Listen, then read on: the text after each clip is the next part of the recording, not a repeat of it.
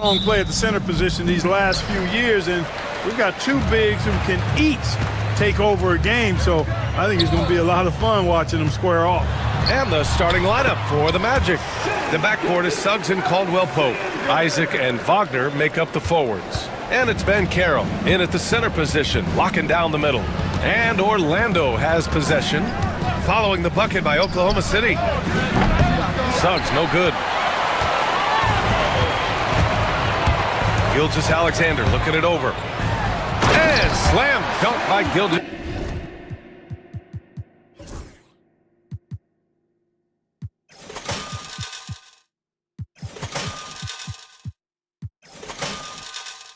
Alexander.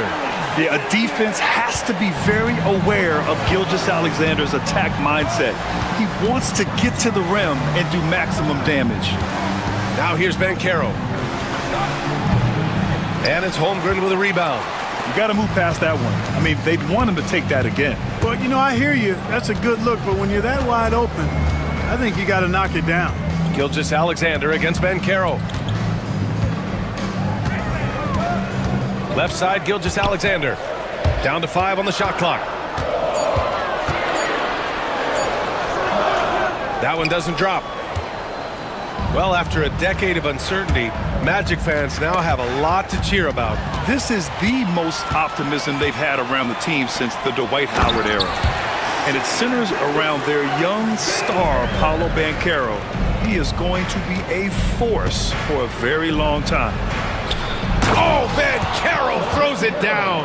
Ooh, getting up there. I mean, Banchero wants everyone to know he's a threat to hammer it down. Holmgren with a screen on Suggs. Gilgeous-Alexander attacking. And slam dunk by Gilgeous-Alexander. What a finish. I mean, he just took over himself. What a show of power right there from the point guard. Man, sweet. And you know, guys, when your point guard is making explosive plays at the rim, I really do think it sets the tone for the rest of the team. Punching it inside, attacking the heart of that defense. I love it. Holmgren with a screen on Suggs. Gilgeous-Alexander attacking. Dort, the pass to Holmgren. Gilgeous-Alexander against Banchero. Driving to the basket. Banchero against Gilgeous-Alexander. And there's the shot clock violation. Couldn't get the shot off in time.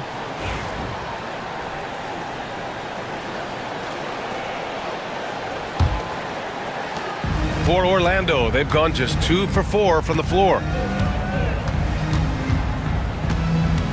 Suggs against Dort. The basket counts and one. He'll go to the line, a chance at a three-point play.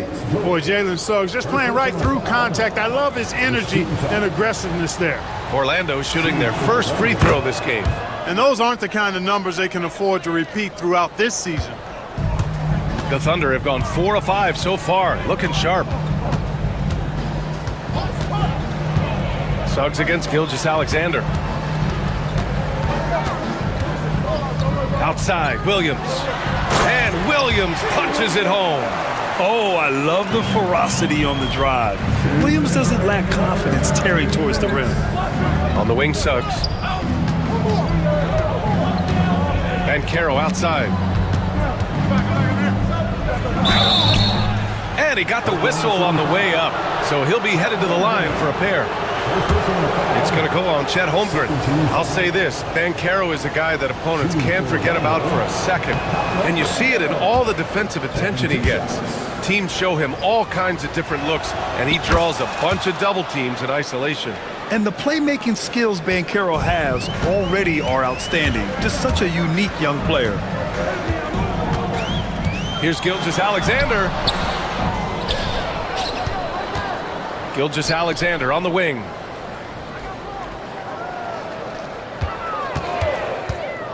Goes back up. The shot's good. Gilgeous-Alexander's got 10 points in the game. And such a clever player in pick and rolls. Gilgeous-Alexander is unpredictable and understands how to attack defenses. Suggs, the pass to Banchero. That one's good. This game is all even. He's got 7. And that's what they want to do. Get him open looks early. Holmgren with a screen on Suggs. Gilgeous-Alexander against Bankero. Here's Holmgren, and a foul called on the way up. So he'll take, and they're not happy with the call here. Coach is given the signal. He's going to use his challenge. Probably a good idea in such a close contest. And even with the coach's challenge, calls still disputed even after the video review. There's no doubt there's going to be a gray area in a lot of these calls. The ruling on the floor is overturned. So they see clear evidence of a bad call, and they're going to overturn it. Probably the right decision. And give credit to the officials for recognizing the mistake and correcting it. Nobody likes to say they got it wrong, but they fixed it in a hurry. Now here's Suggs, and stolen by Williams. Caruso with it, Caldwell Pope covering. Gilgeous-Alexander into the lane. Oh, and makes it with the kiss. Yeah, and Gilgeous-Alexander is a fighter. Someone that challenges the defense and bullies his way through contact. Suggs surveys the D. Williams against Wagner. With the drive, uses the glass on the layup. Wagner saw the opening and took off, slashing with the best of them. Gilgeous-Alexander against Suggs. Left side, Gilgeous-Alexander with the fadeaway. Basket counts. Gilgeous-Alexander's got 14 points. Did he need to use the fadeaway? No. Did I enjoy seeing it? Timeout, Yes, timeout. I did. And so Jamal Mosley calls for the timeout. A moment to rest and confer on the game plan.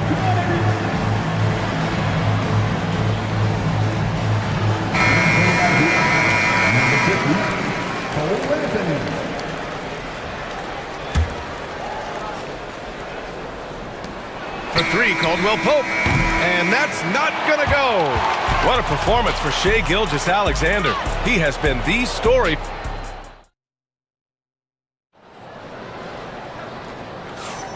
And if you're just joining us, it's been a pretty even game through the first quarter.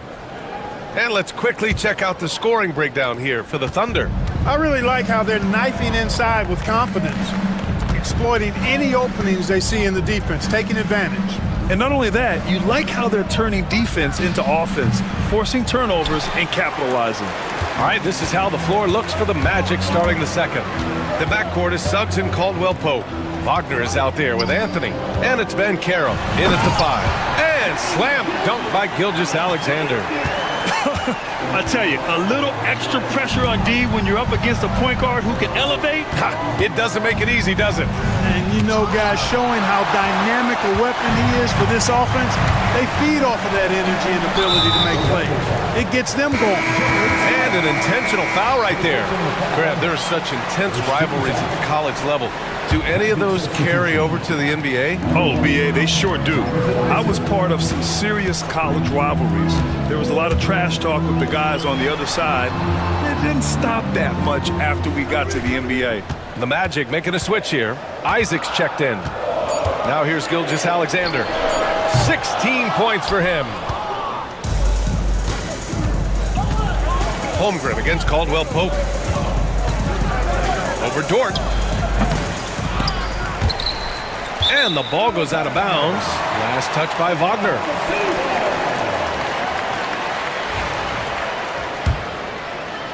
Thunder leading by 4. Here's Gilgeous-Alexander taking it inside. SGA. And this is Shai's game. Attack, get to the rim, and finish. Suggs against Dort. And Carroll with a screen on Dort. Down low. Oh, man, Carroll throws it down. So sick, the vertical ability. That was flat out awesome. He has that effortless knack for getting to the hoop.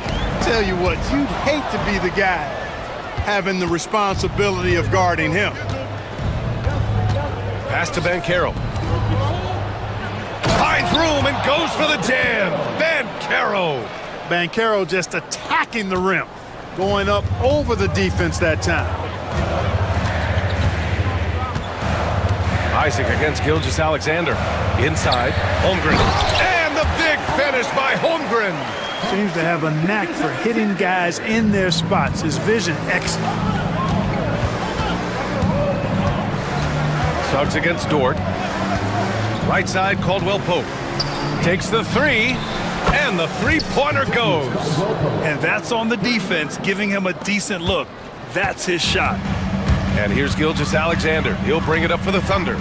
You know, Clark, something Kentavious Caldwell-Pope brings, that championship experience. And every championship team has a guy like KCP, a guy who can make shots, who's always there, ultra reliable, plays both ends, doesn't step out of his role, and all he does is help you win championships. I love watching guys like that contribute in a meaningful way to championship teams. And he's a fun guy to watch because he does his job at a high level pretty much every night. And Wagner gets it to go. Wagner knows how to handle his business inside, mainly due to how much confidence he brings to the court. Gilgeous-Alexander on the wing. Isaac covering to the inside. And stolen by Banchero. A minute and a half left to play in the second quarter. And we've got a timeout from Jamal Mosley. We might see him looking to make some tweaks to the strategy here. You have to like what we're seeing from Shai Gilgeous-Alexander. And I think a new plan would be a good idea. At least make it hard on this guy.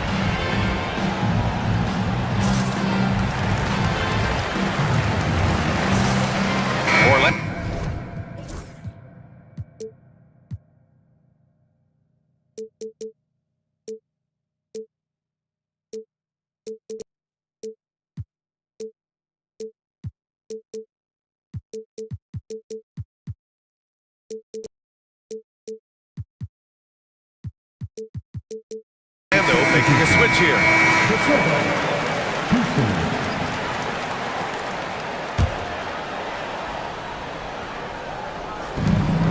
We've got 1:28 left in the second quarter. There's a screen. Suggs against Williams. 6 on the shot clock. It's Suggs with a drive. And he hits it to tie the game. Suggs has got 5 now. I think he's at his very best when he gets downhill. Suggs using that athleticism to get to the rack and his strength to finish through contact. I love that combination. 4-3, Holmgren. We see this every night. He has the skill and versatility to keep a defense guessing. The floater, and Banchero with a nice bucket inside. Banchero's got 6 here in the quarter. Yeah, look at Banchero opting for the soft finish. Great to see him be so versatile with his offense. Outside, Williams. To the middle. Big hit, throwing it down. Excellent tempo on the play, and he leads his teammate perfectly. Suggs against Dort. Suggs outside. Pass to De Silva.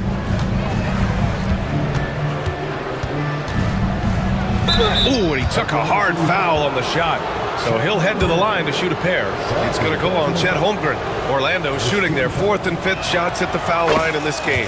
The first free throw is good. De Silva, 2 shots. And he can't hit the second. Oklahoma City has gone 2 of 3 from beyond the arc so far in the second. Gilgeous-Alexander on the wing. He's covered by Suggs. Over to the left wing. A good look from Holmgren. That one's good. And so Gilgeous-Alexander with the assist.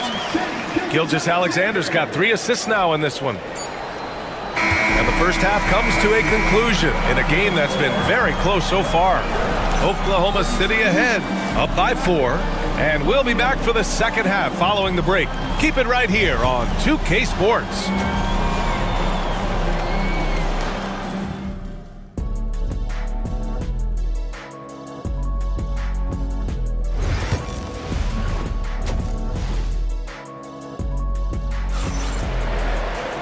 And we've got second half action for you. Thus far, a pretty evenly contested game. You know, Shai Gilgeous-Alexander has been exceptional here, guys. They've leaned on him to provide a lot of offense, and that's how he likes it. And you know what? They've come at him a few different ways defensively, and nothing has slowed him down. In it forward, it's Jordan Williams. Cason Wallace out there with Alex Caruso. And it's Hartenstein in at the 5 down low. That's the lineup out there for the Thunder. And I think we're going to see a lot of nights like this from Banchero. He is built to score and never seems to take a play off. Williams against Caldwell Pope. Hartenstein a screen. Williams passes to Hartenstein. Perfect pass to set up the lay-in.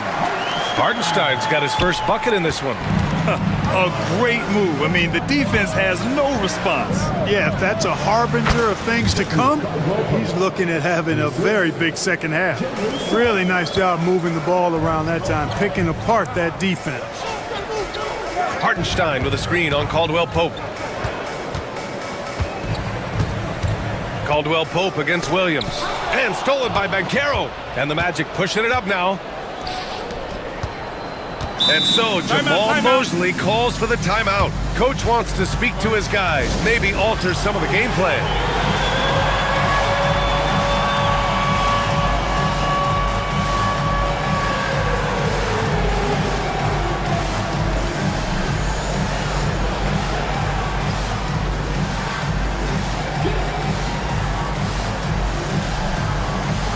So Orlando going with an almost entire new group here.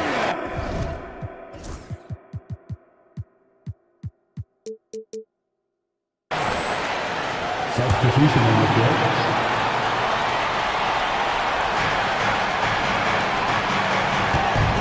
Here's Black, watched by Wallace. Wagner with a screen. Here's Black, just 5 on the clock.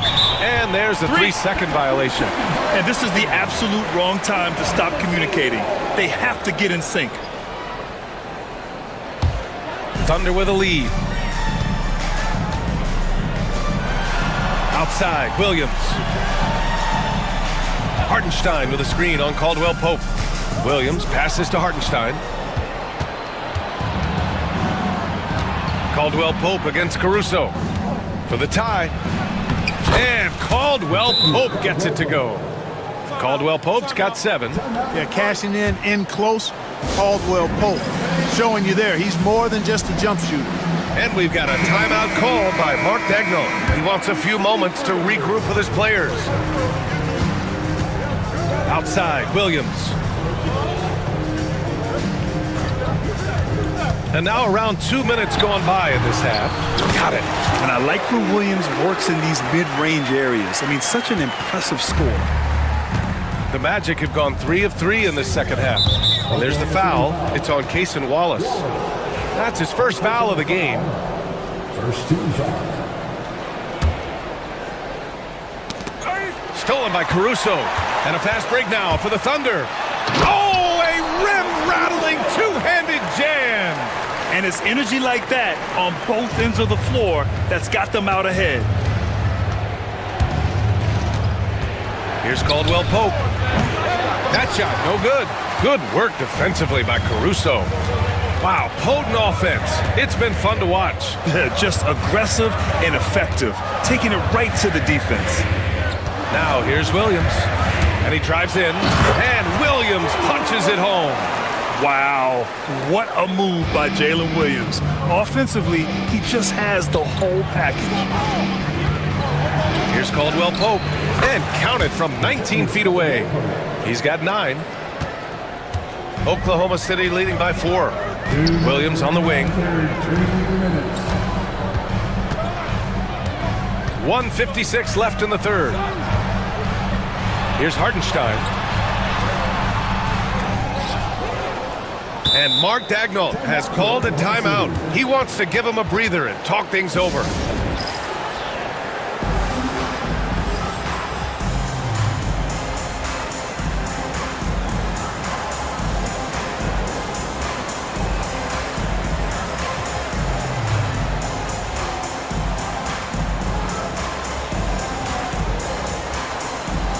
Thunder, Chet Holmgren, he's checked in for Hartenstein. And Shai Gilgeous-Alexander is subbed in for Wallace.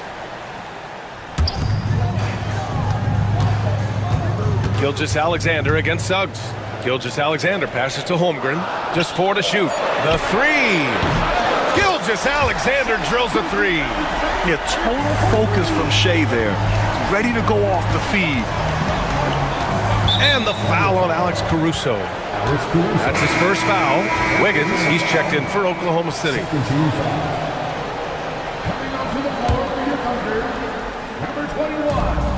We've gone about 3.5 minutes here into the third. And Carroll with a screen on Dort. The three from Suggs. And it's Holmgren with a rebound. Holmgren's got 4 rebounds in the game. Suggs against Gilgeous-Alexander. Pass to Holmgren. 1:03 left in the third quarter. Comes up empty from 19 feet out. And Carroll with a screen on Gilgeous-Alexander. And they pick up 2. Caldwell Pope's got 8 here in this quarter. Yeah, a really difficult cover, especially in these screen and rolls. I mean, Caldwell Pope is fantastic with his creativity. Caruso misses. Magic trail by 5. Caldwell Pope with a drive. It's deflected. Right side, Gilgeous-Alexander.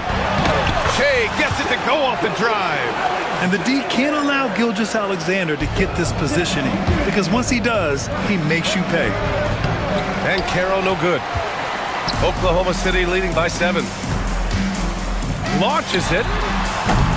And Gilgeous-Alexander missing.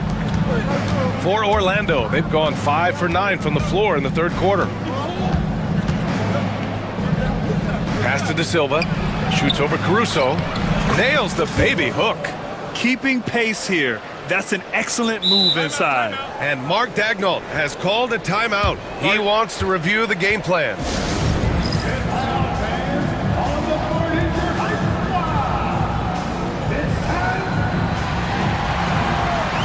So both teams changing it up here.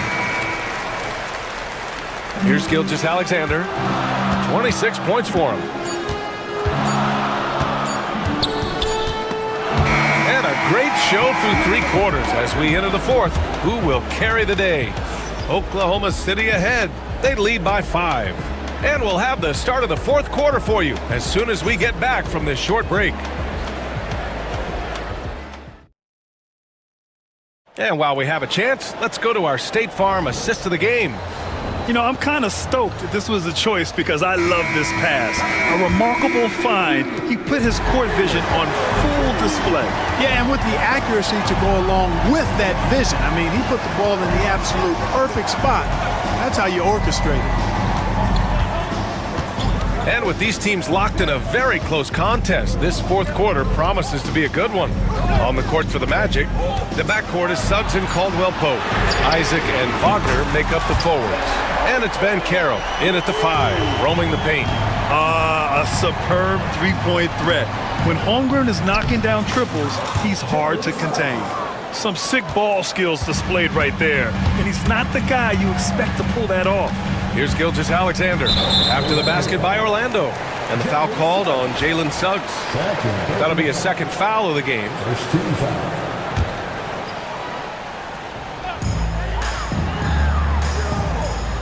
Gilgeous-Alexander against Suggs.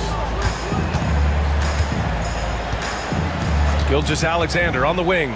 Right at the free throw line. Oh, the Thunder tack on 2 more. There's so many facets to SGA's game. He's equally good from all 3 levels. Wagner with a screen. Suggs, the pass to Wagner. A little over a minute of the fourth quarter gone now. Oh, Ben Carroll throws it down. They're going at it on offense. Neither team backing down. Hey, defense is taking a back burner, secondary on the marquee, but who doesn't love a game like this? Let's go. I like offense. And we've got a timeout from Jamal Mosley, looking to get everyone dialed in and engaged. And keeping us updated from the sideline, Allie LaForce. Hi, guys. Well, Jamal Mosley was just reviewing the plan with his team. They were encouraging their team to run, look for breaks. Coach wants to see them getting into transition more. Back to you, Brian. Okay, good stuff. Thank you, Allie. Gilgeous-Alexander against Suggs. Outside, Williams. 6 to shoot. Here's Gilgeous-Alexander, and slam dunk by Gilgeous-Alexander. And he just driving the stake in him there. He's a guy who just never lets up. And that's terribly demoralizing for a defense, guys. I mean, they know he's going to keep coming and coming and coming, and that they may not have an answer for it. Well, as for them being behind in this game, you certainly can't put any of it on his shoulders. He's been tremendous offensively. Yep, that one goes. Gilgeous-Alexander's got 32 points. And it only makes sense to give him the rock again. He put the team on his back all game. And no let-up in him either, guys. I mean, he wants to continue to expand that lead, and as long as he's the one taking the shots, that lead's going to expand. And Dort just wanting that basket more than anyone else. Give him credit for out-hustling everyone. Thunder leading by 10. Outside Gilgeous-Alexander. It's Dort on the wing. Back to Gilgeous-Alexander. Wagner with a steal. Suggs outside.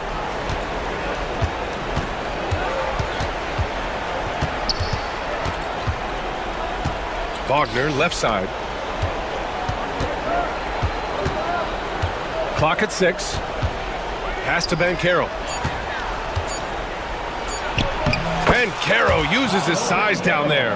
He can play big and tough. I mean, Banchero bangs his way in. Now here's Holmgren. Back to Gilgeous-Alexander. And slam dunk by Gilgeous-Alexander. What a finish. I mean, he just took over himself. What a show of power right there from the point guard. Man, sweet. And you know, guys, when your point guard is making explosive plays at the rim, I really do think it sets the tone for the rest of the team. And Banchero with it. Caruso covers.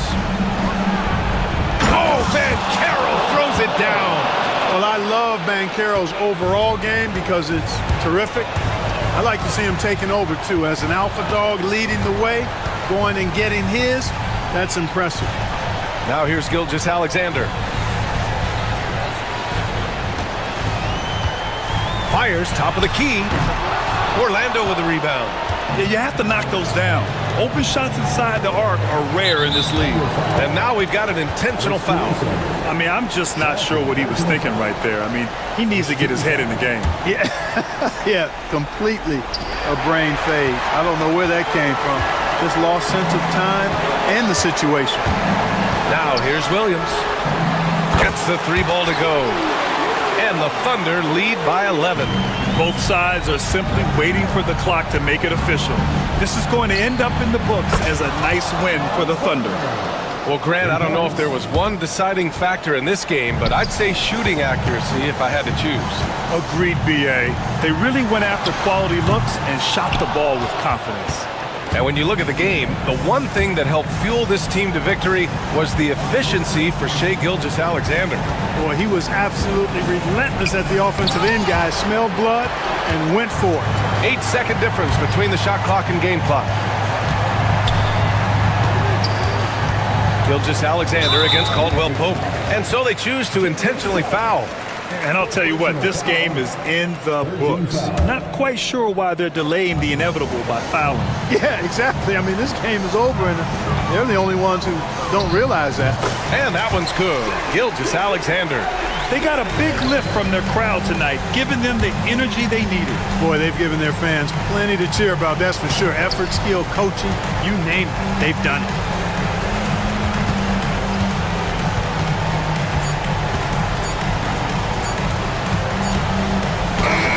And so Oklahoma City takes this one, and by a big margin. A competitive game. Yeah.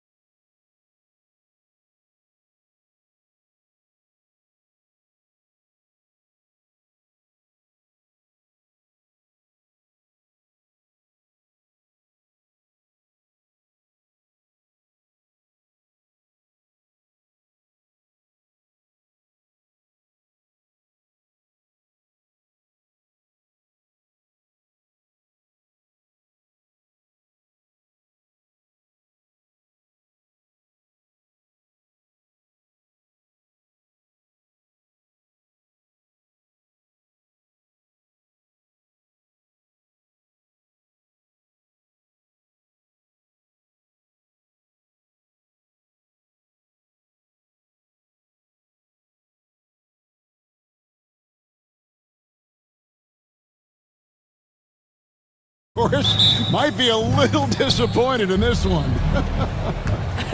Right, Kev, but if you love gritty defensive play, this is the place to be. Listen, we may not get spectacular buckets, but I guarantee you every point is going to be well earned. So let's take a look at the Boston Celtics starting lineup. And in the front court, Brown and Tatum. Holiday out there with White. And it's Porzingis in at the 5, roaming the paint. Now here's White to the inside. Here's Brown. Randall with some nice D. That's a surprise. I mean, really out of character for him to miss when the defense is not right up on him. Here's Edwards. And Edwards with the stuff. You better get out of the way. So much power from Anthony Edwards on that drive. Look out. Brown with the screen on Edwards. And it's White missing. It's Gobert with the ball for Minnesota. And now the latest from our reporter, David Aldridge. Thanks very much. I spoke briefly with Chris Finch.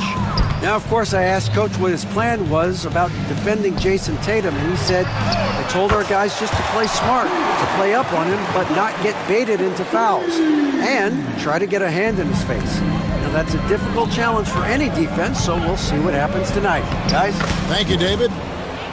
And once he got to the 10, I think he was surprised to find himself that wide open.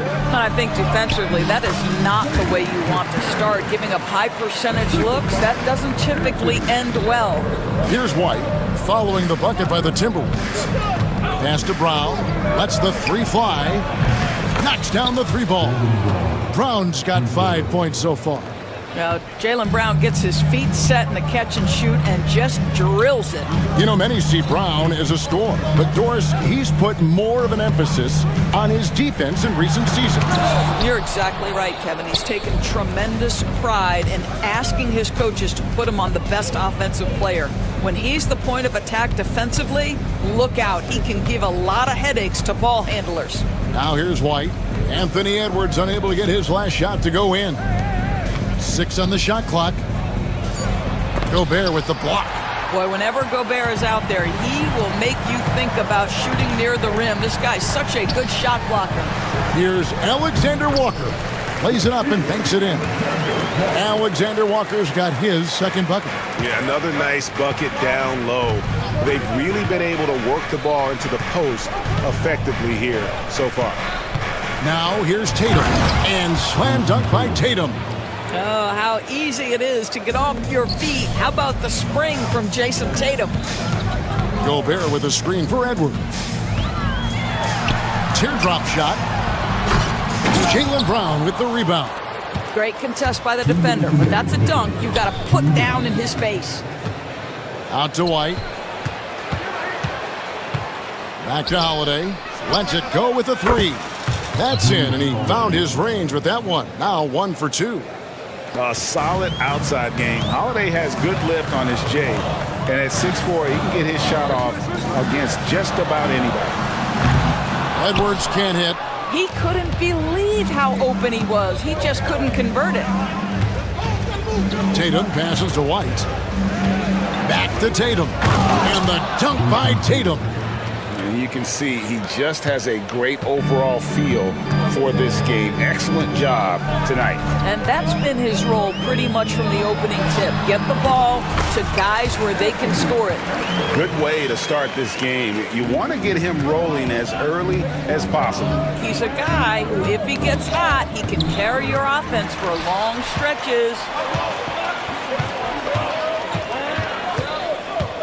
56 seconds left here in the opening quarter. Edwards with another miss. He's got to be disappointed with himself on that one. He has got to knock those down. Porzingis with a screen on McDaniel. And the dunk by Porzingis. In a pick-and-roll game, the length and athleticism of Kristaps Porzingis is going to be a big-time problem. Gobert with a screen for Edwards. And the 3 ball is good. Edwards got 7. And they don't want to get in a habit of giving him open looks from 3. First quarter still, but not who you want to leave open. Now here's White. Brown kicks to White. The shot's good. Brown making the play. He's got 5. And an eye for an eye. Both teams working to stretch the floor. Well, that three-point shot just gives you so much room to operate on the offensive end. Down low, Porzingis with the steal. And slam dunk by Tatum. Well, they weren't going to pass up that chance to get out and run following the steal. And so it's Boston, bringing the quarter to a close with a 7-point lead. They're shooting a...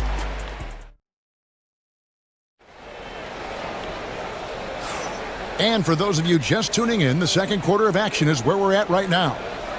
And guys, what do you think about the offensive approach we've seen so far for Boston?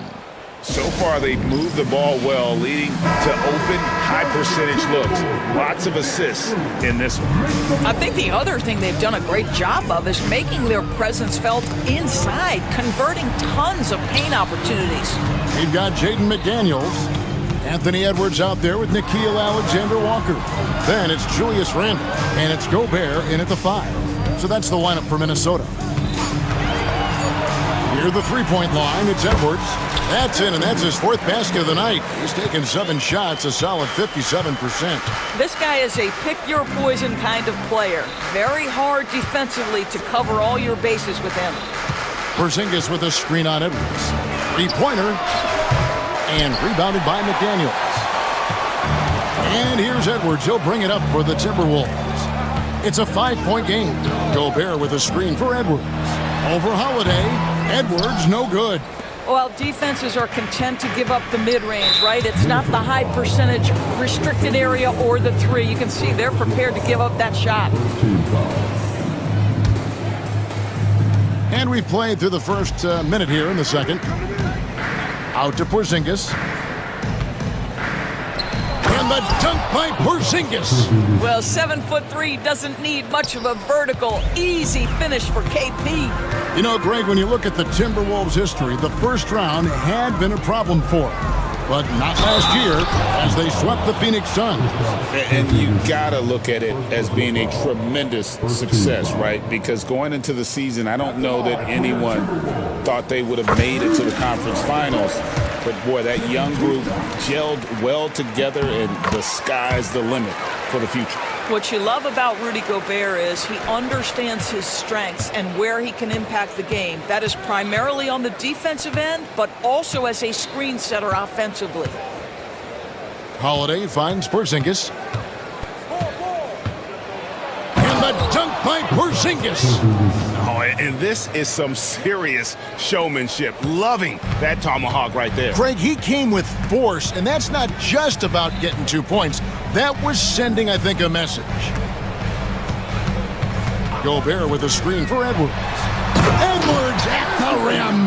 Well, in pick and roll action, you've got to be aggressive as a scorer. Anthony Edwards with the bucket. And the dunk by Tatum. This guy is a high flyer. I mean, especially for a power forward, and he needs to be as an undersized player. Gobert with a screen on Holiday. Edwards drives in. That's no good. He's 5 of 10 from the field. Celtics leading by 7. Brown dishes to Tatum. And the dunk by Tatum. And if you look at this first half, overall, they've just had the better shot selection. And I think, obviously, we see the execution and the willingness to make the next pass so important. Holiday against Edwards. Gobert with a screen for Edwards. Back to Gobert. And finished off by Gobert. All too easy for Mr. Gobert in the painted area. Nicely done. You know, when Rudy Gobert is down low, it strikes fear into the opponent. This is a guy who has led the league in blocks and rebounds at different times. Inside the paint, he is just a nightmare to battle against. For 3, Edwards. They get it back. Pass to McDaniels. And here's Edwards, guarded by Holiday. Gobert with a screen on Holiday. Just 5 on the clock. Edwards with the floor spacer. I think his teammates understand that Anthony Edwards has every aspect of his offensive game working, so let's make sure he's got the basketball. Brown, no good. Timberwolves trail by 4. And here in the second quarter of action as we approach 4 minutes played. Gobert with a screen for Edwards. To the right side. And here is McDaniel. And again, it's Minnesota. He is too good a mid-range shooter to leave him that open. And we've got a timeout from Joe Mazzulla. He's ready to talk things through with the team. Celtics making a switch here. Pritchard's checked in. Boston's gone 0-2 from deep here in the second. 1:02 left in the first half. And here's Porzingis for a 3. Buries the long-range jumper. Porzingis has got 9 points. When Porzingis is knocking down that three-point shot consistently, it opens up other aspects of his game. Gobert finds Edwards. And Edwards slams it in. Oh, and he went for the two-hander on the slam. You can see some muscle. Some urgency from him there, sure. Pritchard passes to Tatum. A rebound by the Timberwolves. About 7 seconds separating the shot and game clocks. And it's Jason Tatum with the foul. That is his first foul of the game. Some changes for Minnesota. Reed, he's checked in for Gobert. And it's Dante DiVincenzo in for Edwards. Screen by McDaniel. DiVincenzo kicks to McDaniel. Can't tie it up as that one's no good. And we've got a timeout from Joe Mazzulla. He wants a minute here to get things straightened out with his team.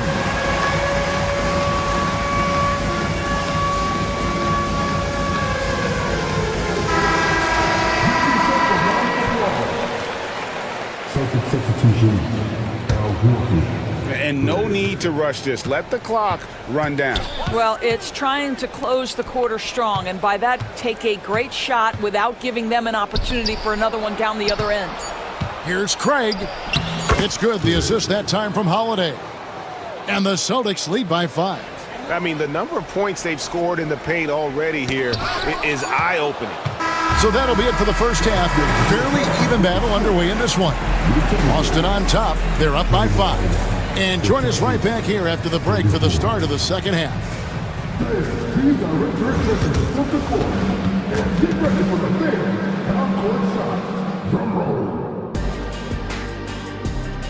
They're thinking about the Sox.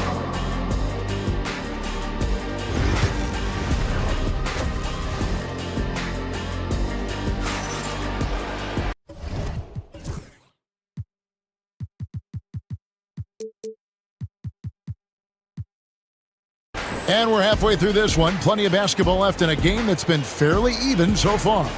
You know, Anthony Edwards has been exceptional here, guys.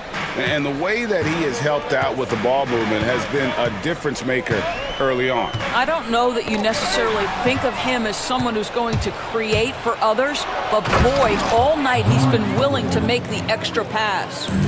Starting off the second half, here's Joe Mazzulla's 5. Horford is out there with Torrey Craig. Then it's Holiday, then there's Brown, and it's Pritchard in at the point guard. Getting the latest now from our sideline reporter, David Aldridge. David, it's all yours. Take it away. Kevin, thank you very much. Jaden McDaniels has become an X factor for the Wolves. Mike Conley says, we know what he does defensively, but the offense that he can bring for us balances our unit. It's much needed. Guys tend not to think of him as an offensive player, but he does have that in his game. Kevin? But I love the reference to an X factor. He definitely is that. All right, David, thank you. DiVincenzo can't hit it. Celtics leading by 7. On the wing, Holiday. And it's McDaniels with the rebound. Great rim protection to prevent him from converting. Beautiful. And we all hear talk about Drew Holiday's defense, but you know, Doris, he is much more than that. You've said it countless times. Kevin, this is a guy who's a tremendous rebounder for a guard, a very willing playmaker. He can carry a scoring burden if you need him to, but he's also willing to take a very limited number of shots. It's all about the team with him. Here's Pritchard. Takes the elbow jumper and trains it. You know, he hasn't taken as many shots tonight, but they're still ahead, and that means his teammates are delivering. DiVincenzo passes to McDaniels. Sinks the triple. McDaniels got 7 points. Well, if you offer no resistance defensively, he's going to knock down the three. It's really that simple, guys. Pritchard passes to Brown. Here's Pritchard. Craig with a screen on McDaniel. Pass to Craig. And Holiday kicks to Craig. And they come right back with their own three-pointer. He has 5. And guys getting into a nice groove here, starting to feel it. And this is partly what the game has become, right? A matter of dueling three-point opportunities. You can't just stop when there's a pick set up. Gotta fight over it as a defender. You know exactly what that takes. It takes energy, it takes activity, it takes intensity. Brown sets a screen for Holiday. Back to Brown. Outside Holiday. Inside, Craig. It's good, the assist that time from Holiday. Holiday's got his 4th assist in this one. Man, Holiday puts a lot of pressure on the defense. Often it's with his scoring, but right there, making a play for someone else. Oh, a nice tip in to salvage the points from that missed shot. Yeah, and those second chance points can add up. Here's Pritchard. Here's Brown. Brown jams it in. Oh, my goodness. How about that move by Jaylen Brown? That is spectacular. Reed with a screen on Holiday. And that one is stuffed right through. Yeah, that's a great setup. Screen the defender off and let him elevate. Oh, right. And wasn't the timing ideal? My goodness, the D with no chance to react. The execution was simply flawless. That, ladies and gentlemen, is how you run that play. And some changes here for the Celtics. Porzingis is checked in for Horford. Jason Tatum comes in for Brown. And it's White in for Drew Holiday. White looking around. And there's the call on Dante DiVincenzo. That is his first foul of the game. And some changes here for the Timberwolves. Rudy Gobert comes in for Naz Reid. And it's Edwards in for Dante DiVincenzo. Porzingis with a screen on Edwards. Porzingis against Randall. White inside. 5 points in the game. Good. Well, exposing a weakness in the defense, that's just way too easy, guys. And we've got a timeout called from Chris Finch. Looking for a breather and maybe just 1 or 2 things to talk about. Dante DiVincenzo. He's checked in for McDaniels. Timberwolves trail by 6. Outside Edwards. Nice move. And it falls over the rim and in. Edwards got 18 points in the game. Doesn't matter where on the floor Anthony Edwards is. That shot mechanic's so pretty, so fluid. White the pass to Porzingis. There's the drive. He gets it in there. He's got 11. Minnesota's gone 2 of 5 with the three-point shot since coming out of the break. For 3, Edwards. Edwards with confidence. Boy, that was deep. Anthony Edwards testing the limitations of his range on that one. It's White on the wing. Edwards defending. Craig with a screen on DiVincenzo. Out to Porzingis. Over Gobert. And the last second attempt does not go in for him. That concludes the third quarter. It continues to be. And while we can now, let's take a look at today's State Farm assist of the game. And the winner today, the big fella here with the sweetest of dimes. What a plus it is to have a post player who's got this ability to find. Well, we have some elite passing spacing big men in the NBA, and you love that skill. Wow. 3/10 quarters behind us. One more to go. Thanks for being with us as we begin the fourth. A moment now to hear from our sideline reporter, Hall of Famer David Aldridge. David. I was able to listen in on what Chris Finch told the team. Now, he asked the defense to lock it down inside. He said, let's get physical. I don't want them to think we're soft in there. No more easy shots in the paint. So that's what the defense is set to do. Guys? Thank you, David. We've got Nickeil Alexander-Walker. Jaden McDaniels is out there with Julius Randle. And it's Rudy Gobert. And it's Edwards in at the point. So that's the lineup for Minnesota. Brown sets a screen for White. A three from Porzingis. Julius Randle with the rebound. Randle's got his 5th rebound right now in the game. Porzingis with the block. Porzingis 7-3 says not here and not now.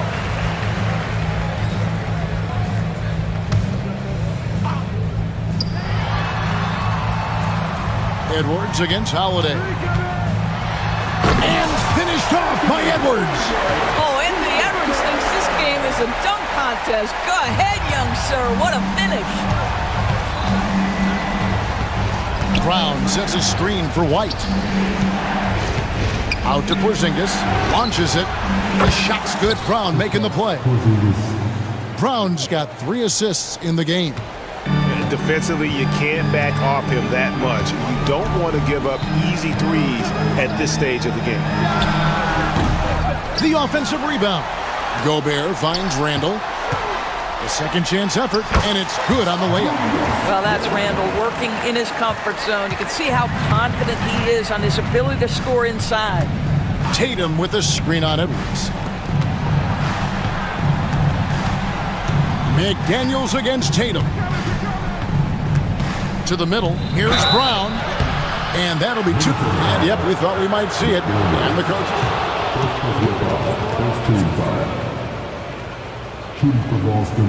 Now, where the officials can review in closer detail what constituted the original personal foul. Getting a different angle can sometimes make it a lot easier to determine.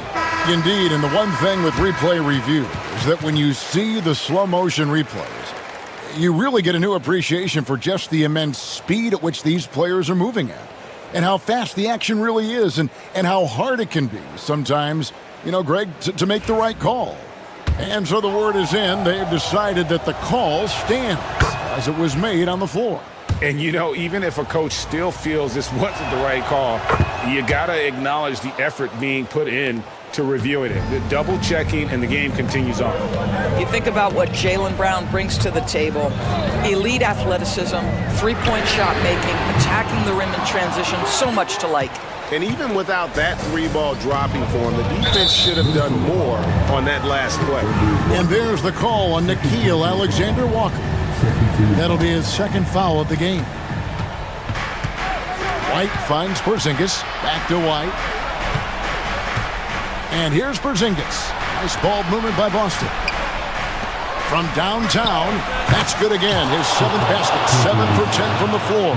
Well, he's got the green light. Porzingis understands. Be ready on the catch. Edwards looking it over. Launches a 3. The offensive rebound. Fires for 3. And there's the foul. It's on Jaylen Brown. That is his 1st foul of the game. First team foul.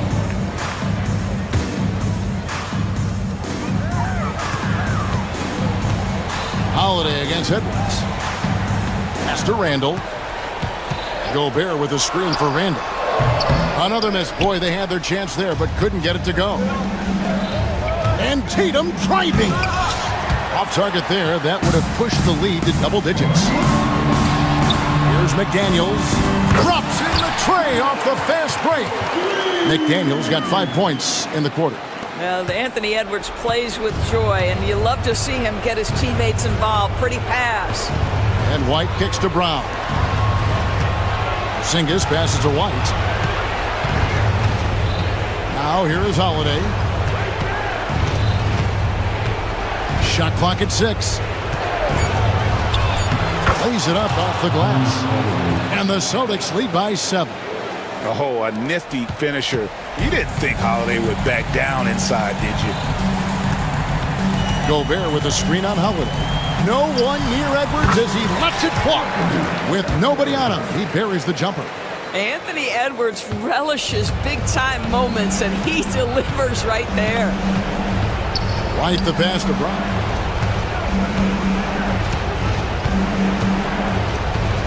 Pass to Tatum. It's stolen by Randall. Outside Edwards. Over in the corner, McDaniels. And a miss there on the triple. Simply put, a bad shot, guys. They all know they can get a better look than that. And Holiday kicks to Brown. Over to the left wing. The wide open look here for Porzingis. The shot's good. Brown making the play. Late in the game, up big, they continue to attack. And as a result, they may be facing just a little bit less resistance right now. They are having their way. And the foul called on Edwards. That is his first foul of the game.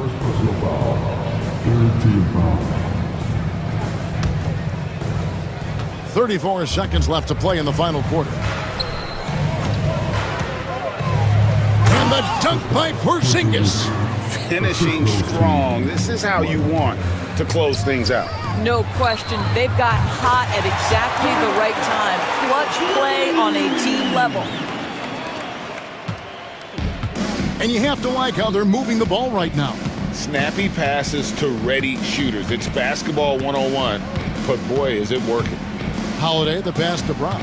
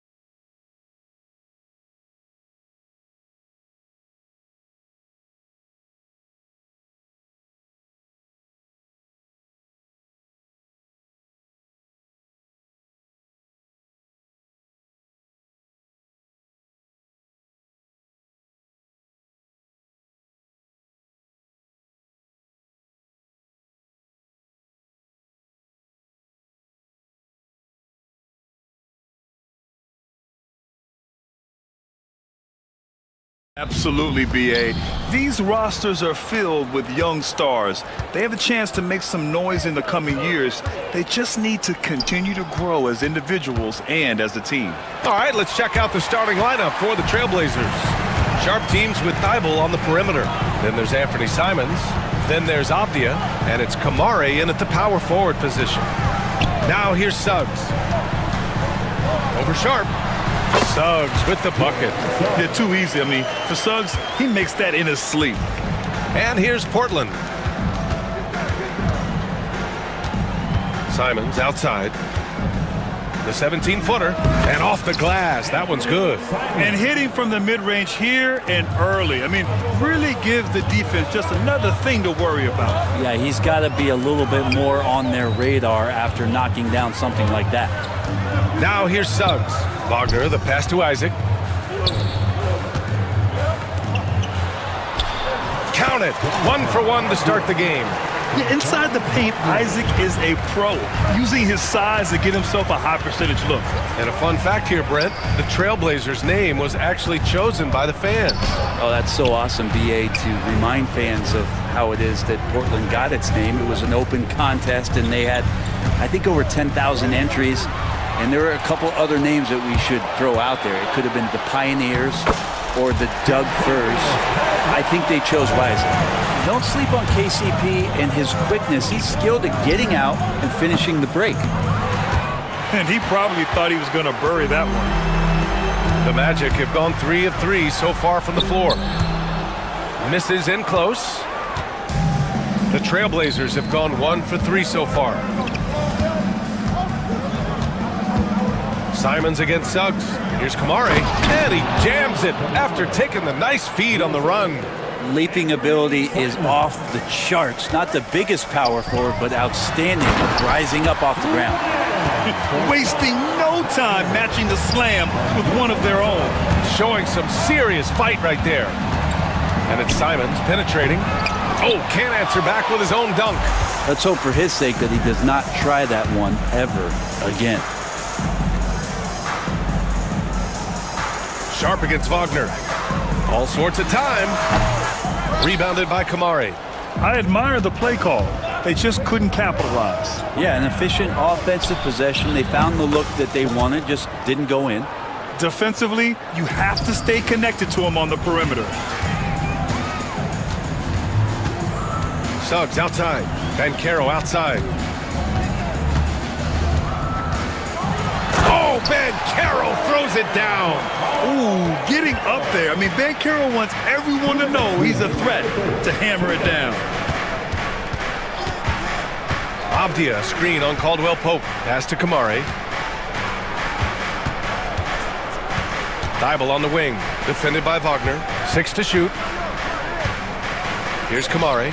Beyond the arc. Caldwell Pope pulls it in. Yeah, no, he usually makes you pay from that range. And Carroll with it. Fires the 3. And the shot's off. 1 for 2 in this one. And we're just over 3.5 minutes into this first quarter. And it's Simons missing. Orlando leading by 3. Suggs with it. Avdia picks him up. Caldwell Pope. No good with a layup. And Brent, what you like about Toumani Camara? He'll get in there and do the dirty work for you. Well, what a ride for him to get the recognition to become an NBA draft pick. He did all the little things to put himself in a position to succeed, and then all of a sudden can get on the floor and contribute in so many ways. Versatile defender, knocks down some mid-range shots. These are the kind of guys who you love to see build out a career. Now here's Bankero. Picked by Isaac. Now here's Bankero. He's closely guarded. The shot misses. Blazers trail by 3. 30 seconds left in the first quarter. Simons passes to Sharp. Here's Kamare. Isaac covering. Simons against Suggs. And a two-handed jam!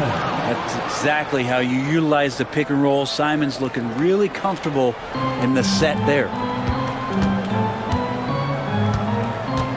example against Suggs. Bankero outside.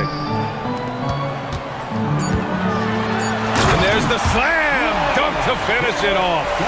He's shaking the hoop. He's actually shaking the whole building. Oh, what a slam. Look here, the fans going crazy right now. And Chauncey Billups calls time out here. He wants to make sure everybody's on the same page.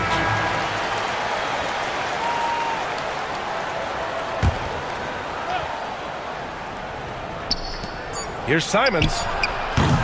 1 quarter in the books, and it's been a close one. It's the Magic leading by 3, and we'll bring you the start of quarter number.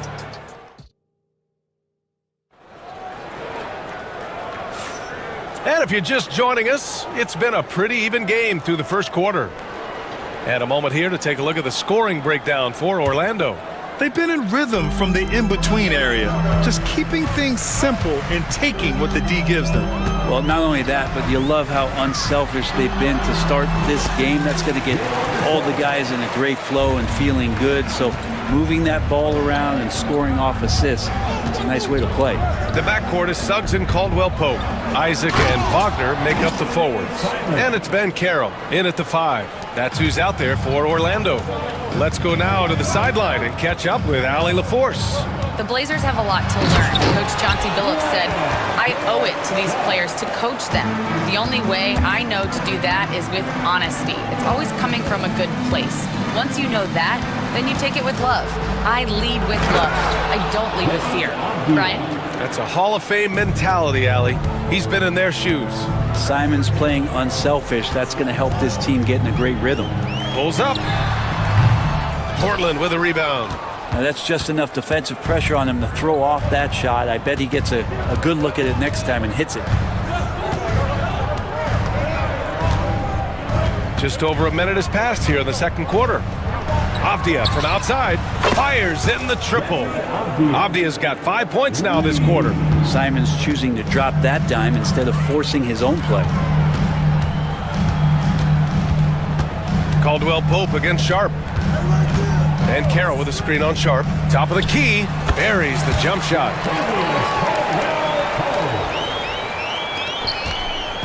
And it's Simons with the ball for Portland.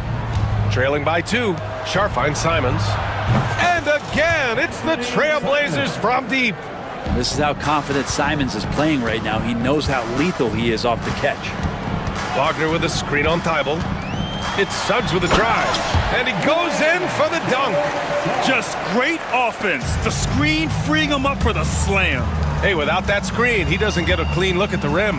Yeah, why settle for the layup when you can attack the rim and rise up like that? Avdia, screen on Suggs. Here's Simons. And it's Portland with another. Well, Brent, as you know, finding success in the NBA is largely dependent on the situation. BA, you're hitting the nail on the head. You can't get frustrated as a player, especially a young one that comes into the league and doesn't have an opportunity right away to play. You've got to work on your skills, stay confident, and at some point when you get your opportunity, whether it's the team you're with or in a trade, you're going to have a chance to show that you belong in the league. Simons, Avdia, and they're going to count that bucket, and they'll send him to the line. It could be a three-point play. Simons has a great change of pace when he comes off of those screens, so it might not look like he's going fast, but he might take an extra step. Guys just can't keep up with that. And so Jamal Mosley calls for the timeout. We might see him looking to make some tweaks to the strategy here. Grant's checked in for Kamara.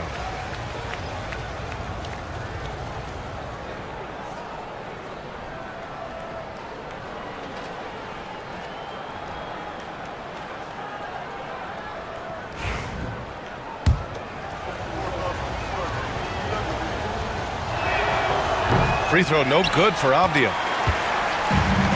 The Magic have gotten 5 of their first 6 attempts to fall in the second. This game has been like a seesaw. Both teams going back and forth at one another. Yeah, everybody trying to get away from one another, and the threads are keeping them close. This has been highly competitive. Simons against Suggs. Simons has the open look. It's hauled in by Isaac. So weird. Sometimes when you get that much time, it can throw you off just as much as having no time. Grant, you look at the development path of Franz Wagner. Not surprising he had an easier transition to the NBA. But think about this, BA. I mean, he played against men very early in Germany, splitting time in Euroball, and at Michigan let him really develop in multiple ways. So he's seen it all and is still so young. And it's Simons missing. We're not going to see that very often. The defense in the vicinity, but still, he's not one to blow layups. Here's Caldwell Pope. And the shot no good, a bit short. Blazers trail by 3. Simons up top, Isaac covering. Avdia passes to Grant. Knocks it down from distance. Well, nice smooth release from Grant that time. Timeout. Can't let him get that kind of rhythm. And we've got a timeout from Jamal Mosley. He'll take the opportunity to regroup.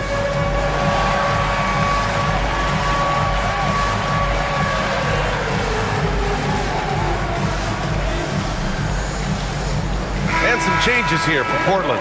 Reith comes in for Avdia, and it's Henderson in for Simons. The Magic have gotten 7 of their first 9 shots to drop during the second.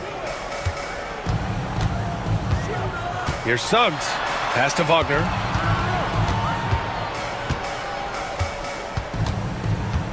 Here's De Silva. Back to Wagner. Just 5 to shoot. And he got the whistle. And they're not happy with the call here. Coach is given the...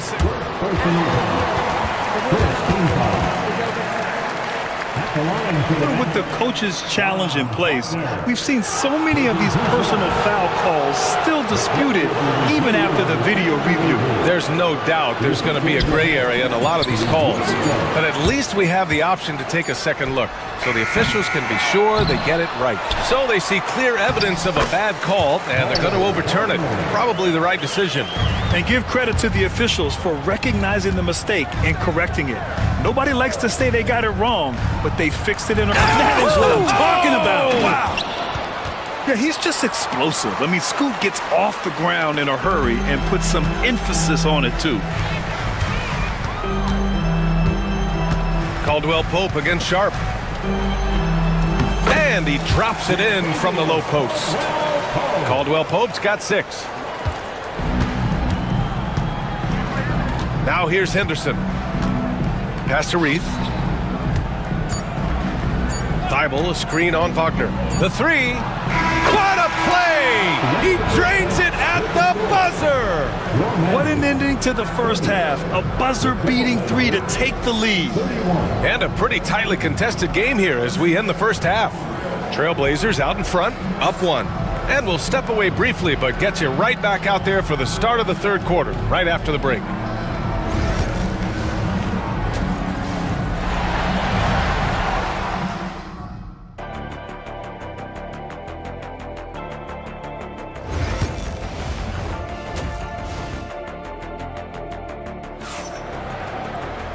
And as we get into this third quarter, as we've seen so far, neither team able to create much separation on the scoreboard.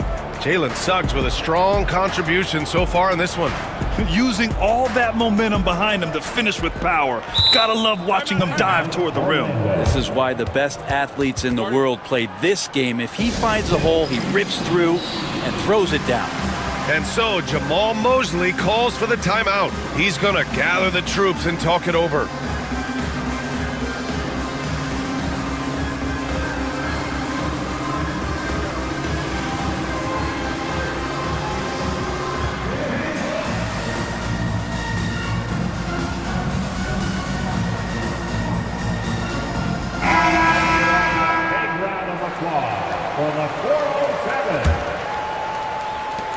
Orlando trailing here. On the court right now for Portland. Thibault and Grant are at the forward spots.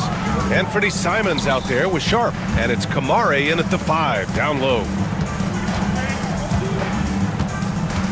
Suggs surveys the D. Down to 5 on the shot clock. Tipped. And they'll turn it over. Couldn't get the shot off. A shot clock violation. Tough one. In a game where every possession is valuable, turnovers can make the difference. Portland has gone 5 of 8 from outside the three-point line in this one. Pass to Kamari. Sharp against Caldwell Pope. And it's Orlando with a rebound. Let's hope for his sake that he does not try that one ever again. And you watch Shaedon Sharp, Brent. The talent is undeniable. Well, the athleticism really is something that jumps off the court for you. I mean, he's not just a scorer or a rebounder. I think if he uses that athleticism, he could become an elite defender in this league. Here in the second half, this game's still nip and tuck. Just an insane amount of lead changes. The fans are getting their money's worth. Bankero with a screen on Thibault. Suggs with it. Thibault picks him up. Here's Bankero. Bankero goes strong down low. Oh, too big, too strong. It'll take more than that to stop Bankero. Sharp passes to Graham. Now Thibault gets stolen by Isaac. In transition, here they come. Simons against Suggs. Goes back up. Outside, Caldwell Pope. Takes the three. Hits the trifecta. Caldwell Pope's got 9. You got to stay connected to Caldwell Pope. He's a knockdown shooter, and he can get it going. Simons up top. He's covered by Caldwell Pope. They set the pick. Pass to Kamari. 4 on the clock. And here's Grant from the arc. It's hauled in by Isaac. Isaac's got his 6th rebound on the night. Bankero outside.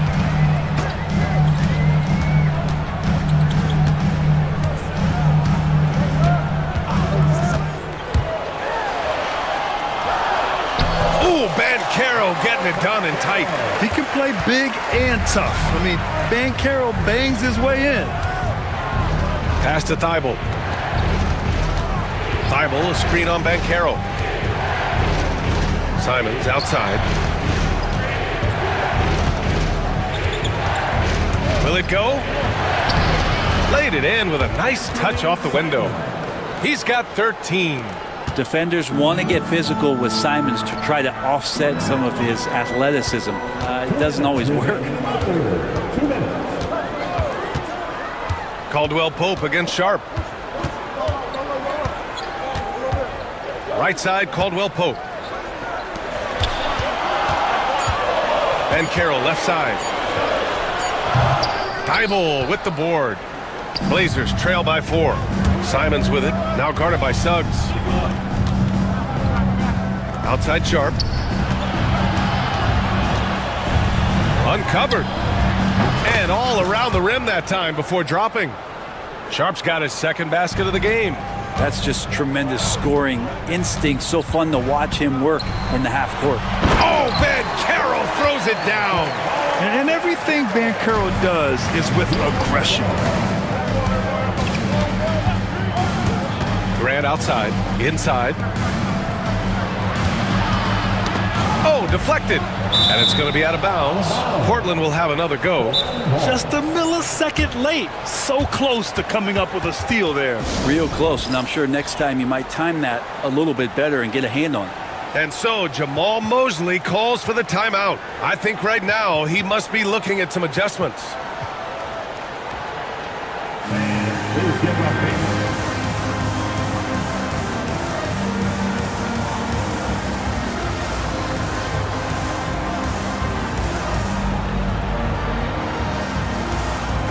Orlando making some changes. Wagner's checked in for Paolo Bankero. Franz Wagner comes in for Isaac. And Black subbed in for Suggs. Now here's Henderson. The D's right on him. Just 5 on the clock. Sharp passes to Avdia. Over Wagner. Portland again missing. Probably not the shot that was drawn up for that possession, but you can't pass it up, and you can't knock it down. And that one drops. And now it's a 6-point Orlando lead. Well, he's too good a finisher to blow that kind of chance, but that's going to be a wake-up call to the defense. For Orlando, they've gone 6 for 9 in the half. Now Caldwell Pope. 9 points in the game. To the middle.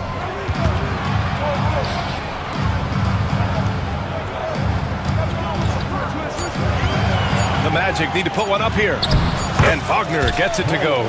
Since halftime, they have been efficient and effective, making Coach very happy. Well, the thing is they're controlling the pace right now, and if that was the mantra for them at halftime, they've carried it out.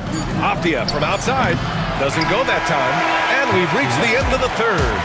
Orlando ahead, up 8. And we're just moments away from the start.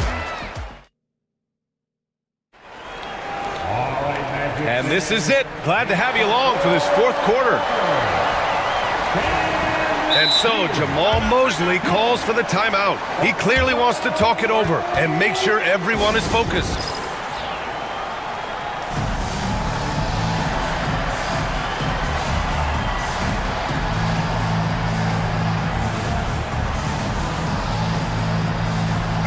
Let's check in with our reporter, Allie LaForce. Hi, guys. Well, Jamal Mosley was just reviewing the plan with his team. Coach had a direct message for the team saying no matter the lead, no NBA game is ever over. Do not let your guard down. We'll see if they hold on. Okay, thanks, Allie. The backcourt is Suggs and Caldwell-Pope. Isaac and Wagner make up the forwards. And it's Wagner in at the center position. So that's the lineup on the floor for the Magic. Wagner, and he says right back at you with a big dunk of his own. Oh, what great action we've seen tonight. Hard to imagine a more entertaining game. No, this is about as high-octane a game as you're going to find. Oh, and he got fouled on his way up. And they've stopped the action here. They're using their... And even with the coach's challenge in place, we've seen so many of these personal foul calls still disputed even after the video review. There's no doubt there's going to be a gray area in a lot of these calls. But at least we have the option to take a second look, so the officials can be sure they get it right. So they see clear evidence of a bad call, and they're going to overturn it. Probably the right decision. And give credit to the officials for recognizing the mistake and correcting it. Nobody likes to say they got it wrong, but they fixed it in a hurry. 6 on the shot clock. From 18 feet away. And it's Wagner missing. Probably not the shot they had in mind, but you can't fault him. He had a clean look. Grant finds Avdia. Sharp against Isaac. Avdia, screen on Isaac. Sharp passes to Avdia. And he caught that pass in full stride on his way to the big slam. And just a lack of fight right now on the defensive end. Right? At least on that slam it was. That's one way to let a team back in the game. You have to credit the aggressiveness offensively because that's when you make a play when you really need it. Here's Caldwell-Pope. And so he draws the foul. And coach doesn't like the call at all. He's opting... People were worried that this would slow the action down. But with so many close calls in every game, the NBA was smart to adopt this challenge policy in 2019. You know, one thing this does for a coach is let his players know he's got their back. If they're adamant that the call was wrong, he'll back them up and make the refs take another look. And they've made their decision. The call will stand. And as much as it hurts to lose a challenge, I think Coach would challenge that call again if he could. He really disagreed with the foul, and he's still peeved. Banchero's checked in for Wagner. And the Trailblazers making a change here as well. Kamara, he's checked in for Grant. And he knocks down the first one. DeAndre Ayton, he's checked in for Portland. And that one goes in. 2 from the line that time. At this point, you might as well go ahead and chalk up the points when he's at the free throw line. Pretty much automatic. Simons against Suggs. Simons passes to Ayton. And that one is hammered home. Now, whether you're new to the league like Sharp or a veteran, throwing it down, no better feeling. Orlando leading by 6. And here's Wagner. All right, guys, let's get your take on the scoring breakdown for Orlando. They feel like they have an advantage inside, and so far they have done an excellent job exploiting it. Well, they've also put an emphasis on driving inside in this game. The defense hasn't been able to stop them from finding those gaps. To have a big who's great at the line, such a plus. The burst. Man, Sharp can go from 0 to 100 in the blink of an eye. Thibault against Suggs. Wagner outside. Over Avdia. And Wagner gets it to go. Wagner's got 6 in the quarter. Defensively, you can't afford to get stuck on the pick. That's one that the coaches will watch tomorrow with that player. You hate to see him give up in that situation. Here's Avdia. And he tries it off the glass, but it's no good. Yeah, that miss might stick with him for a little while. That's kind of a shoot-around jumper if I've ever seen one. Suggs outside. And Carroll with a screen on Simons. Suggs finds Carroll. Releases. Off target. That would have pushed the lead to double digits. And it's Simons with the ball for Portland. 8-point game. Ayton, a screen on Isaac. Avdia can't get it to go. Wagner against Thibault. And Wagner gets it to go. And the Magic lead by 10. And just totally relentless, only increasing the intensity level. Yeah, he's the guy that you want to go to right now, trying to put this one away. Sharp passes to Ayton. Nails the baby hook. Ayton's got his first points in this one. The big man coming with an attacking mindset. That's something for the defense to deal with, and Ayton is dealing. Suggs, the pass to Banchero. 58 seconds left in the fourth quarter. Portland with a rebound. And he gets a lot of points right there at the rim, but the defense determined not to give up the easy deuce there.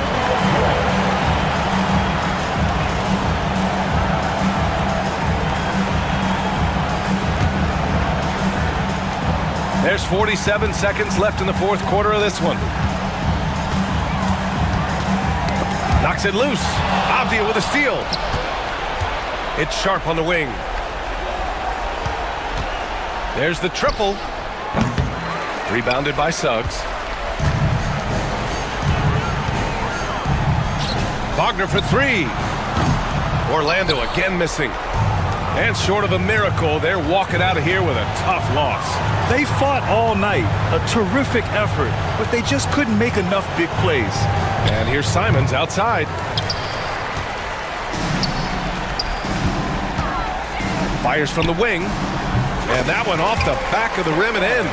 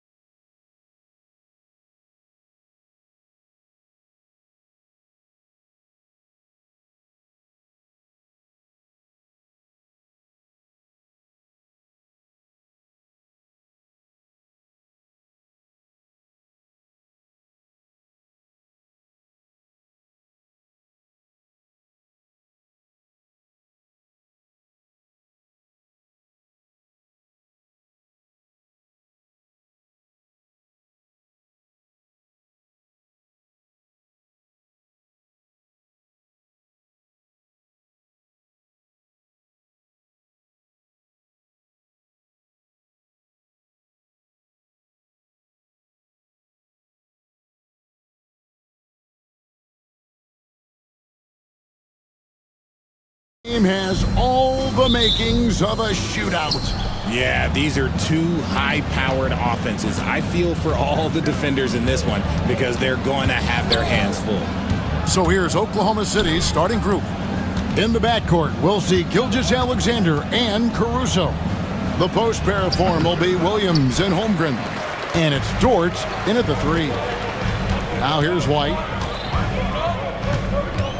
Tatum setting the pick for White. And he can't jam it through. And Caruso's got the ball here for the Thunder.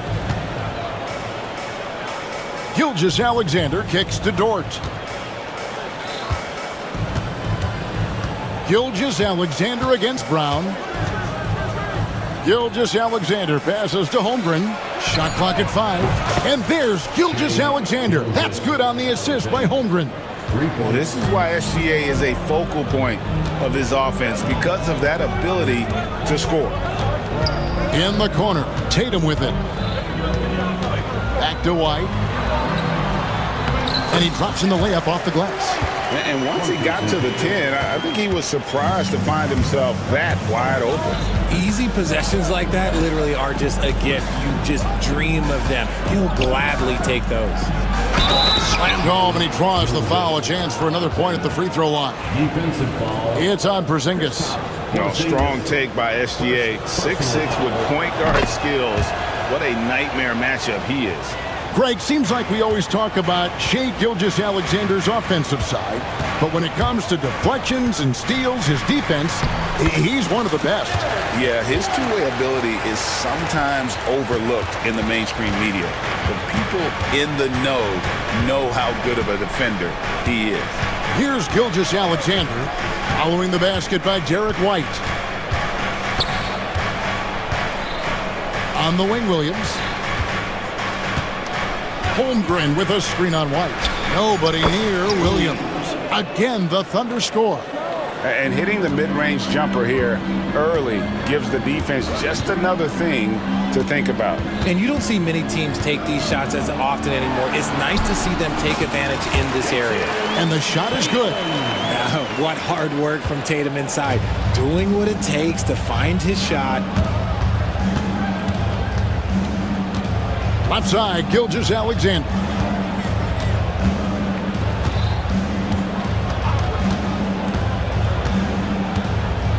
And Mark Daigneault calls timeout here. Wants to talk some things over. Might be seeing some things to adjust.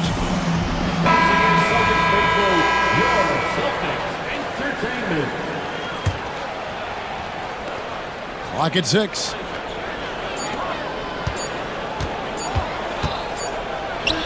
And again, it's Oklahoma City. And a steady presence out there. Gilgeous-Alexander keeps his cool when the shot clock's running down. Back to White from deep. Here's Brown out to Porzingis. Here's Tatum, and slam dunk by Tatum. Flying high and throwing it down with the one hand. Woo, one of his favorite moves right there, guys. Now, here's Gilgeous-Alexander.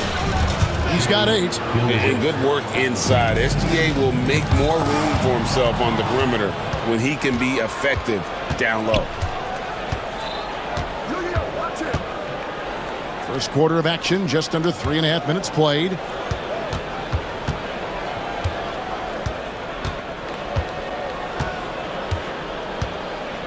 Holmgren sets the screen for Gilgeous-Alexander.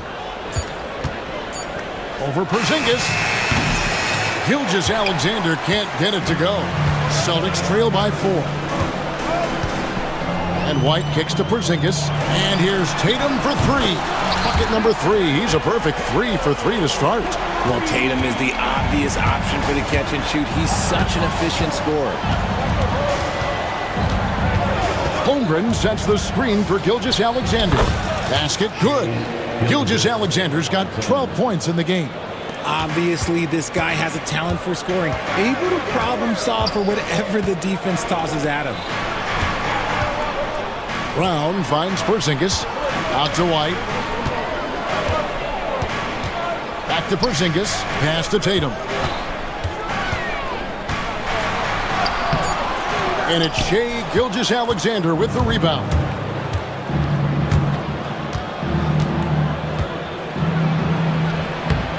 And it's White with the rebound.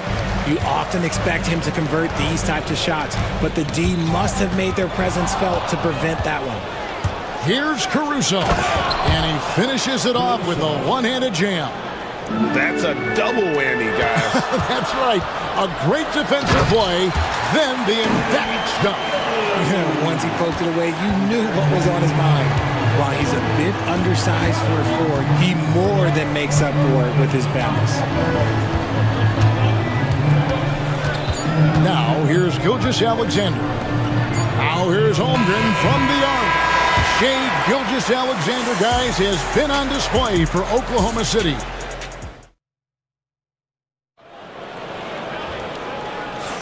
And getting going again here in the second quarter. Fairly close game so far. And guys, let's get your take on the scoring breakdown for Oklahoma City. The story so far has been their mid-range shooting. The analytics might not like it, but elite offenses still knock it down from that area. You also have to admire how they've challenged the defense inside, getting a lot of points in the paint. Taking a look at the Thunder.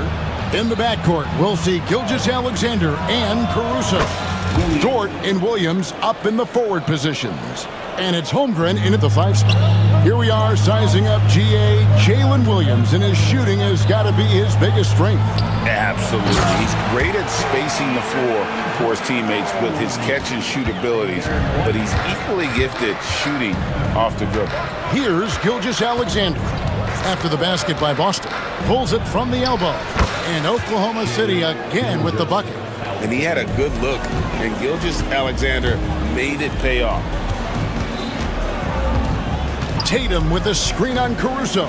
Holiday, 2 free throws coming up, and now, yep, this will be a coach's challenge. We thought that might happen, triggering a review of the personal foul. At the line for your Celtics, Drew Holiday. Instituted the original personal foul. Getting a different angle can sometimes make it a lot easier to determine. Indeed, and the one thing with replay review is that when you see the slow motion replays, you really get a new appreciation for just the immense speed at which these players are moving at, and how fast the action really is, and how hard it can be sometimes, you know, Greg, to make the right call. And the announcement on the review is that the foul was called in error. So they have determined to overrule the original call. And guys, this is what it's all about, getting the call right. And I think in this case, the video review showed that while it was a tough call to make on the floor, they got it right with the review. Porzingis, it's a 2, and it's good off the back of the rim and in. And Porzingis will make you pay if you collapse off of him. That's just inviting trouble. Gilgeous-Alexander against Holiday. Gilgeous-Alexander passes to Holmgren. Holmgren sets the screen for Gilgeous-Alexander. And the dunk by Gilgeous-Alexander. And this is SGA's role. He's out here to score and score often. Caruso against Holiday. And it's blocked by Gilgeous-Alexander. And now, here's Gilgeous-Alexander, the fast break champs. And he can't extend the lead to double digits. Celtics trail by 8. To the paint. And he's going to get whistled for that foul, GA. That was intentional, but not exactly logical. How about pointless to foul there? I mean, I don't know where his head is, but it's not in the game. Now here's White. Here's Tatum. Tatum using his size inside. Greg, you look at today's point guards, so many different types that can be effective.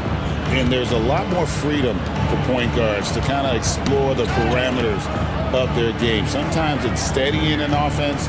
Other times it's to ignite it. Here's Gilgeous-Alexander. Doesn't go either for Gilgeous-Alexander. The defense there got away with a major lapse. White with it. He's picked up by Gilgeous-Alexander. There's Tatum's range on display. The efficiency from Tatum on the offensive end is terrific, not letting any scoring chances pass him by. Williams, a screen on Holiday. Gilgeous-Alexander kicks to Williams. Back to Gilgeous-Alexander.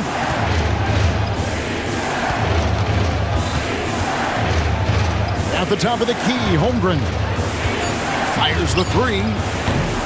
Doesn't go either for Gilgeous-Alexander. Credit to him for trying to get that three right back. Missed the shot, but that's a fighter's mentality. Tatum dishes to White. 1:05 left in the first half of basketball. Nice defense from Dort. Gilgeous-Alexander passes to Caruso. Holmgren sets the screen for Gilgeous-Alexander.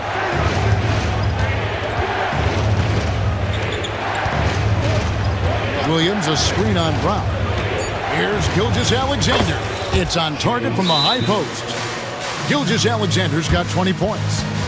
The classic combo guard. Gilgeous-Alexander is effective in the two-man game, especially on that first option, taking it himself. And we've got a timeout from Joe Mazzulla. He wants to check in with his team and regroup. Boston making some changes. Al Horford is checked in for Porzingis. Torrey Craig comes in for Jaylen Brown. And it's Pritchard in for Derek White. And then for Oklahoma City, Hartenstein's checked in for Chet Holmgren. And Aaron Wiggins is subbed in for Jalen Williams. And you're asking for more trouble than you can handle if you're going to let him just roam free from beyond the arc. Now 8 seconds separating the two clocks. Hartenstein with the screen for Gilgeous-Alexander. The wide open look here for Hartenstein. And a great assist by Gilgeous-Alexander as that one goes in. How about the floor awareness by Gilgeous-Alexander? Solid at just spotting his open teammate. Pass to Holiday.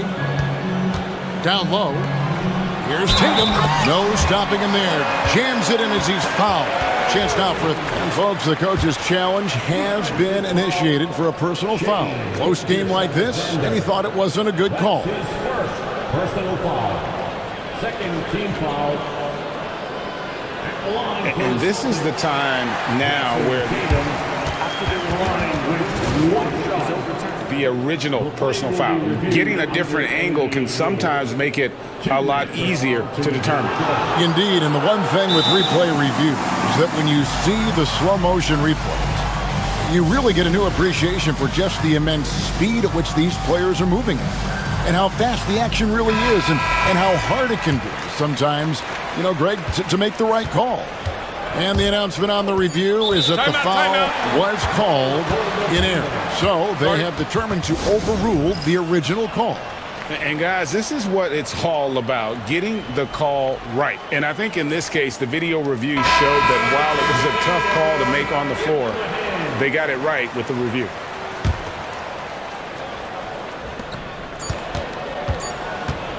From the baseline. He nails the buzzer beater. Resourceful move there, ending the period on a high note. That's the play that pumps up the whole team, and they'll try to carry that energy into the next period.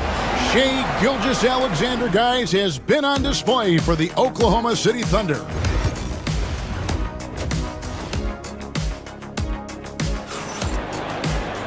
And after a fairly even first couple of quarters, the second half could turn out to be a great one as both teams try to gain an edge.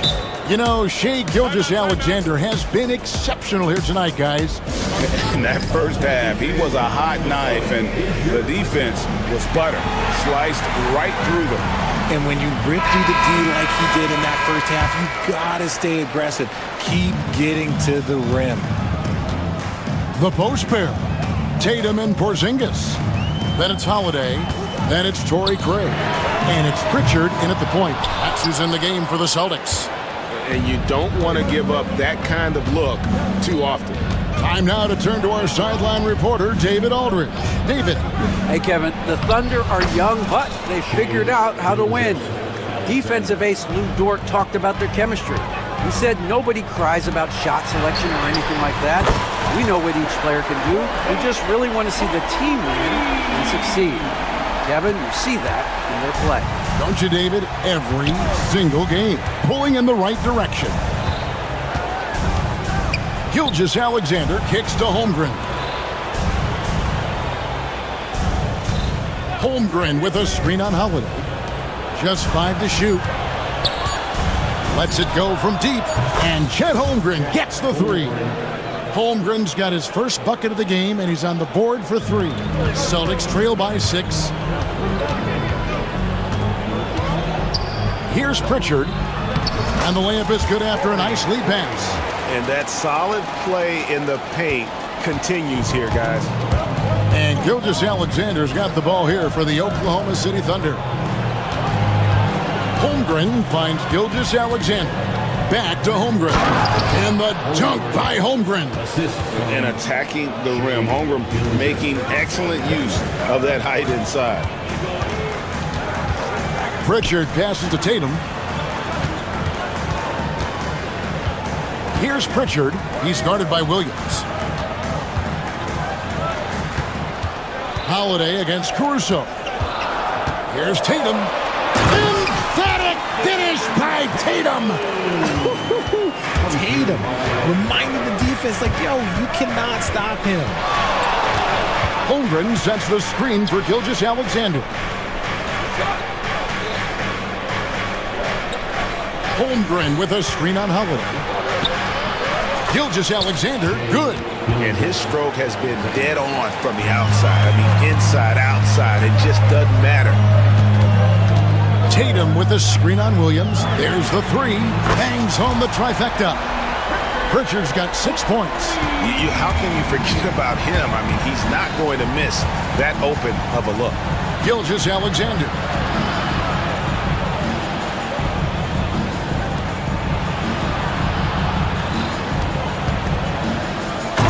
Dunk by Gilgeous-Alexander. And watch out for SGA going to the basket. He will put it on your head if you're not watching. Here's Pritchard. That's tipped, and they get it back. And the foul called on Jalen Williams. That's his first foul. Jaylen Brown's checked in for the Celtics. White comes in for Pritchard. And White kicks to Tatum. And slam dunk by Tatum. On either side of the pick and roll, Tatum is a real threat. Gilgeous-Alexander looking around. Third quarter action, and just under 3.5 minutes have gone.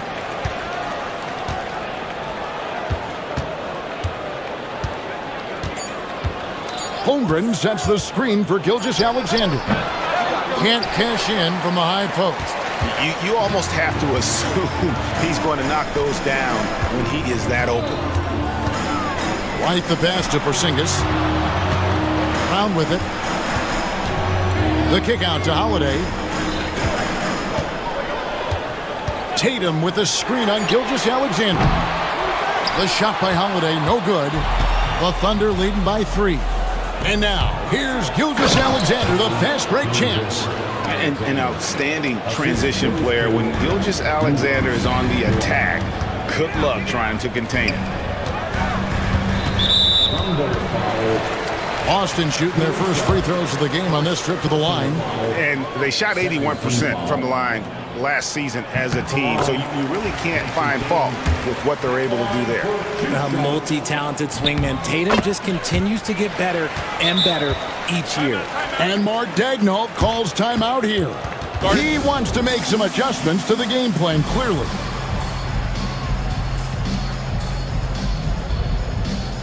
And some changes here for the Celtics. Al Horford's checked in for Porzingis. Torrey Craig comes in for Jason Tatum. And it's Pritchard in for Drew Holiday. Hartenstein, he's checked in for the Thunder. Cason Wallace comes in for Shai Gilgeous-Alexander. The shot by Williams, no good. Celtics trail by 3. White drives in. Can't cash in from close range. For Oklahoma City, they've gone 6 of 9 from the floor here in the second half. They've got to be happy with that. The Thunder with another miss. Boston's gone into the 3-point range 4 times since halftime and buried 2 of them. Pritchard gets the bucket. Pritchard's got a pair of threes now here in the third for the Celtics. So impressive, the fortitude, the will to battle back, but it did take a lot of energy to get here. And as tired as they might be after fighting to tie it up, they have all the momentum now to finish this comeback. Some impressive scoring, and we still... And it's time to bring up the State Farm assist of the game. And he sliced the D wide open with his feet. They had no chance to prevent that basket. That's an unguardable pass, flat out. Give him credit for possessing that type of vision. And it's been a very competitive game so far as we get rolling here in quarter number 4. And let's head over to the sideline and catch up with David Aldridge. Thanks, guys. Listened in on what Joe Mazzulla told his team. Now, he emphasized it's anybody's game right now. He told his guys to focus on finishing the task at hand and not to get distracted. He wants them to go out there and play with authority. Kevin? Thank you, David. And Oklahoma City, looking who they've got to start the fourth quarter.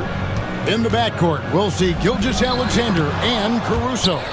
The post pair form will be Williams and Holmgren. And it's George in at the 3. And it's official. They have come all the way back. At one point, this thing seemed to be out of reach. They've played with a lot of heart to get back in this, and now they've got the other side on their heels with the game winding down. And so here is Oklahoma City.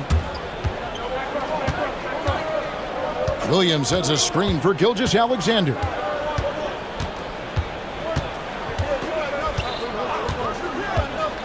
Pass to Holmgren. The 3, and that one's good. Gilgeous-Alexander.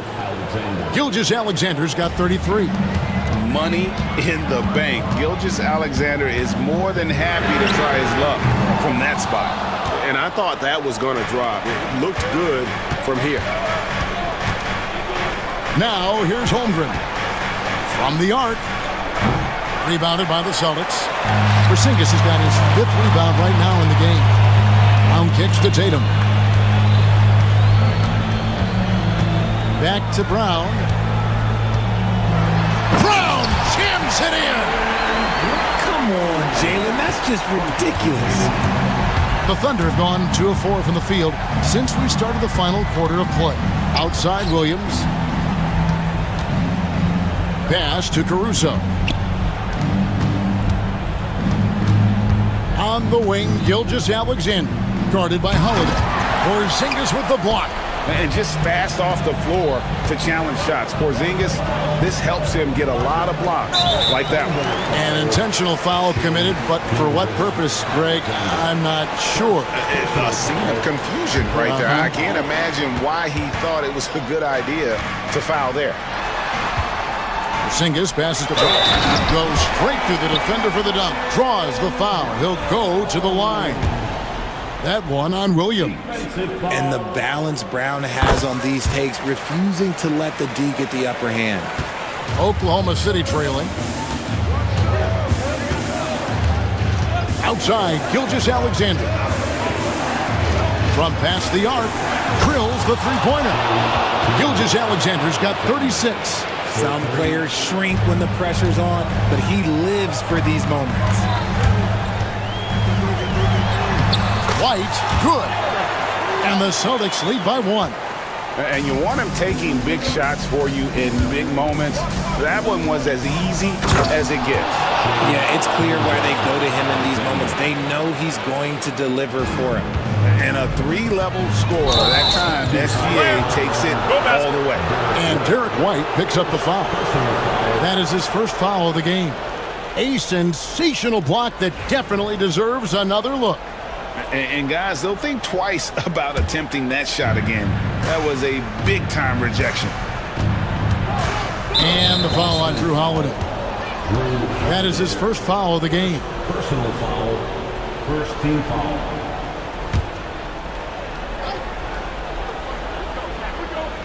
Fourth quarter keeps moving right along. 3 minutes gone so far. Gilgeous-Alexander kicks to Dort. Holiday against Gilgeous-Alexander. And the dunk by Gilgeous-Alexander. Just the kind of play they need in a game this close. You know, that's the kind of aggression they want from their floor leader. No doubt. That's the kind of play that can energize the whole team, and they will take it in a close game like this. The kick out to Holiday. Porzingis with a screen on Caruso. And the rejection by Holmgren.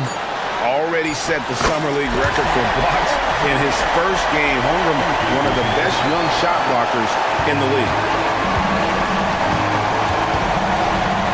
Gilgeous-Alexander against Holiday. We've played just over 3.5 minutes now in the fourth quarter. And the dunk by Gilgeous-Alexander. And he's an automatic finisher when he gets into that area. He is, and he picks the simple one-hand stuff to get the 2 points. Porzingis passes to White for the three. Buries it from three-point range. White's got it all tied up now for the Celtics.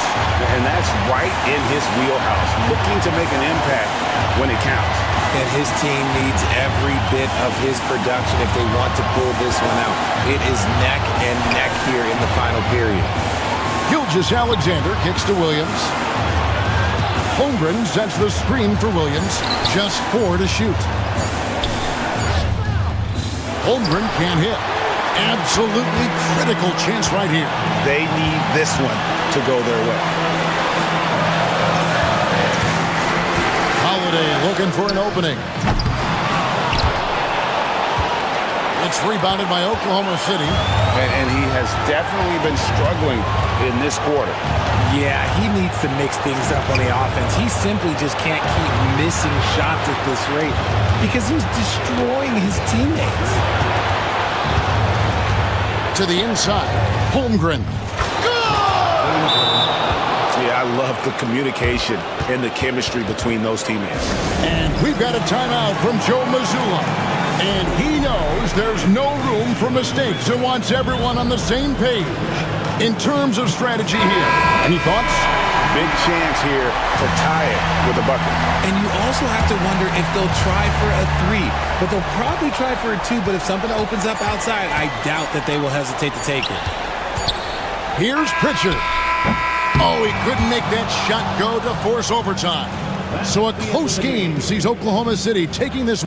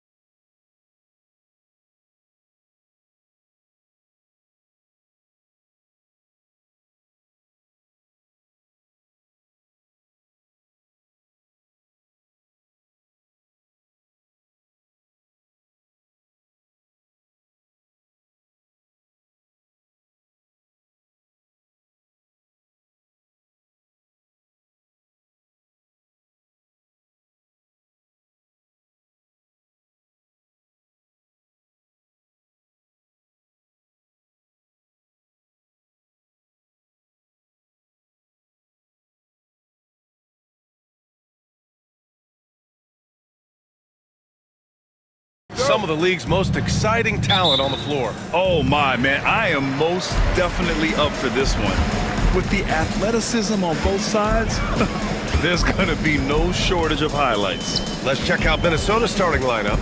Nikhil Alexander-Walker out there with Edwards. Then it's Julius Randle. Then it's Jaden McDaniels. And it's Gobert in at the center position, locking down the middle. That's their plan, to get him an opportunity to finish in tight. That's a miss they can live with. And here's Edwards outside. Gobert finds Edwards. Picked by Gobert. The open shot by Edwards. Always a nice way to start. Makes his first one.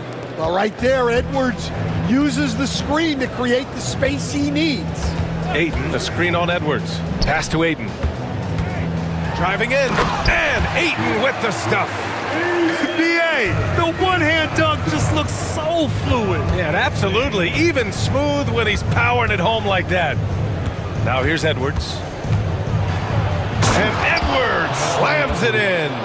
Wow, this is how explosive Edwards can be. He finishes with such force at the rim.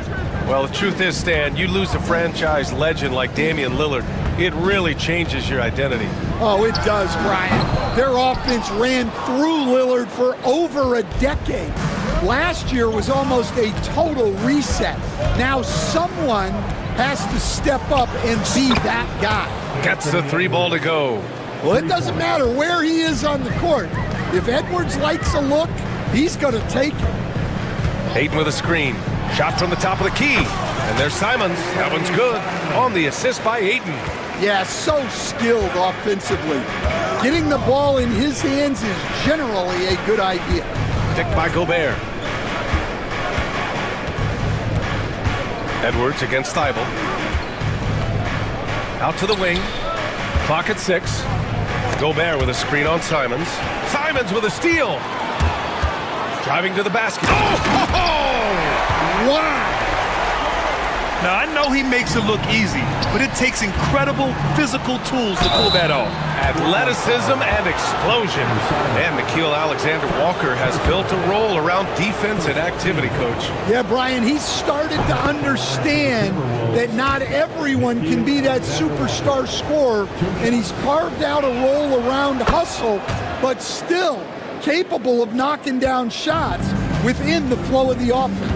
All right, let's check in with Allie LaForce. I caught up with Coach Chauncey Billups. He was emphatic, saying that Edwards was their main concern, telling me Anthony poses problems on both sides of the ball, and he is relentless. He doesn't let up. He wants his guys to match Edwards' energy.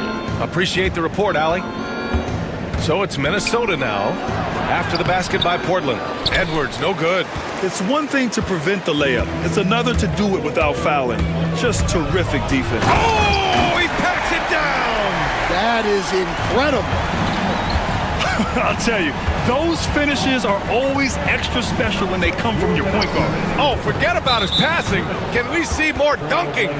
Wow, that is an impressive vertical for a point guard. My goodness. Second team foul. There's a minute 59 left to play in the first quarter. Edwards finds Gobert. Back to Edwards. To the paint. Gobert gets the bucket. And just so mobile at his size. Once Gobert sets the screen, he rolls hard to the right spot.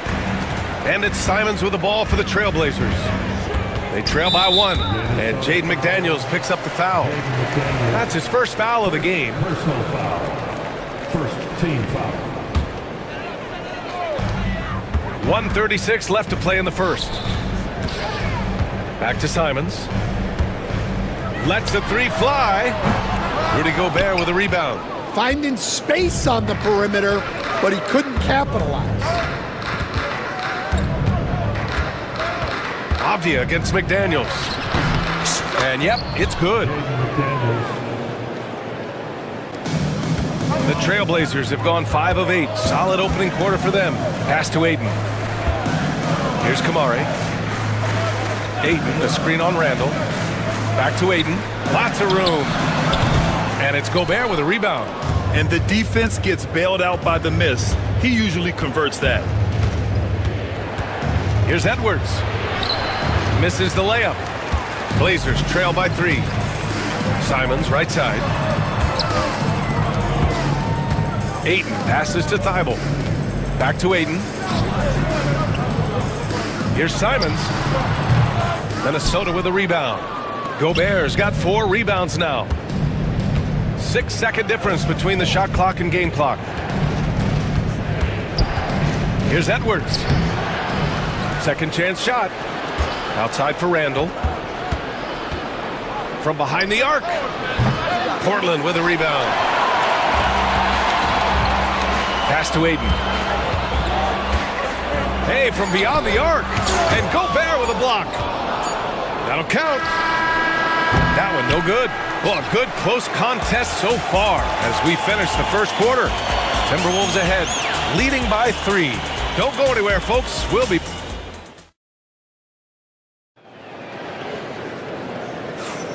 And close game underway so far. We'll see if either of these teams can jump out ahead in this second quarter.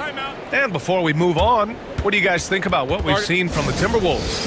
Well, it looks like hitting the boards hard was an emphasis of their attack. They knew how valuable it was to do so.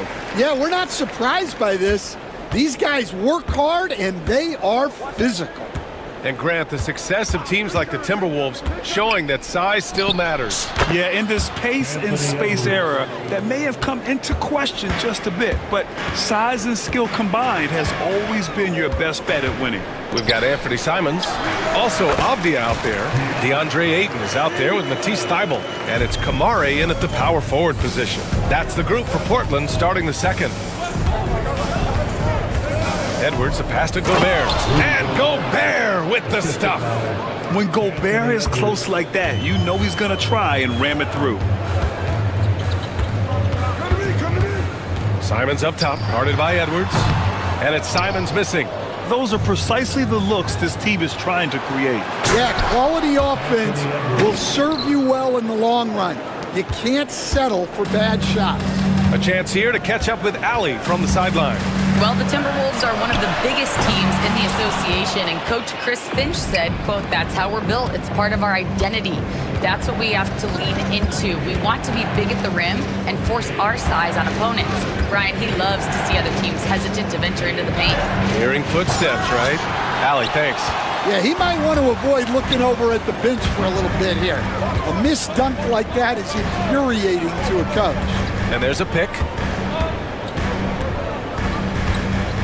Simons outside.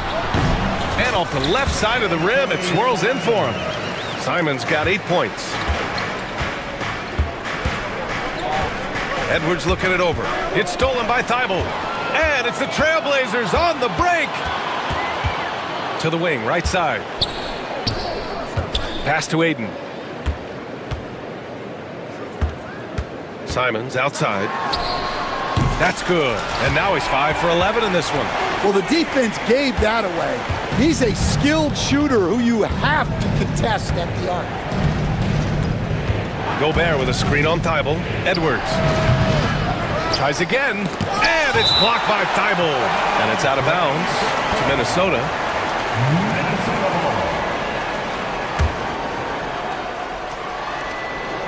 Down low. Oh, ferocious from Gobert. Well, you can see that Edwards isn't trying to do it all on his own. He's also looking for shots for others out there. Back to Simons. With the drive. Up top, Ayton. Pass to Avdia. Shot clock at 6. Now Simons from the arc. They get it again. Thybulle on the wing. Ayton, the open look. Boom! He jams it straight down. And now that's a momentum builder for sure. So important in a close game. Look at his teammates here. They love it. Plays like that gonna get them going. Yes, some guys shrink in big moments, and some rise to the occasion. The Trailblazers have gotten 4 of 8 shots to drop in the second. Simons finds Ayton. To the inside. And Ayton with the stuff. Yeah, looking at Ayton using all of his height and reach, slamming it down on a helpless defense. Edwards with it. Thybulle picks him up. Edwards muscles it inside. Wow. Credit their discipline. They've been working for high percentage shots. And Stan, while Edwards has pushed back, it hasn't stopped others from comparing him to his airness, Michael Jordan. And that talk is more about how his game reminds one of MJ and less about greatness. Edwards' career is just getting started. Well, everything about Edwards' drive makes it dangerous. His speed, his agility, and his lack of fear. Chalk up 2 there. Simon's got 7 points for the quarter. I like that. Punch it inside. You usually end up with a good shot and or get fouled. Well, when Edwards gets this hot, all an opponent can hope to do is limit the damage. Ayton with a screen. Launches it. Simons, that one's good. Simons got 16 points now. You're leaving him all alone? Good luck. He's going to drill that every time. Here's Edwards. That one a tad offline, but it drops in for him. And the Timberwolves lead by 3. Man, Edwards gets great lift off the floor when shooting that jumper. Up top, Ayton. Pass to Avdia. Ayton, a screen on McDaniels. Avdia attacking. Ayton with it. McDaniels covering. 2 seconds separating the shot clock and the game clock. Alexander Walker with the bucket. The Trailblazers have gotten 7 of 12 shots to go here in the second. There's Simons with a 3, and it's Gobert with a rebound. Well, you like the competitive mindset there. Try and... Ooh, Edwards with style and authority. They're simply not missing. Unreal. Well, as a coach, timeout. This is when you enjoy what you're watching. Your team playing well and everything just flowing. And Chauncey Billups calls timeout here. He wants to give him a breather and talk things over.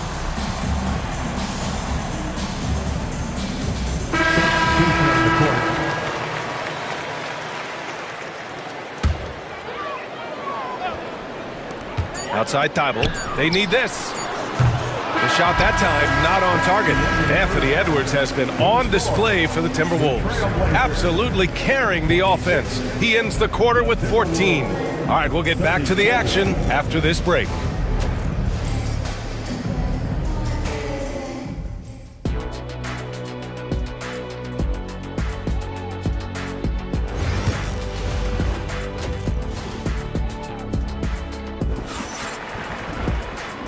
And we've got third quarter basketball here. 2 quarters in the books. And you know, Anthony Edwards has been really making it happen, guys.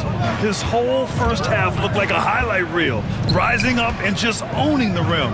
Well, they've got to build a wall immediately because he'll just keep attacking like that if they don't. Kicking off the second half, here's Chris Finch's 5. Julius Randle out there with McDaniels. Then it's Nickeil Alexander-Walker. Then there's Naz Reid. And it's DiVincenzo in at the point guard position. DiVincenzo against Henderson. And that one is stuffed right through. All he needed was a little separation. So effective. Boy, cleared the path, put him in position for a prime-time dunk. Well, give credit to the screener there. That's how you help free up your teammates. Randle, the pass to Reid, and the whistle blows. It's going to be on Naz Reid. That's his first foul. NBA scoring has been climbing over the past decades, Grant. Is the league too offensive at the moment, do you think? Well, we know that people like scoring, the fans, players, everyone, but the league needs to make sure there aren't hamstringing defenders too much. So I think allowing some more physicality incentivizes the defender to defend, and now we have competition on both sides of the ball. It's Sharp on the wing, covered by Alexander Walker. The offensive rebound. Avdia outside, lets it go from deep. He drops it from range. Avdia's got 6 points in the quarter. Assisted buckets. Every team wants them. They show you're running effective team offense. And looks like an illegal pick was set. That gets the ref's attention. One of the trickier plays to judge, but it would be hard to argue against the call. Yeah, and that's maybe something that should be called more. We see a lot of moving screens in today's NBA. Henderson, the pass to Sharp. Here's Reith. From deep three-point land. Randall pulls down the board. Outside, Alexander Walker. DiVincenzo against Henderson. Reed, a screen on Henderson. DiVincenzo. Reed passes to DiVincenzo. Shot clock at 5. The Timberwolves need to get off a shot here. Attacking the rim with power. Tremendous finish. Outside Sharp. Not quite 2.5 minutes played here in the second half. And he gets it to go off the front iron. Sharp's got his first 2 points. Showing off some playmaking abilities with the pick and roll. I know Coach likes seeing this from Sharp. Reed, a screen on Henderson. The drive by DiVincenzo. Reed can't hit. Blazers trail by 6. And Coach, how about Naz Reed, the 2024 Sixth Man of the Year award winner? Yeah, Brian, sort of unique.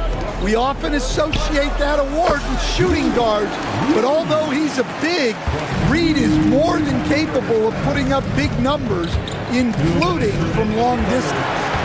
It's a one-on-one situation. Sharp with it. Now Alexander Walker defending. Sharp passes to Henderson. And he dunks it down. They've been aggressive during this run, but they've also played under control. Yeah, you know, I like how they're not relying on just one guy to get it done. They're sharing the ball and keeping the defense guessing. A little under 3.5 minutes off the clock now in the third quarter. Gives us a chance to catch up with Allie LaForce. Well, Jeremy Grant averaged single digits in points the first 4 seasons of his career, but over the last 4 seasons, he's scoring over 20 a game. He said it all changed for him back in Detroit, adding, quote, "I grew as a player, being the #1 option and seeing different coverages. Now I'm reaping the benefits," unquote. Brian? All right, Allie, thanks. The Timberwolves lead by 4. And Scoot Henderson picks up the foul. That's his first foul. First personal foul. First team foul. 1:07 left in the third quarter. Avdia against McDaniels. And it's Reith with the rebound. Reith's got 4 rebounds now. Here's Henderson. Oh, hammers it home. Taking it the length of the court. And there's Henderson, just so quick. I mean, he loves to get out and run. DiVincenzo, pass to Reed. So it'll be 2 free throws. He was fouled in the act of shooting. Heady play to stop that easy layup right there. I mean, make him earn it at the line. Minnesota shooting their 3rd and 4th free throw shots of the night.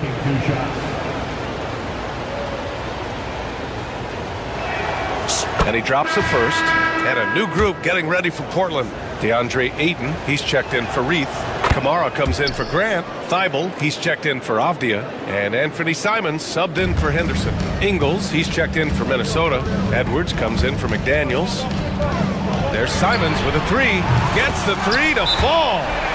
Simons has got 19 points. They are unconscious from outside. And so far, the defense has had no answer.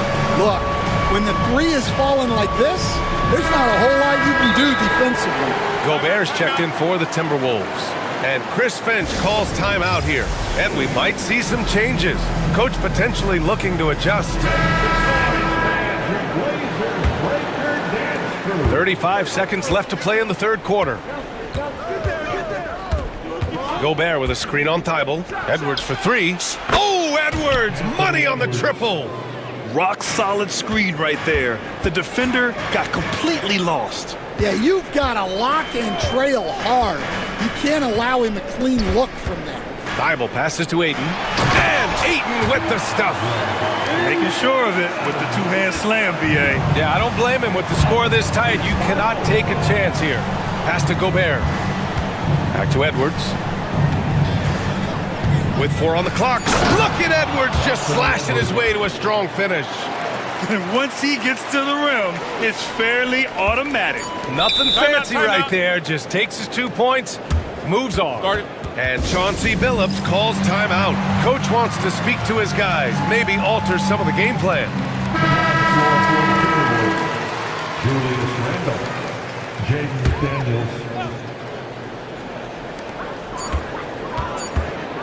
here's Simons outside. Oh, and the release was before the buzzer, but it's off target. And a great show through 3 quarters. And while we have a chance, let's go to our State Farm assist of the game. And the winner today coming from an unlikely position. It's the big fella with the sweetest pass of the day. Yeah, it's pretty to watch. It's great to have so many big men in the NBA who can dish it like this. Well, what a terrific game it's been so far, with this fourth quarter sure to bring more pressure-packed basketball. And let's swing it over to the sideline and hear from Allie. I was able to listen in on what Chris Finch was going over with his team. He told them, no time to celebrate. The work is not finished. We've got to stick with it and keep growing what we've got here. Words of wisdom for his squad. Back to you. Great work, Allie. Thanks. They've got DeAndre Ayton. Anthony Simons out there with Denny Avdia. Then it's Matisse Thybulle, and it's Kamare in at the 4-man position. That's the group in the game for the Trailblazers. Here's Edwards. Pass to Gobert. Oh, and Gobert powers it home. Monster down low. I mean, Gobert says, forget your contact and give me the bucket. And it's Simons with the ball for Portland. 6-point game. From deep. Connects from downtown. Simons got 22. And defensively, how do you leave him that open in crunch time? And there's the foul. It'll go on Matisse Thybulle. That's his first foul. Personal foul. First team foul. Fourth quarter of basketball. We're about a minute into it. Gobert finds Randall. Picked by Gobert. Randall deciding where to go with it. 5 on the clock. Back to Gobert. And out of bounds. The Trailblazers will take it. Blazers ball. Blazers trail by 3. Simons outside. Pass to Kamare. Back to Simons.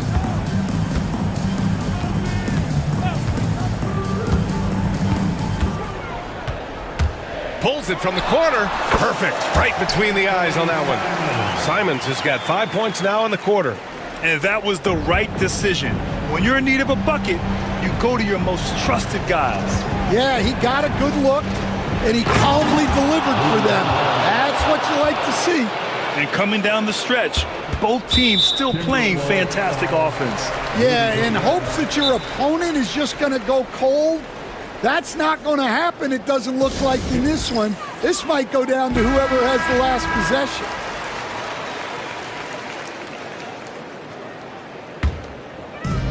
Portland has gone 1 of 2 from deep in this quarter. And it's Simons penetrating. Moving along. 2 minutes gone in the fourth. All alone. Again, the Trailblazers. Good for 2. Yeah, for a center, Aiden's got a nice jumper. It's a big reason why he went first overall in the draft. Edwards against Thybulle. Outside Edwards. Edwards driving, and he cranks it down right on top of DeAndre Ayton. Well, just look at that power. Edwards is unbelievable. Pass to Kamare. On the wing, Simons. Guarded by Edwards. Simons outside. It's rebounded by Rudy Gobert. Well, that one should be in his wheelhouse, but just off the mark. Gobert with a screen on Thybulle. Oh, the finish inside by Edwards. Well, you need a bucket? Give it to Edwards. He's got that clutch gene. And here's Simons outside. Minnesota with a rebound. Gobert's got rebound number 12 here already in the game. Randall with the drive, and he's going to the line for 2. The official saw contact while he was going up. That's on Matisse Thybulle. So close on the finish. I mean, it could have been a 3-point opportunity.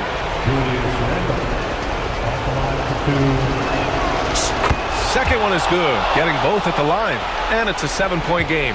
Good job converting at the line and helping to build this lead. And the basket is good. He got it to go, and he took the bump.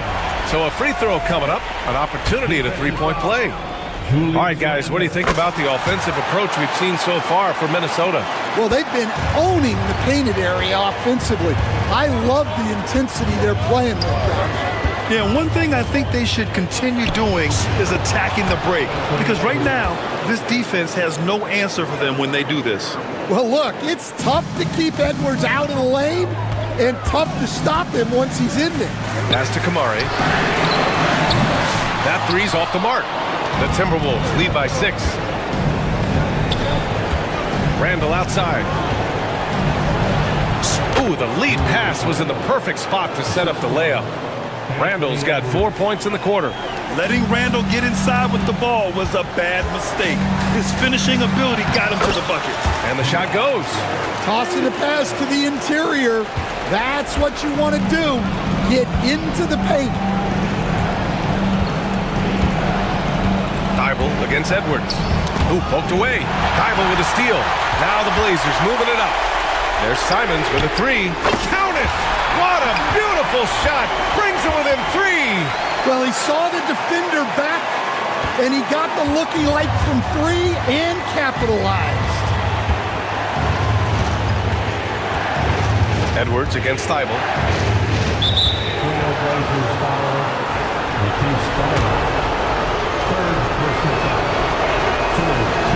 He gets the first, and that gives him a 4-point cushion. So he gets them both, and it's a 5-point game. Now it's a 2-possession game. Important foul shots right there. Ayton, a screen on Edwards. There's Simons with a 3. Pass to Kamari. 3-pointer. Oh, he nails it! And he's brought them within 2 points now. Oh, whoa, that is as clutch as it gets. Big time play. Yeah, don't you just love to see a player embrace that kind of pressure? Really feels like they're in control. They've got a big lead with time dwindling. Yeah, and at this point, the focus is take care of the ball, no needless fouls, and no threes. Dybel passes to Avdia. Fires the 3. And he buries it.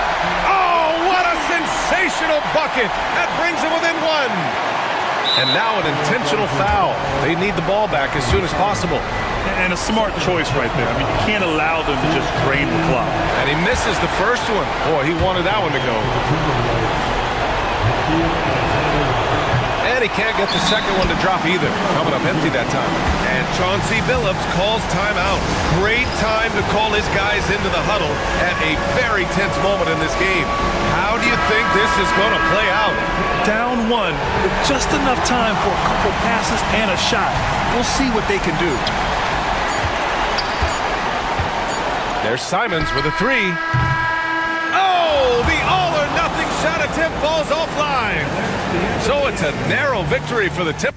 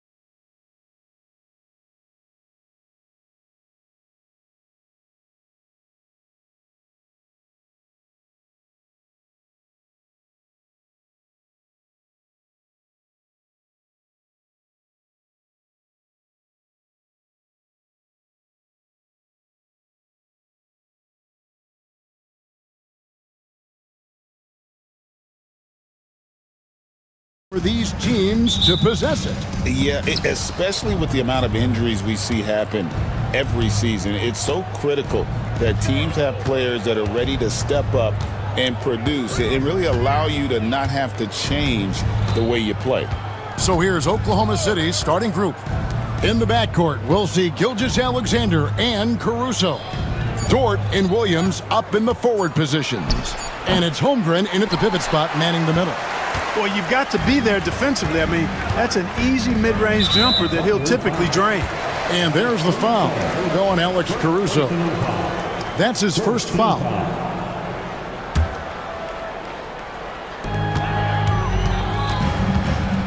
Suggs against Dort.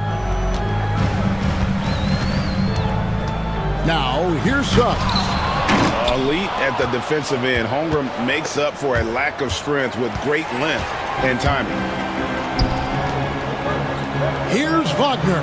And the rejection by Holmgren. It's Gilgeous-Alexander with the drive. And it's Suggs with the rebound. Yeah, he just flat out tricked that one, missed it, and has no one to blame but himself. Here's Isaac. It's rebounded by Oklahoma City. And Greg, the way Orlando ended last season, it's really fueled their fire for this year. Yeah, I mean, a tough loss to Cleveland in Game 7 of the opening round. But it's hard to win in this league without first incurring some battle scars. Suggs, and it's blocked by Gilgeous-Alexander. Little over a minute 30 into this first quarter. And the dunk by Holmgren. And attacking the rim. Holmgren making excellent use of that height inside. Suggs with the ball. He's picked up by Gilgeous-Alexander. Yep, it counts. And once he got to the 10, I think he was surprised to find himself that wide open. Well, this early, they should be showing a lot more energy on defense. It's not there. Banchero passes to Caldwell Pope. He goes up again. Isaac outside. Traps in the tray. Well, you know what? I think you've got to have that shot in your game, even if you are a big guy now. And Isaac demonstrating that he does have that in his game. Now, here's Gilgeous-Alexander. And Gilgeous-Alexander throws it down. The finish was nice, but the setup was better. Yeah, G8, the pick working to full effect before the stuff. And, you know, not enough help from the defense there to compensate. He gets a clean look, and that's exactly how you draw it up. First personal foul. First team foul.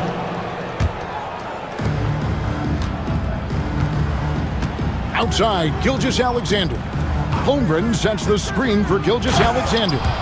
And moving with such speed, the quickness of SGA's drives, something to admire. And with an update from the sidelines, let's check in with David Aldridge. I briefly spoke with Jamal Mosley, and he knows his team has its hands full going up against Shai Gilgeous-Alexander. Coach said Shai is one of the best in the league when it comes to scoring off the bounce. And when he's not scoring, he's kicking it out to an open teammate. So we have to make sure our rotations are quick. We'll see how the defense responds, Kevin. Thank you, David. Shot clock at 3. Here's Gilgeous-Alexander. And they turn over the 24-second buzzer, signaling the shot clock violation.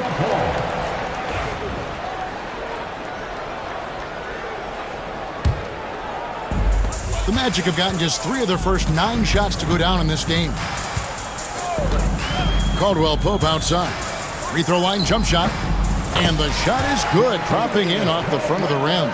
Extremely accurate from the mid-range. Caldwell Pope knows he has the touch to score from there. Throughout his career, Clark, Kentavious Caldwell Pope has proven himself to be a quality player. He certainly has, and I love the way he plays. He's locked in all the time at both ends.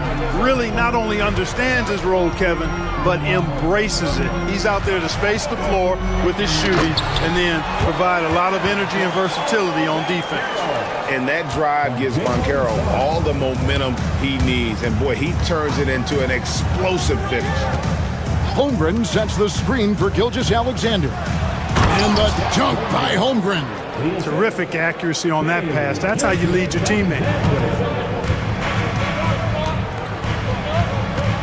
41 seconds left to play in the first. Suggs passes to Banchero. The three. Drills it from outside.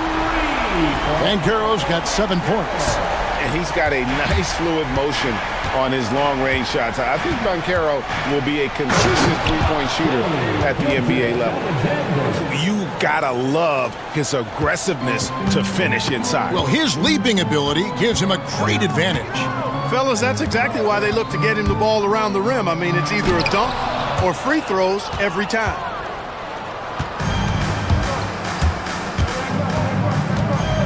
Pass to Holmgren. And a great assist by Gilgeous-Alexander as that one goes in. Gilgeous-Alexander's got 3 assists now in this one. Shai Gilgeous-Alexander, guys, has been on display for the Oklahoma City Thunder. He notched 8 points in the quarter and has that terrific basketball instinct on display.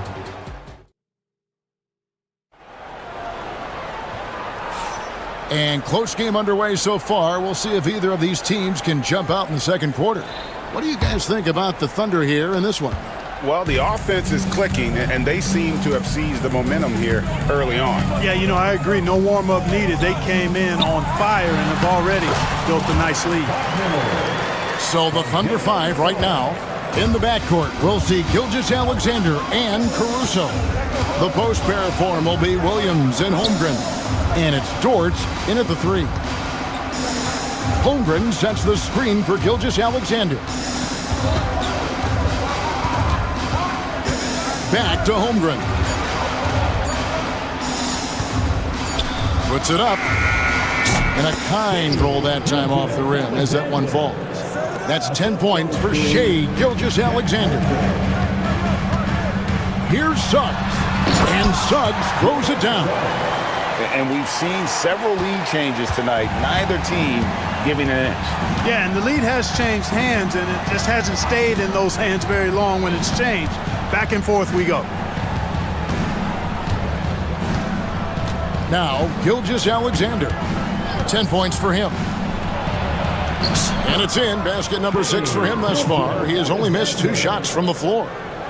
The classic combo guard. Gilgeous-Alexander is effective in the two-man game, especially on that first option, taking it himself. Suggs finds Wagner. Isaac outside. And Isaac throws it down. Boy, nice finish that time by Isaac. Power and athleticism on that dunk. And the whistle blows. It's going to be on Jalen Suggs. That is his first foul of the game. And we've got a timeout called by Jamal Mosley. He wants to talk to his guys. Greg, every year, injuries are a huge factor in shaping the title race. And I'm guessing that teams should probably put more of a premium on durability. What do you think? Well, Kevin, I think all GMs take that into account. A team wants to be confident it'll have a stable roster over the course of a long season. Number 23, Tristan Da Silva. Suggs against Gilgeous-Alexander. Holmgren with a screen on Suggs. And no good, trying to use the glass. Well, they'll be happy with that look, even though it didn't fall. You know what? That's a confidence shaker for him, though. I mean, that's a shot he expects to make every time. Yeah, not sure what that was about. I mean, talk about a brain cramp. Yeah, yeah, completely a brain fade. I don't know where that came from. Just lost sense of time and the situation. Isaac finds Suggs. Finds the hole for the second time from the floor. Now 2 for 5. A physical guard, Suggs, loves working inside. He doesn't back away from the paint at all. Holmgren with a screen on Suggs. Williams with a clean look. The shot's good. Gilgeous-Alexander making the play. Really well done there. Just confident and composed, never in a hurry. Suggs passes to Banchero. And finished off by Banchero. Oh, big time dunk. by Banchero. I like seeing the aggressive side of this young man. From Rookie of the Year in 2023 to an All-Star Greg in 2024, Paolo Banchero. And Kevin, that really says it all, doesn't it? Few players hit the ground running like Banchero has. And here we go with the coach's challenge. A surprise in a competitive game like this. And he's disputing the personal foul call. And this is the time now where the officials can review in closer detail what constituted the After the review, make it a lot easier to determine. Indeed, and the one thing with replay review is that when you see the slow motion replays, you really get a new appreciation for just the immense speed at which these players are moving and how fast the action really is and how hard it can be sometimes, you know, Greg, to make the right call. And the announcement on the review is that the foul was called in error. So they have determined to overrule the original call. And guys, this is what it's all about, getting the call right. And I think in this case, the video review showed that while it was a tough call to make on the floor, they got it right with the review. Gilgeous-Alexander surveying the D. And Gilgeous-Alexander throws it down. And this is SGA's role. He's out here to score and score often. Caldwell Pope kicks to Suggs.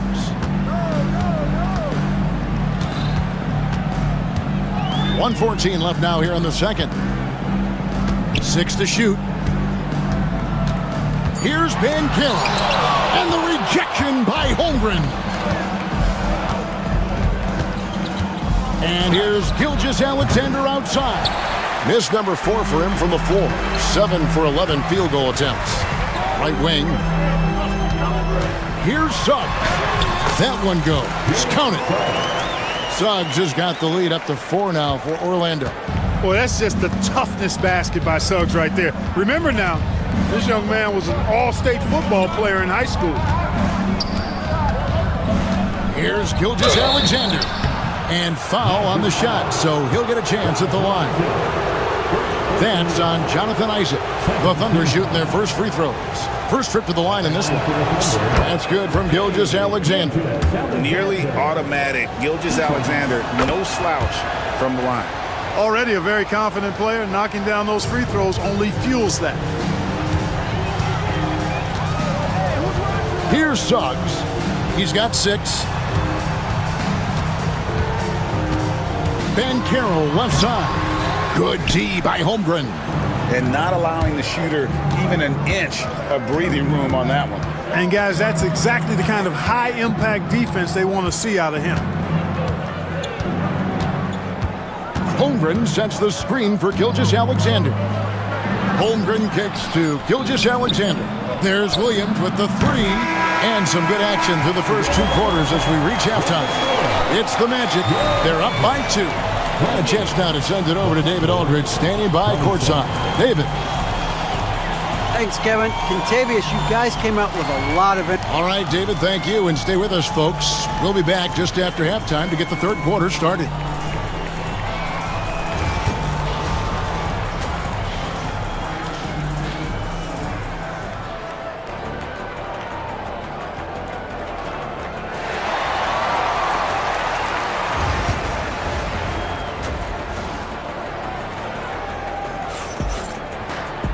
We've got second half action for you, and if the next couple quarters are similar to the first, this one could go down to the last possession. You know, Shai Gilgeous-Alexander has been exceptional here tonight, guys. Man, he's been running wild on him through that first half. Absolute dynamite on offense.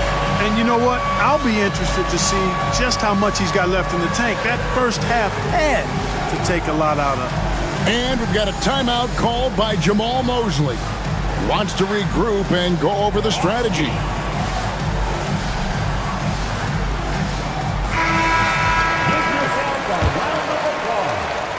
Here's Wagner. Isaac in the front court along with Wagner.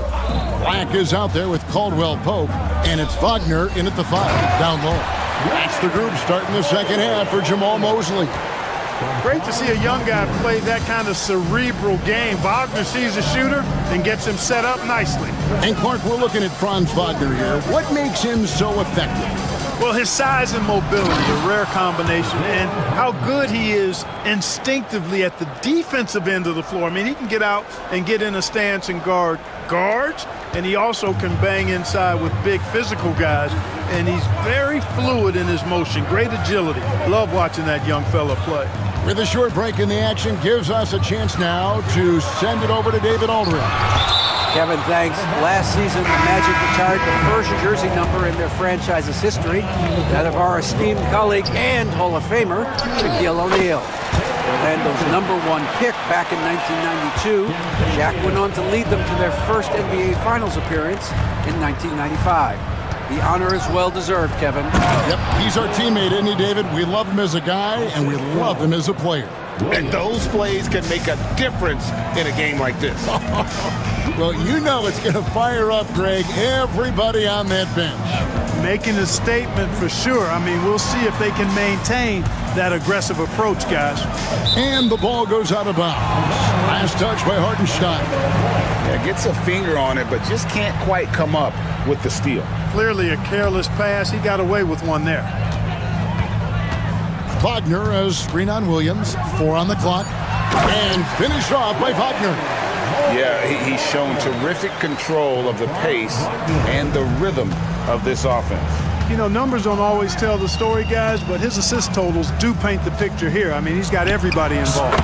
Williams gets the bucket. And, you know, he's going to take that shot every time. The defense has to respect him from the mid-range. Here's Black. Wallace covering. And finished off by Wagner. Oh, and he went for the...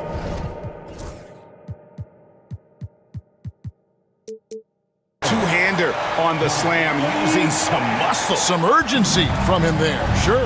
I get the feeling, guys, that he may be sensing that this is a critical time in this game. And there it is for him. That's 7 points here for Jalen Williams. Important points there. Got him on a nice play, getting the ball inside and right to the bucket. Back to Wagner. It's taken away by Wallace. Williams against Wagner. Oh, and the jam by Williams. Oh, he got fancy with that one. Yeah, maybe trying to give them the momentum boost they need to break this game open. And I like it. I mean, some coaches might want to see just a sure-handed lay-in there, but for me, I don't mind a little extra. Wagner wide open. And again, it's Orlando converting. The coaching staff encouraging Wagner to take these quick-hitting shots. They think it helps his confidence moving forward. And it's Contavious Caldwell-Pope with the foul. That's his first foul.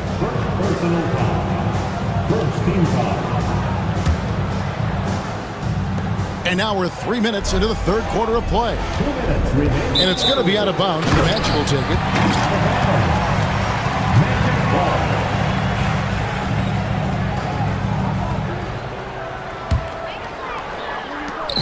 And Wagner's got the ball here for the Orlando Magic. A 2-point game.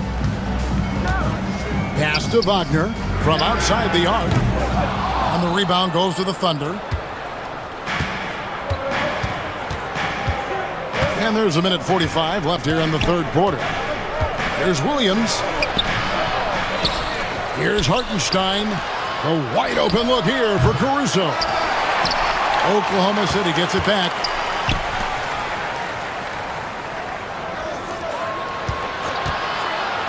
Six on the shot clock. Here's Hartenstein. And the dunk by Hartenstein. Fundamentals, guys, using the one-hand slam. Really makes the basics look pretty exceptional. And I'd suggest that he stay with those basics because we've got a tight one here tonight. Good on the bucket.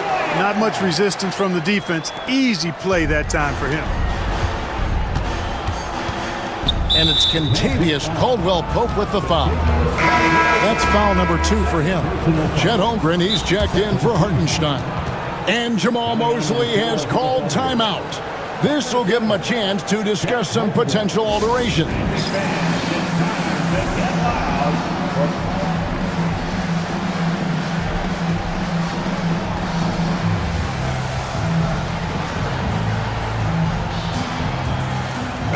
teams will make substitutions. From the 407, make some noise, Magic fans.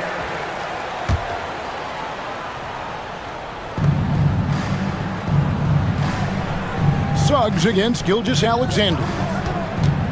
Pass to Holmgren. Gilgeous-Alexander against Suggs. And it's blocked. Good closeout from Suggs right there. How about the young fella impacting the game at the defensive end? There's 45 seconds left to play in the third. Gilgeous-Alexander. And it's good with time running down on the shot clock. Gilgeous-Alexander's got the game tied up here for Oklahoma City. It's stolen by Gilgeous-Alexander. Pass to Wiggins. Gilgeous-Alexander with it. 18 points for him. To the middle. Here's Holmgren. And the dunk by Holmgren.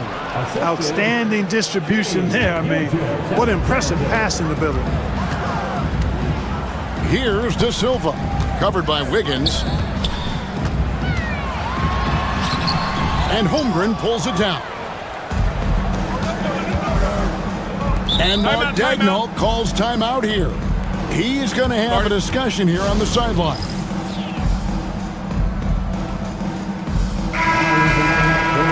And Mark Dagnall calls timeout. And coach has decided they need a moment to talk things over. And Mark Dagnall calls timeout. He's made the decision. He wants to huddle up with his guy.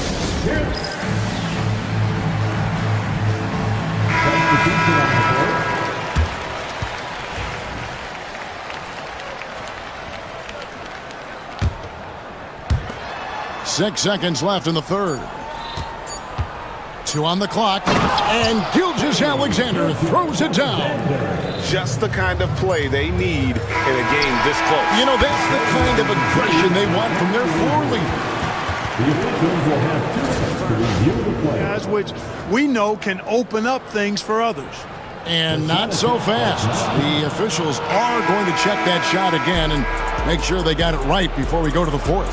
And even though... Well, it's been an exciting game. Plenty of offense as we head to the fourth quarter. Thunder lead by 4. And we're coming right back after this break to get the fourth quarter underway. And a quick look now at the State Farm assist of the game. And he sliced the D wide open with his feet. They had no chance to prevent that basket. Yeah, that's just a brilliant read of the defense. I mean, it was also excellent anticipation of the movement of his teammates before the pass. Just great harmony on all sides. We've reached the fourth quarter, and what has been a very competitive game should be an exciting finish. So for Oklahoma City right now, in the backcourt, we'll see Gilgeous-Alexander and Caruso. Dort and Williams up in the forward positions. And it's Holmgren in at the 5, roaming the paint.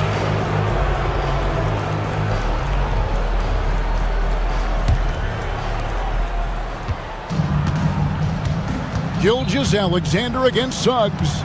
Williams a screen on Suggs. It's Gilgeous-Alexander with the drive. And a 3-level score. That time, SGA takes it all the way.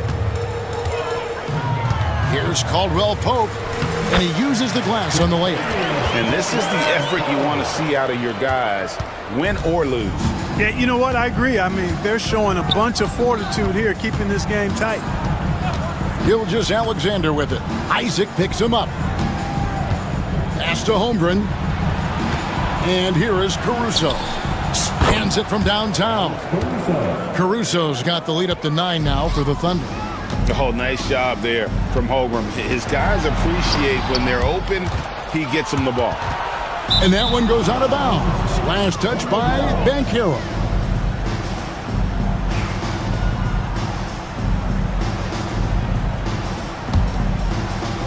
Final quarter of play, about 1.5 minutes off the clock into it. It's Gilgeous-Alexander with the drive. And the shot goes down. And good work inside. SGA will make more room for himself on the perimeter when he can be effective down low. Here's Holmgren. Rebounded by Isaac. The Magic trail by 11. Holmgren with the steal. outside, Gilgeous Alexander. And they go to the intentional foul. Personal foul. First team foul. We're about 2 minutes into the fourth quarter in this one. Here's Gilgeous Alexander. Oh, wow! Oh, now that hurts the defense there. Stylish move by SGA. Suggs passes to Banchero. Shot to stop the run. Good on the triple. It's important that you have big men who can shoot in this day and age, and this guy can really stretch the floor. Outside, Gilgeous Alexander. Outside, Williams. Suggs against Gilgeous Alexander. Jacks up a three. Orlando grabs the miss. Isaac's got 4 rebounds now tonight. Wagner against Caruso. Banchero right side. Shooting foul as the whistle blows. He'll shoot 2 free throws. And Banchero doesn't back down from anyone, which is why he's able to draw those fouls. That free throw, good from Banchero. Both free throws, good from Banchero. And we're about 3 minutes into the fourth quarter. Suggs against Gilgeous Alexander. Holmgren sets the screen for Gilgeous Alexander. Caruso against Isaac. Pass to Holmgren. And a great assist by Gilgeous Alexander as that one goes in. Gilgeous Alexander's got 6 assists in the game. Suggs against Dort. With the floater, it's Chet Holmgren with the rebound. Holmgren's got his 4th rebound in this one. And Gilgeous Alexander throws it down. Oh, how about the slam there from Gilgeous Alexander? He loves getting that type of positioning down low. Here's Banchero. Caldwell Pope kicks to Suggs. And contact on the shot, so he'll be shooting free throws here. That one on Holmgren. No, I tell you what, he earned his money on that foul. Yeah, if you're going to foul, then make sure that you don't give a chance for the and one. A free throw drops for Suggs. And the future Suggs has is certainly promising, an effective combo guard who can really get it going at times. If they want to, they can milk the clock just a little bit here. Yeah, that's the best option. And at this point, just sort of running through the paces, as it appears it'll be a nice win here for Oklahoma City. They really had it going, guys. Their offense propelled them. In this case, it was the higher shooting percentage that made the difference and earned them the W. And you know, when you look at the huge impact he had, just a monster game for Shai Gilgeous-Alexander. Well, the defense just couldn't figure him out, and he continued to put it to him. Saw the opportunity to put this away and did not turn it down. And, you know, this run shows what kind of attitude this team has. I mean, the win is there. Go get it. Banchero dishes to Suggs. Shot clock at 6. The Magic need to get a shot off here. Banchero.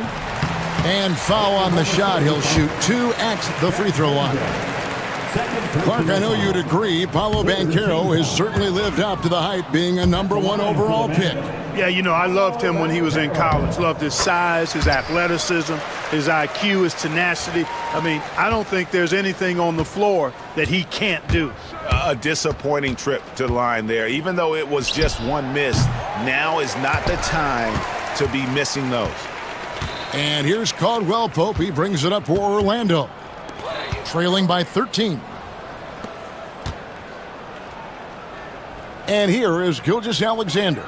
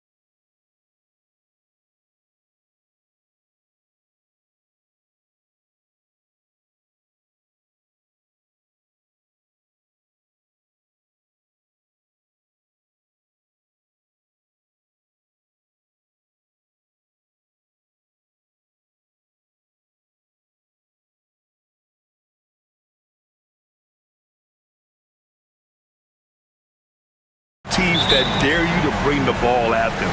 They both feast on the defensive side, so don't expect any scoring records broken in this one. Let's check out Minnesota's starting lineup. We've got Nickeil Alexander-Walker, Julius Randle out there with McDaniels. Then there's Anthony Edwards, and it's Gobert in at the center position. The shot by Holiday, no good. Edwards against Brown. Gobert with a screen on Brown. Edwards, the pass to Gobert, and stolen by Porzingis.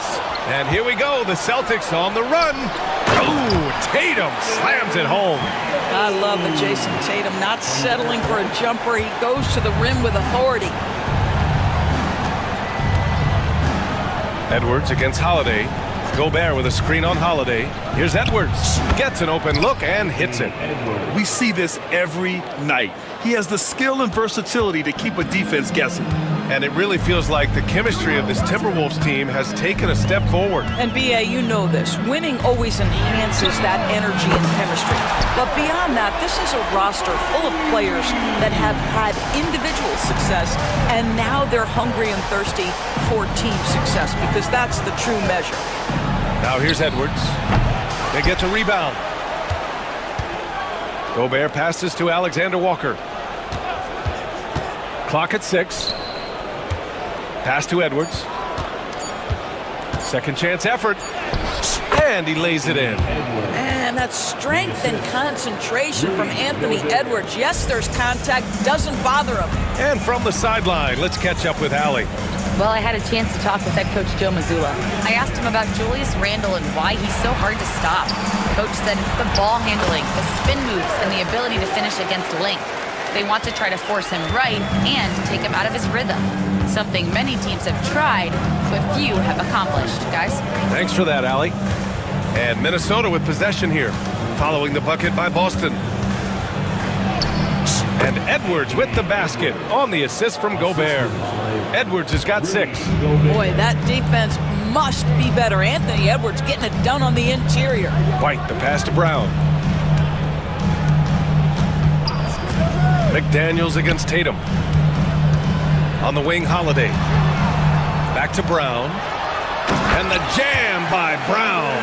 How about a little bit of daylight is all Jaylen Brown needs, up off his feet in a hurry. Down low. Here's Gobert. Oh, and Gobert powers it home. Just such a terrific dunker. Man, born to fly, that's for sure. White, the pass to Tatum. Outside Holiday. Outside White. To the paint. Oh, Tatum slams it home. That's an excellent decision. Playing in the pick and roll, just understanding where the windows are, delivers it right in the pocket. Gobert with a screen on Holiday. And Edwards slams it in. Just great offense. The screen freeing him up for the slam. Hey, without that screen, he doesn't get a clean look at the rim. Boy, that's a play you just practice time and time again, and that's the result of the work put in. Here's Brown, following the score by Minnesota. Tatum with it, and it's Gobert picking him up. Late clock, the Celtics got to hurry here, and stolen by Gobert. Fast break, Minnesota. Randle outside. Edwards against White. Edwards, the pass to Gobert. Over Tatum. Second shot opportunity, and Gobert with the lay-in. Well, this is exactly where Rudy Gobert looks to score. The more dangerous he becomes, the closer he gets to the basket. White, the pass to Brown. And here's Porzingis. White looking it over. Back to Porzingis. Pass to Brown. The 3. Edwards pulls it in. For Minnesota, they've got 6 of 8 shots to go. Gobert with a screen on Brown. Here's Edwards. Takes it inside. And Edwards slams it in. Oh, Anthony Edwards thinks this game is a dunk contest. Go ahead, young sir. What a finish. White for 3. It's rebounded by Minnesota. 17 seconds left in the opening quarter. White against Edwards. And stolen by Brown. On the wing, Holiday. From outside the arc. And it goes! He gets it! Wow! I love to see when those shots go in. What a huge... Some great action here early as we end the first quarter in a tie. We've got more in store for you right after this. And some good action in the books as we get back to a game that's been pretty close so far here. All right, guys, what do you think about the Celtics here in this one? Well, clearly they played well in the first period because of their selfless attitude. I'll tell you, that willingness to make the extra pass, that is what creates good looks. It also forces the defense to scramble. The core of this team, Brown and Tatum in the front court. Derek White out there with Drew Holiday. And it's Porzingis in at the 5, roaming the paint. That's the 5 to begin the second quarter for the Celtics. Here's Brown. Tatum with a screen. White for 3. Another miss. He's 2 for 4. And so Randall will bring it up for the Timberwolves. One thing you can say about Boston, Grant, they know how to put a team together. Yeah, the Celtics' consistency of winning is just impressive, both now and throughout their entire history.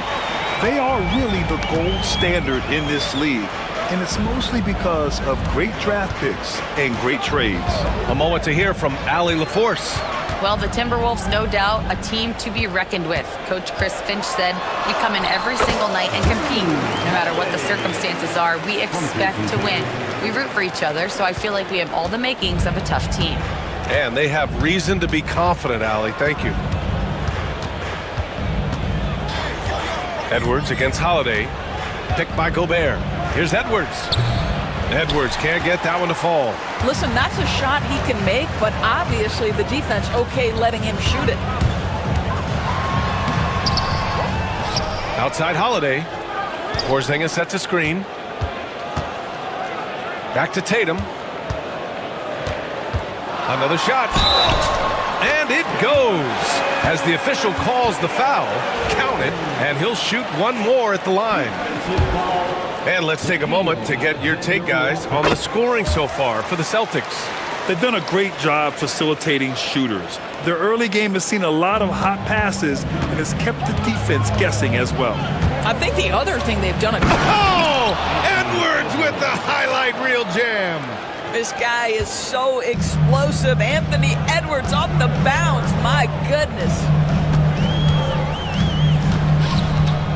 Up top, White. He's got 5. He gets it in there. Timberwolves trail by 3. Edwards with it. Inside. Oh, and Gobert powers it home. My goodness, a little athleticism, a little extra on it, Mr. Gobert. Doris, one of the most physical guards in the NBA, Anthony Edwards. If you want to talk about a prototypical NBA body, it's Anthony. And here comes the coach's challenge. He disagrees with the foul. He does not hesitate to ask for a second look.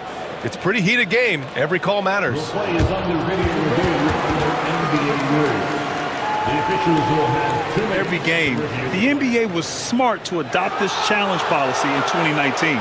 You know, one thing this does for a coach is let his players know he's got their back. If they're adamant that the call was wrong, he'll back them up and make the refs take another look. So they see clear evidence of a bad call, and they're going to overturn it. Probably the right decision.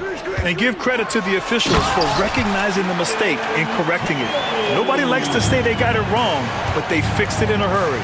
How about that? The quick feet, quick thinking makes the play an easy one in screen and roll action for Jason Tatum. And Edwards slams it in. The reverse slam, that was sweet. Ah, the finesse on full display. Brown, a screen on Edwards. White with it. He's picked up by Edwards. 2 minutes remaining. Outside, Brown. They kick it out to Porzingis. 5 to shoot. Back to Brown. And he goes right over Rudy Gobert. Slams it down. We've got to get this guy in the dunk contest. Jaylen Brown taking flight with that insane athleticism. Gobert with a screen on Holiday. Here's Edwards. Here's Gobert. Inside. Gobert puts it in. And once more this half, they find a way to get great position inside. The Celtics with the lead. And the ball out of bounds. Last touch by Edwards. And they barely get to retain possession. Many times, that's a turnover. And Joe Mazzulla calls timeout here. A moment to rest and confer on the game plan. Jack Harlow taking a break from churning out hits to support the Celtics tonight. Yeah, and I know he likes what he's seeing. Jack became a fan when Kevin Garnett first got to Boston, and his love for the Celtics has only grown since. White, the pass to Brown. A minute 9 left in the second quarter. Tatum from long range. Good. And Brown gets the assist. Tatum's got 8 points here in the quarter. Edwards against Holiday. Gobert with a screen on Holiday to the middle. And stolen by Porzingis. And here we go. The Celtics on the run. And here's Brown for three. It's rebounded by Minnesota. Gobert's got rebound number 5 here tonight. Gobert with a screen on Holiday. Edwards for three. Porzingis grabs the board. Celtics lead by 4. 8-second difference between the shot clock and game clock. White. Brown finds White. Back to Brown. Oh, look out! JB throwing it down. Slams it down with 2 hands. Man, they're really getting aggressive now. They kick it out to Porzingis. Ooh, Gobert with a steal. Here's Edwards. Oh, it's blocked by Porzingis. The shot won't fall. And so we wrap up the first half. Celtics out in front. They're up by 6. And we'll be right back after halftime for the start of the third quarter. See you in just a bit.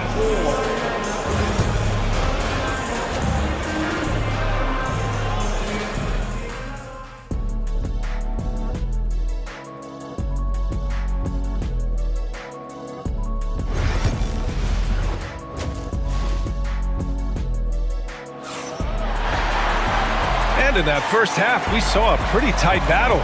We'll soon find out what sort of adjustments were discussed during halftime. And you know, Anthony Edwards has been really making it happen, guys.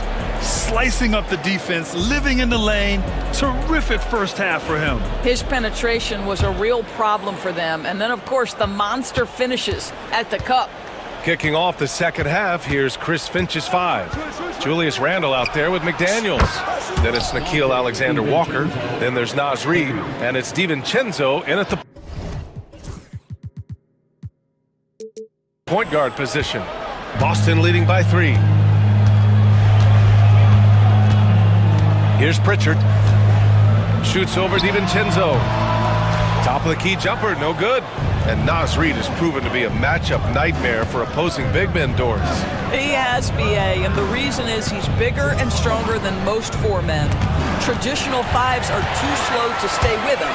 He can space you out to the three-point line, or he can punish you on the inside. Naz has got big-time game. Here's Randle going inside, and it's Randle with the jam. We know that Julius Randle loves to put it on the deck. Off the dribble drive, boy, he can be tough to deal with. Pass to Craig, puts up a 3. Pure from three-point range. Craig's got his first bucket of the game, and he's on the board for 3. Timberwolves trail by 4. Outside, DiVincenzo. Tried to come right back with a 3 of his own, but it's no good. Outside Craig. Oh, sweet move. And the layup is good. Craig's got 5. Assertive move. You can tell the game's heating up a bit. Reid, a screen on Holiday. DiVincenzo driving. And the shot's good. Great timing and coordination. Lays it in coming off that pick. Here's Pritchard. DiVincenzo covering. Pritchard, the pass to Brown. Back to Pritchard. Craig on the wing. 6 on the shot clock. Pass to Horford. Nice D from Reed. Timberwolves trail by 4. Outside for Randall. Takes a 3. Sinks the tray. Randall's got 5 points now this quarter. Well, you cannot sleep on Julius Randle. Catch and shoot jumper. Okay, Julius, we see you. Holiday from long range. Reed with the rebound. He is too good a shooter, guys, to be left open like that. The defense just dodged a bullet there. Randall, the pass to Alexander Walker. Well, Grant, as you always say, in the playoffs, you need a player who can score in isolation. That's true, BA. And in a 7-game series, defenses disrupt your set offense. If your stars can go mano-a-mano and create something out of nothing, that's often the best you can get. The shot by Holiday, no good. He is just so deadly from out there. You expect that to fall. Up top, Randall. Defended by Craig. McDaniels, a screen on Craig. McDaniels inside. Banked it in off the glass. And now a 3-point Minnesota lead. Well, this is the all-around game of Julius Randle, right? We think that he can score it, board it, but how about that pass? Holiday finds Brown. Looking to end the run. Over to the left wing. Craig with a screen on DiVincenzo. Again, the miss by Boston. The Timberwolves lead by 3. Boy, the offense has been on point. They have great timing and great communication. So hard to get stops against them. Well, the analytics would say take either that shot or something from downtown. Doris, you look at the tools McDaniels has on defense. He can be special. He can. There's incredible length, the reach, the strength. McDaniels very much able to be a shutdown defender against the best offensive players in the game. And Joe Mazzulla has called timeout. He wants a few moments to regroup with his players.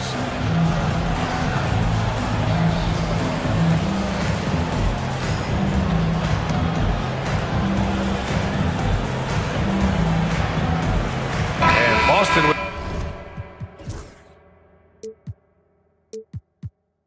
some changes. Porzingis has checked in for Horford. Tatum comes in for Jaylen Brown.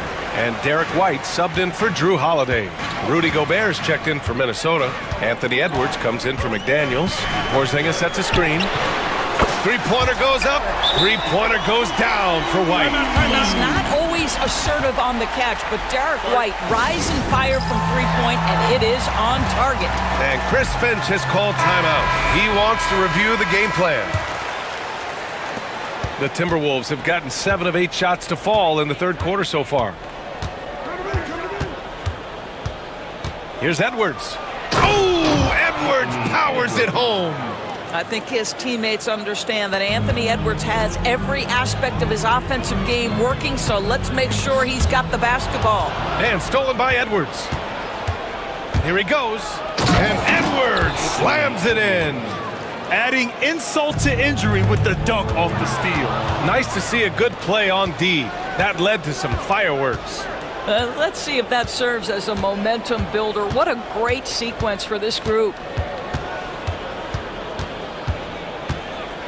And Chris Finch calls timeout here. He's going to talk it over with his guys. Adjustments are a part of every game, in every quarter of a game. I think Coach sees something here. Well, this is a chess match. Looking ahead a few moves and trying to execute toward that.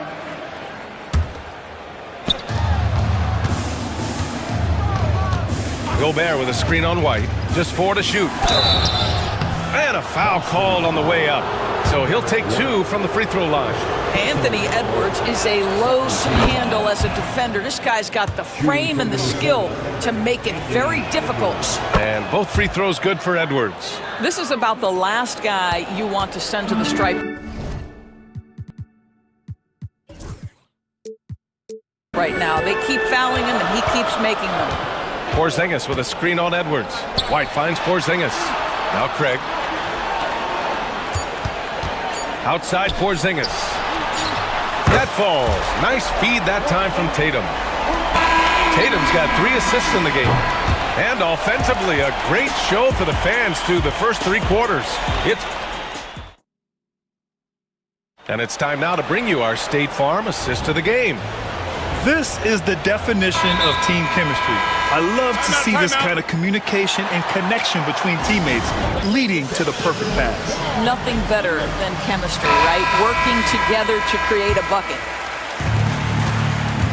And with these teams locked in a very close contest, this 4th quarter promises to be a good one. All right, let's get a report from Allie. I was able to listen in on what Chris Finch was going over with his team. Coach cautioned his team against feeling comfortable. He said the moment we take our foot off the gas, they're back in it. Let's push through the finish line. Brian? Thank you for that, Allie. The 2 J's, Brown at the 3 and Tatum at the 4. Drew Holiday out there with Derek White. And it's Porzingis in at the pivot spot, manning the middle. And they want a second opinion on that call. Slow the action down. But with so many close calls in every game, the NBA was smart to adopt this challenge policy in 2019. You know, one thing this does for a coach is let his players know he's got their back. If they're adamant that the call was wrong, he'll back them up and make the refs take another look. So they see clear evidence of a bad call, and they're going to overturn it. Probably the right decision. And give credit to the officials for recognizing the mistake and correcting it. Nobody likes to say they got it wrong, but they fixed it in a hurry. And out of bounds, Boston will have it.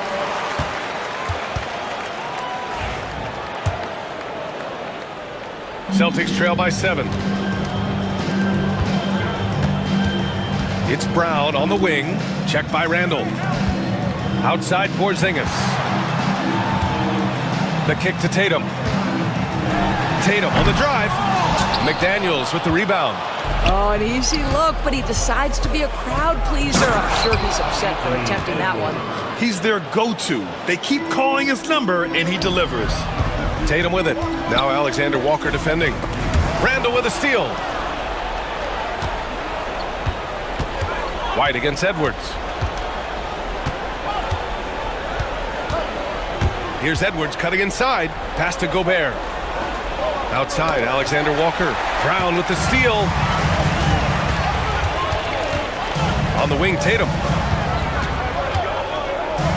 And then Tatum slams it in. Oh, my goodness. Jason Tatum, you've got to be kidding me. How pretty was that? Gobert with a screen on Holiday. Here's Edwards. Goes back up. Here's Gobert. Edwards against Holiday. 6 to shoot. Edwards can't hit. Celtics trail by 7. Outside White. Porzingis sets a screen. Jacks up a 3. Good. That's his 5th bucket in 9 attempts. And that was the right decision. When you're in need of a bucket, you go to your most trusted guys. Well, you've got to earn trust and equity by making shots. Nice delivery there. Gobert. Oh, and Gobert powers it home. That is right in Gobert's window. Make it easy. White, the pass to Tatum. It's Brown on the wing. Tatum, a screen on Randall. The kick to Tatum. Back to Brown. Porzingis with a screen on Edwards. Here's White. Oh, White with the soft touch on the floater. Soft touch by Derek White. The floater, not an easy shot, but he puts that one on target. We've got 1:55 left in the game. And Edwards slams it in. You can feel the temperature rising in this arena. Both teams pouring it on offensively. There's been a bit of a flurry here late, and this game may come down to which side gets a stop or two. Outside for Randall. 1:36 left in the 4th. On the wing, Alexander Walker. Randall, a screen on White. Outside McDaniels. The Timberwolves need to get off a shot here, and they force the shot clock violation. Great B.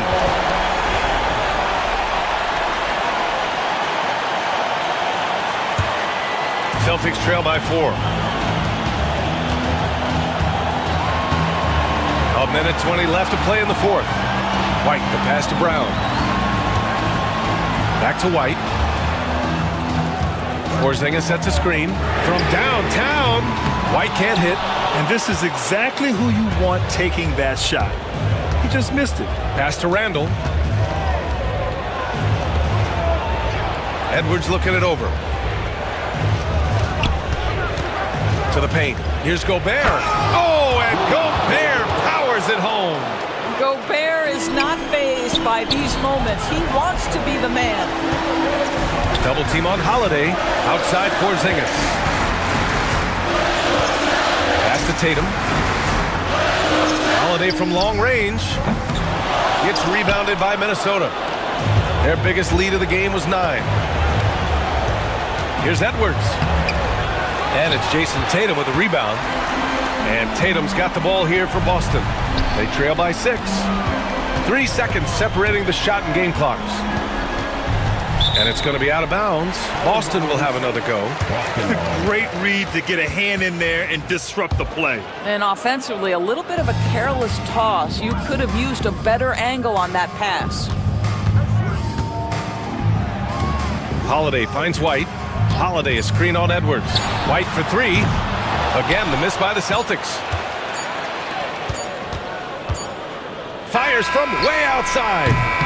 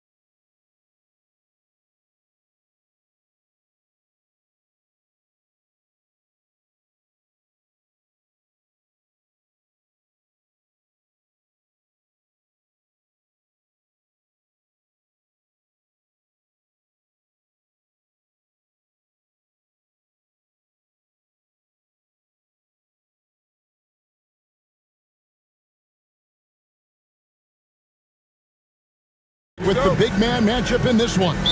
Yeah, I love to see skilled bigs dueling down low. Kind of a throwback in some ways, but there's still plenty of physicality in the modern game. A look at the Magic starting group. In the backcourt form, it'll be Suggs and Caldwell Pope. Isaac in the front court along with Wagner. And it's Banchero in at the center position. Well, Simons, if we got a replay of that, you could see his eyes just get huge there. He had a great chance to finish that one off. Caldwell Pope passes to Wagner. Back to Caldwell Pope. Shoots over Avdia. That shot by Caldwell Pope, no good. His touch from mid-range, that's almost always good. That won't shake his confidence. Thibault, the pass to Ayton. Rebound by the Magic. Here's Banchero. Sinks that one from the post. Oh, the defense puts contact on Banchero inside, but he just bullies right through it. GA, when you look at the development of Franz Wagner, what now is the next step for him? Kevin, for me, it's the three-point shooting, specifically becoming more efficient out there. And I also think he's going to have to become a better passer, ball mover. I got total confidence he'll get there because the rest of his game is complete. For the finish, and Ayton throws it down. You can see Ayton does a good job of just picking a line and running the court that time. Ayton's gone 2 of 3 from the field. Suggs looking around. Pass to Wagner. Drains the 19-footer. Yeah, here's a list of things I don't want to do, and right at the top is guard that guy. Ball's knocked loose. Suggs with the steal. And Suggs throws it down. Get up, Jalen Suggs. This guy also a terrific football player in high school. Ayton kicks to Thibault. Back to Ayton. Ayton sets the pick for Avdia. And he gets the whistle. 2 free throws. And yep, we thought we might see it. And the coach's challenge has been triggered on the personal foul call. At the line for your Trailblazers, Denny Avdia. The play will be reviewed under so fast that it's really tough to catch everything in real time. The wonders of technology. We've seen replay reviews so effectively, and involving the coaches by being able now to challenge like this is something a lot of people have been hoping for. And so the word is in. They've decided that the call stands as it was made on the floor. And you know, even if a coach still feels this wasn't the right call, you got to acknowledge the effort being put in to reviewing it. We're double checking, and the game continues on.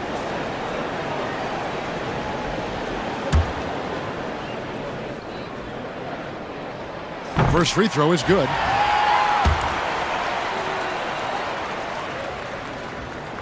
All free throws good from Avdia. Hey, Brent, what's one area where we really see these Portland Trailblazers excel? Well, they're great on the offensive glass. They have presence on the inside. They have a ton of focus on just collecting rebounds. So great at retrieving those misses. Now, here's Banchero. Here's Suggs. That shot off the mark. And Simons has got the ball here for Portland. Lets it fly from 18. And that's good for 2. And Simons doing a good job operating and getting to his spot in the mid-range. The Magic trail by 4. We're about 3 minutes into this first quarter. And it's Suggs missing. That's not the type of opportunity he fails to convert very often. Simons kicks to Thibault. Here's Avdia. And he makes good on the layup. Just setting the tone with an aggressive move to the rack. And where's the help defensively? Yeah, APB sent out to try to find out where the defense is. Inexcusable. Yeah, that's a tough one. An experienced player in the pro game shouldn't be making that pass. Portland leading by 6. And their offense is really clicking right now. Playing with a lot of energy and really taking it to the defense. Pass to Kamare. It's good. He makes his first shot of the game. And they've done well at taking advantage of some late defensive rotations and getting the ball in the paint. Caldwell Pope feeling it out a bit. Accurate with the jumper from the elbow. I like when Caldwell Pope gets on a roll with his offense. He knows when to take the shot. Ayton a screen on Suggs. Pass to Ayton. 50 seconds left to play in the first quarter. And Ayton throws it down. Does it feel good as a big man like Ayton to throw it down? You bet it does. Banchero outside. Caldwell Pope outside. Shoots it.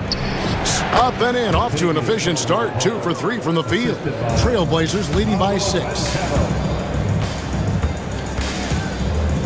Simons with the ball. And there's the drive. Suggs with the steal. 4-on-3 break. Just 1 second between the shot clock and game clock. Isaac passes to Banchero. Inside and stolen by Ayton.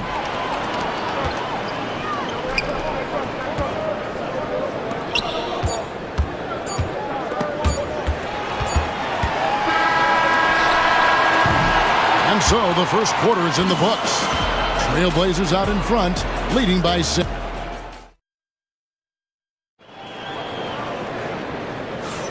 And thanks again for tuning in. If you're just joining us, we've played through 1 quarter of action so far.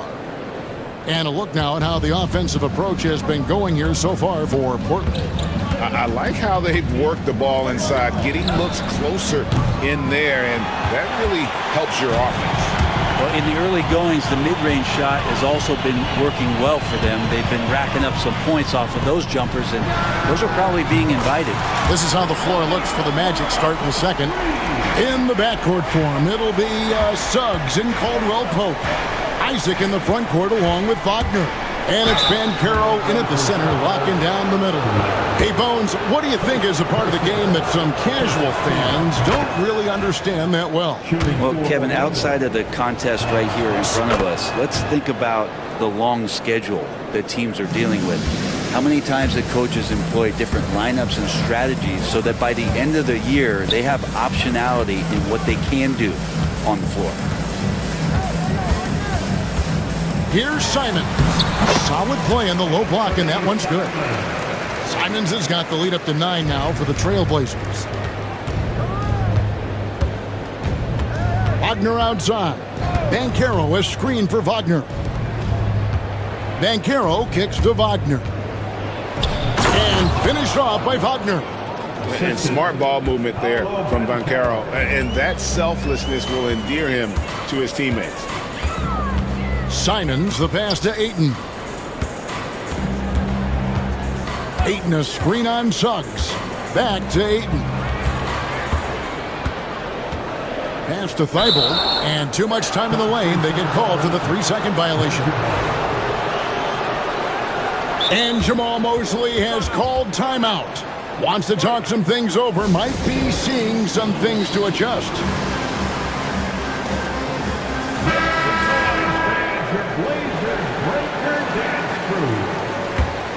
The Magic trail by 7. Banchero, a screen for Suggs. Banchero against Ayton. Wagner, a screen on Ayton. Here's Banchero. And the call on the shot that sends him to the line.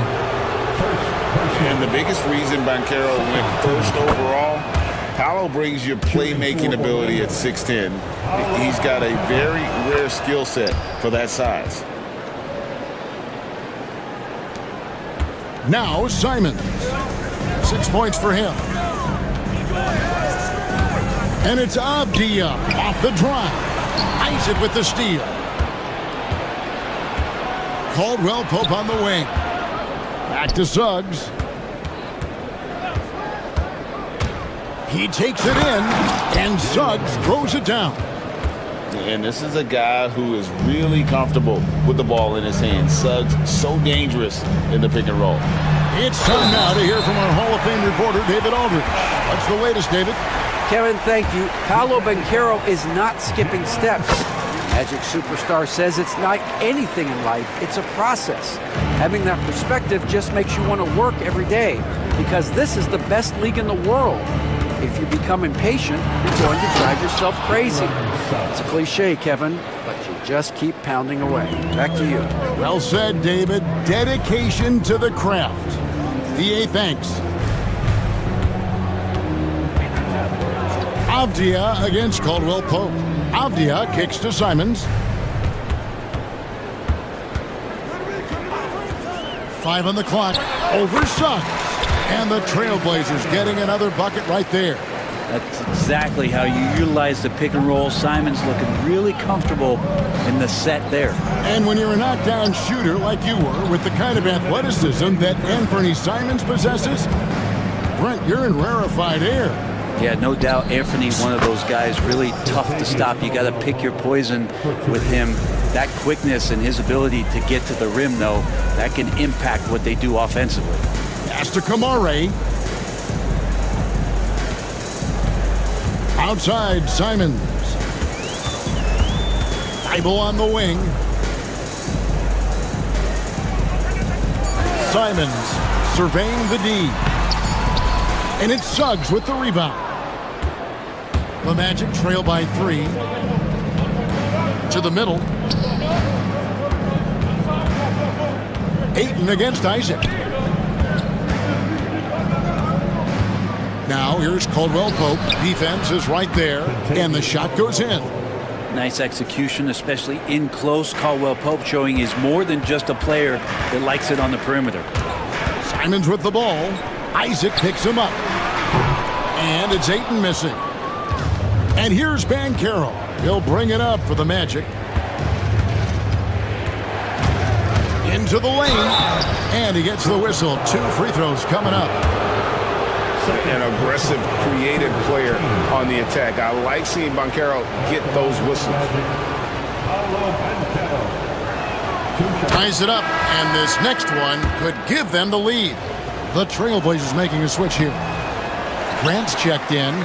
Listen, there's no doubt he feels like they should have the lead, but that miss will keep it all tied up. Grant, one of those big guys that gets up off the ground like a guard. Love to see him throw it down. And we've got a timeout called by Jamal Mosley. He wants to check in with his team and regroup.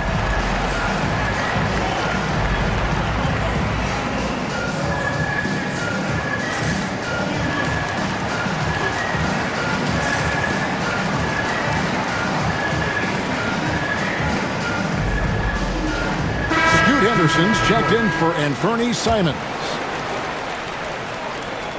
40 seconds left here in the second. Here's Wagner. Rebound by the Trailblazers. Ayton's got his 5th rebound in this one. Outside, Avdia. To the inside. And Ayton throws it down. Oh, an aggressive move and fantastic finish. Trying to send a message with that slam, I think. Here he goes. And it's good for 2. Black's got his first points of the game. All the way to the bucket. No resistance. Just swipe the candy from him.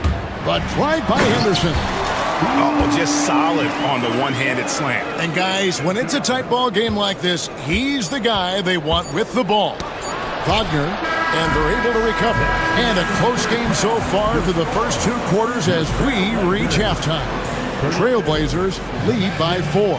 And we'll be back for the second half following the break. Keep it right here on 2K Sports. Get ready for the fan half-court shot.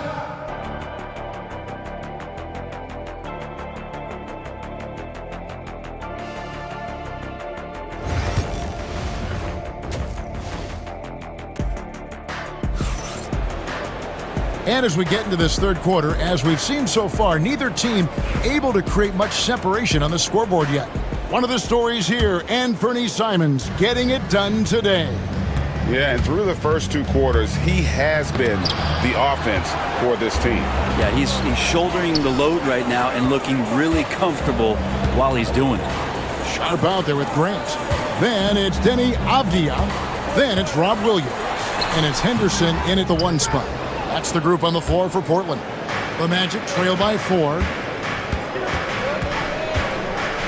Wagner with a screen for Caldwell Pope. It's Black in the corner. Back to Caldwell Pope. Down to 5 on the shot clock. Deep 2 from Wagner. Played in with a nice touch.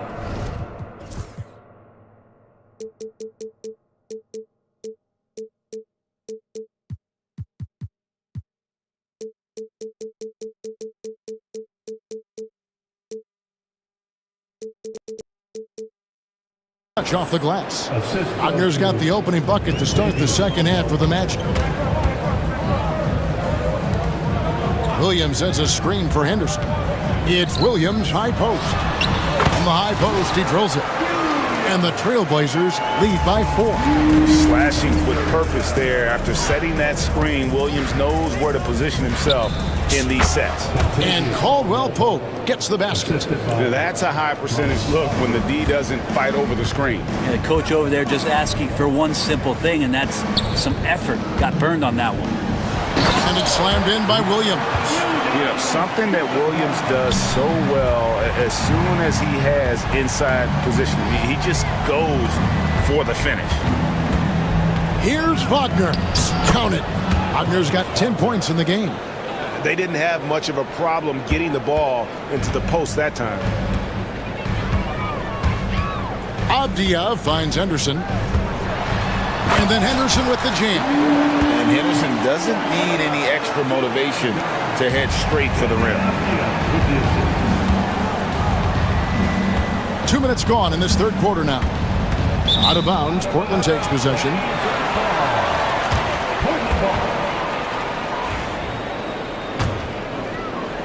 And it's the Trailblazers with the ball. Their biggest lead of the game was 9. Williams sends a screen for Henderson.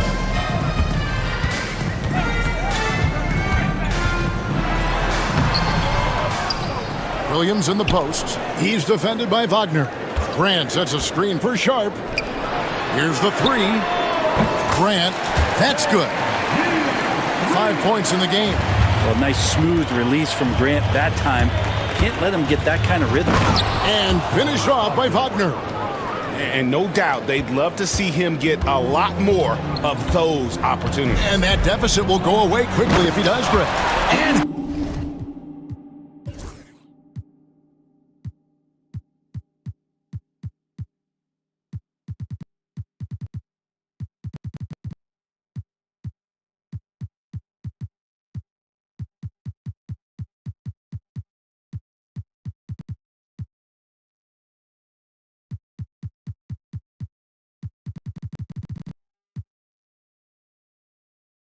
Henderson throws it down hard. He's going to put that one in his scrapbook. Insane dunk. And now they're starting to rub it in. Build up a lead, and here we go, baby. It is showtime.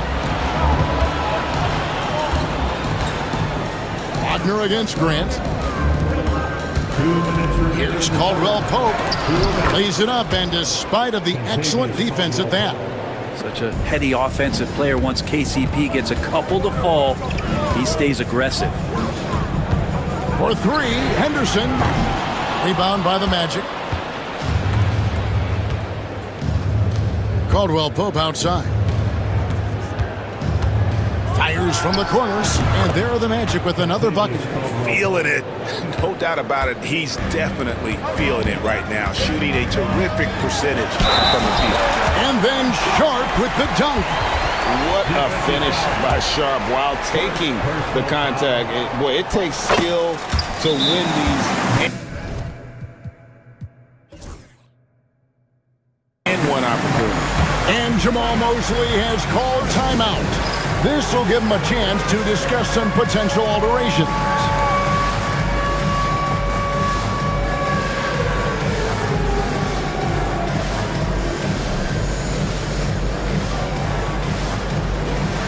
So for the Trailblazers, Ayton, he's checked in for Williams.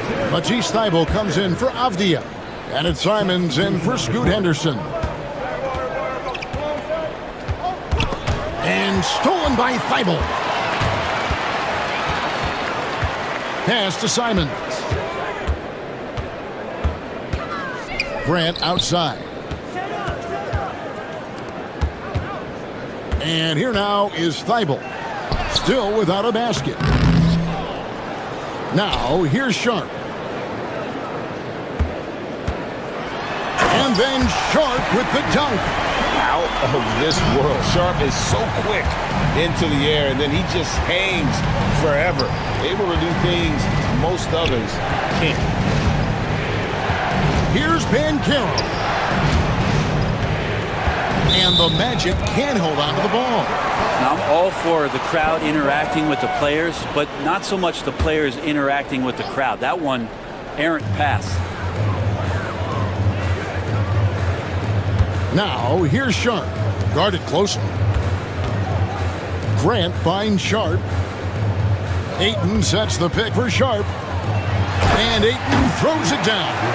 And the coaching staff has to like that as he picks apart the defense there in the pick and roll play. Here's Banchero.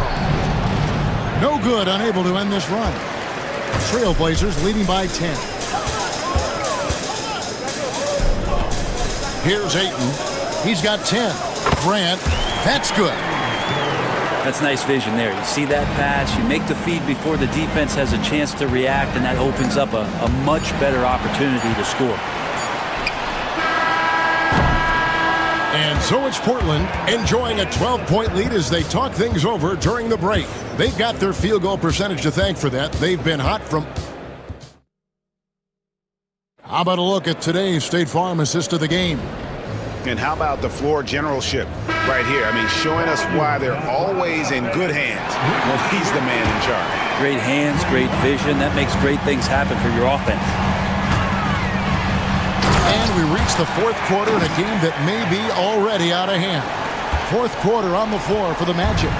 They've got Jonathan Isaac. Banchero up there with Suggs. And it's De Silva in at the 4 spot. Now, here's Suggs. Here's Banchero. Rebounded by DeAndre Ayton. Ayton's got rebound number 7 for him tonight. Houston with the rebound. Tried to show off just a little bit there, but ultimately didn't work out. You know, he's going to get a few stares from his coaching staff and probably his teammates in the next huddle. Here's Ayton. Isaac with some nice D. The Magic trail by 14. Here's Suggs. It's hauled in by Thybulle. About a minute played here in the fourth quarter. That's a 2 from Simons. And some very quick points for him on that possession. And Simons right now just assertive and confident in his offensive game. Pass to Suggs. Uncovered. That one good for 2. First minute and a half of basketball played here in the fourth quarter. Sharp on the wing. Grant sets a screen for Sharp. Goes up on the high post. It's hauled in by the Magic. Suggs with the ball. No good on the 3. Thybulle on the wing. Pass to Ayton. Good ball movement here by the Trailblazers. On the wing, and he gets the friendly spin, and that one drops. Simons has got 6 here in this quarter. And I'm going to watch the coaching staff.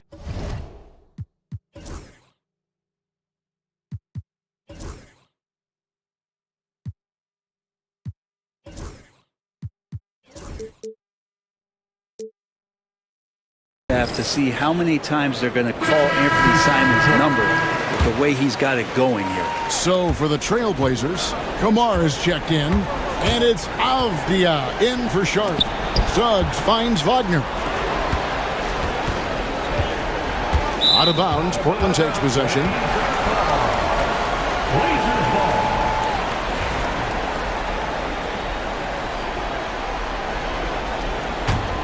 Trailblazers leading by 16. Outside, Simons. We're in the fourth quarter here, just under 2.5 minutes gone. In the paint, Simons really has to go up against it. Credit to him for sticking with that play and seeing some daylight in there. What do you guys think so far about the offensive approach for the Blazers? Credit them for not settling. I mean, they've been in attack mode off the dribble all game long, and thus far, it's paying off. And you want to talk about ball distribution. They've been dominating that aspect of the game. I think there's a bunch of bankers out there. They're dropping dime after dime. And I was sure that was money on that one, but everyone is afforded an easy miss or two. Yeah, that happens. Important thing is for players, just don't beat yourself up and make a miss like that cost you another play.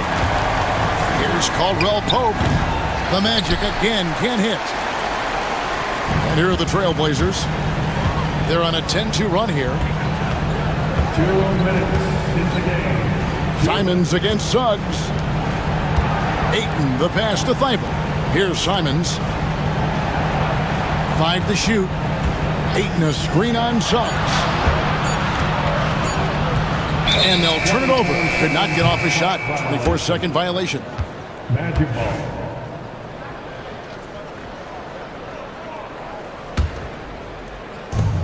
And there's a minute 45 left in the fourth quarter of this one. Takes it inside. And Suggs throws it down. I tell you what a good thing that he showed up today, because without him, this thing would already be over. And it's Avdia off the drive. And he gets the bucket. And Matador defense, that's one of the easiest shots he is ever going to see. Yeah, feels like Christmas right now, just gift wrapping points. And this is going to end in a lopsided victory. I love the tenacity and aggressiveness, as well as the ability to close. You really got to give it up here for Portland. Two great rebounding teams. And these guys worked just a little bit harder tonight, and that was the edge they needed. And you know, looking back at all the contributions tonight, it was a really phenomenal all-around game for Anthony Simons.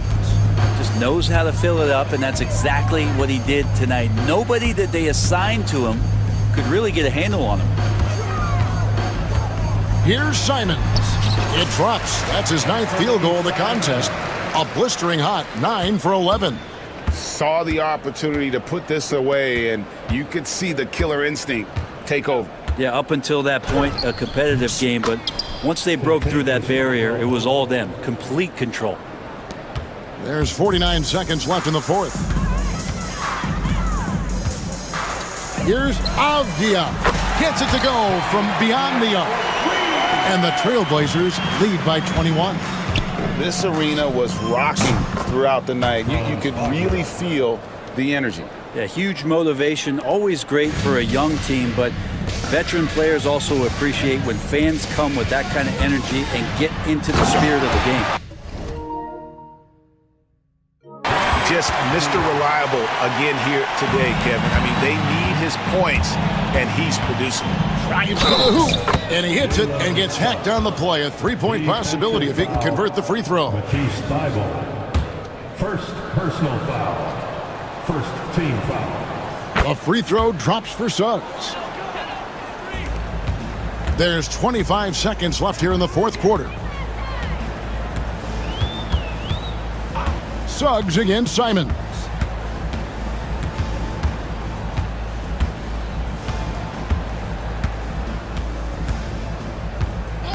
Just 5 on the clock. Goes back up. And foul on the shot. He'll shoot 2 at the free throw line. It's on Paolo Banchero. Now a timeout called by Orlando. They're behind by 17. And now let's present our New Balance player of the game, Anthony Simons. And in terms of his shooting, this has been one of the more accurate performances you'll ever see. I mean, he's been in constant motion, creating a lot of good looks for himself. But still, even when you're wide open, you expect to miss some of the time. That has not been the case here tonight. This guy has made everything. This is as good a game as we've seen him play. And this crowd can't get enough of it when he explodes like...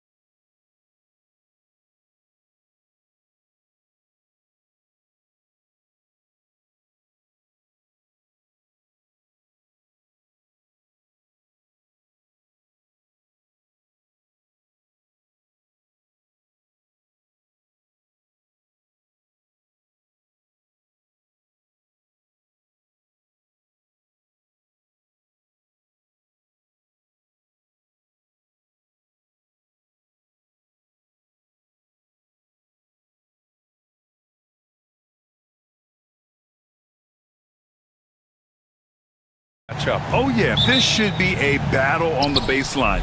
Great to watch skilled bigs trade blows and show off what they can do down low. And let's take a look at Boston's starting lineup. Tatum is the 4 with Porzingis at center. Drew Holiday out there with Derek White. And it's Brown in at the 3. The unique perspective of a big. Porzingis has great awareness and the ability to easily find the open man. Gilgeous-Alexander attacking. And slam dunk by Gilgeous-Alexander. What a finish. I mean, he just took over himself. What a show of power right there from the point guard. Man, sweet. A point guard getting up like that? Boy, that is special. Now here's Gilgeous-Alexander. Let's go with a 3. Can't get a second shot to fall. Now 1 of 2. And let's send it over to Allie LaForce. I had a chance to catch up with Mark Dagnall. I asked him, what makes Kristaps Porzingis such a great player? He said, look at him. He's over 7 feet. He's just a huge guy. Kristaps has serious skill on offense, and defensively, that size can really be a factor. He's a two-way problem. It'll be interesting to see how they play him tonight. Good job there, Allie. Thanks. Here's Williams. The Celtics making their last shot. Caruso finds Gilgeous-Alexander. Clock at 6. The 3 is up. And it falls. 2 for 3 from the field so far. Outside, inside, in between, it doesn't matter. SGA is lethal. And when Porzingis can be a third option on a team, he is deadly and efficient, RJ. We've always seen Porzingis as the guy or as a second option. But when he has elite teammates around him, he really flourishes. He just rises up and throws it down hard with one hand. That is such a go-to move for him. He holds nothing back on those. Now here's Gilgeous-Alexander. He's got 5. Basket's good. And such a clever player in pick and rolls, Gilgeous-Alexander is unpredictable and understands how to attack defenses. Oh, Tatum slams it home. Oh, just an artful little reverse slam. Power and style. That was sweet. Gilgeous-Alexander passes to Dort. Back to Gilgeous-Alexander. Holmgren with a screen on Holiday. Down low. And the big finish by Holmgren. And you know, as a roller, Holmgren shows great hands, and he makes nice adjustments moving downhill. And it's Porzingis off the drive. Ooh, and they immediately answer back with a dunk on the other end. These teams just feeling each other out. Yeah, I love the spirit out there. Already 6 lead exchanges. Holmgren, the pass to Gilgeous-Alexander. The 15-footer. The rebound by Jason Tatum. And he's very confident from that range, but you can't make him all. On the wing, Tatum. Gilgeous-Alexander with a steal. 2-on-1 as they jump out on the break. Williams from long range. On target from range. A shot that Williams continues to work on.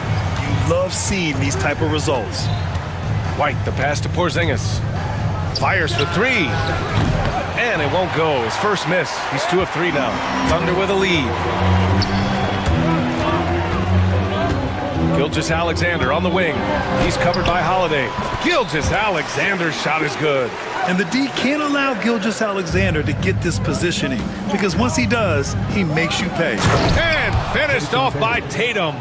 A bit undersized, his hops make him a legit small ball 4. And when you talk about the Boston Celtics last year, they were historically good, Richard. Yeah, they had the 4th best net rating ever in the history of the game. That's Magic Johnson, Larry Bird, the MJ Bulls, shattered the NBA record for offensive rating at 123.1.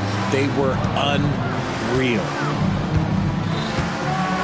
Oh, Tatum slams it home. Tatum reminding the defense, like, yo, you cannot stop him. Williams with the screen. From deep, Gilgeous-Alexander. And Gilgeous-Alexander missing. White against Dort. White, the pass to Porzingis. Boy, that foul looked intentional. Not exactly what you'd expect here. Yeah, I know. It just doesn't make sense, given the situation. You don't want to stop the clock right there. I'm not quite sure what he was thinking. Now here's White. Tatum, a screen on Dort. White, the pass to Tatum. Shot clock at 6. Gilgeous-Alexander knocks it loose. read the eyes of the ball handler, and Gilgeous Alexander able to get a hand up in time. Outside, Williams. White against Gilgeous Alexander.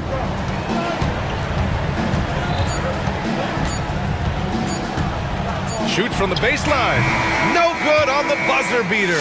It's a tie game in Oklahoma City. Let's take...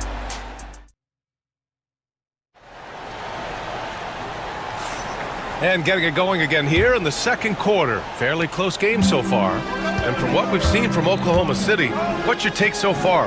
Well, it's simple. I mean, they started off strong, and they've been hot from beyond the arc since the get-go. And as long as the threes are dropping, you've got to keep launching them.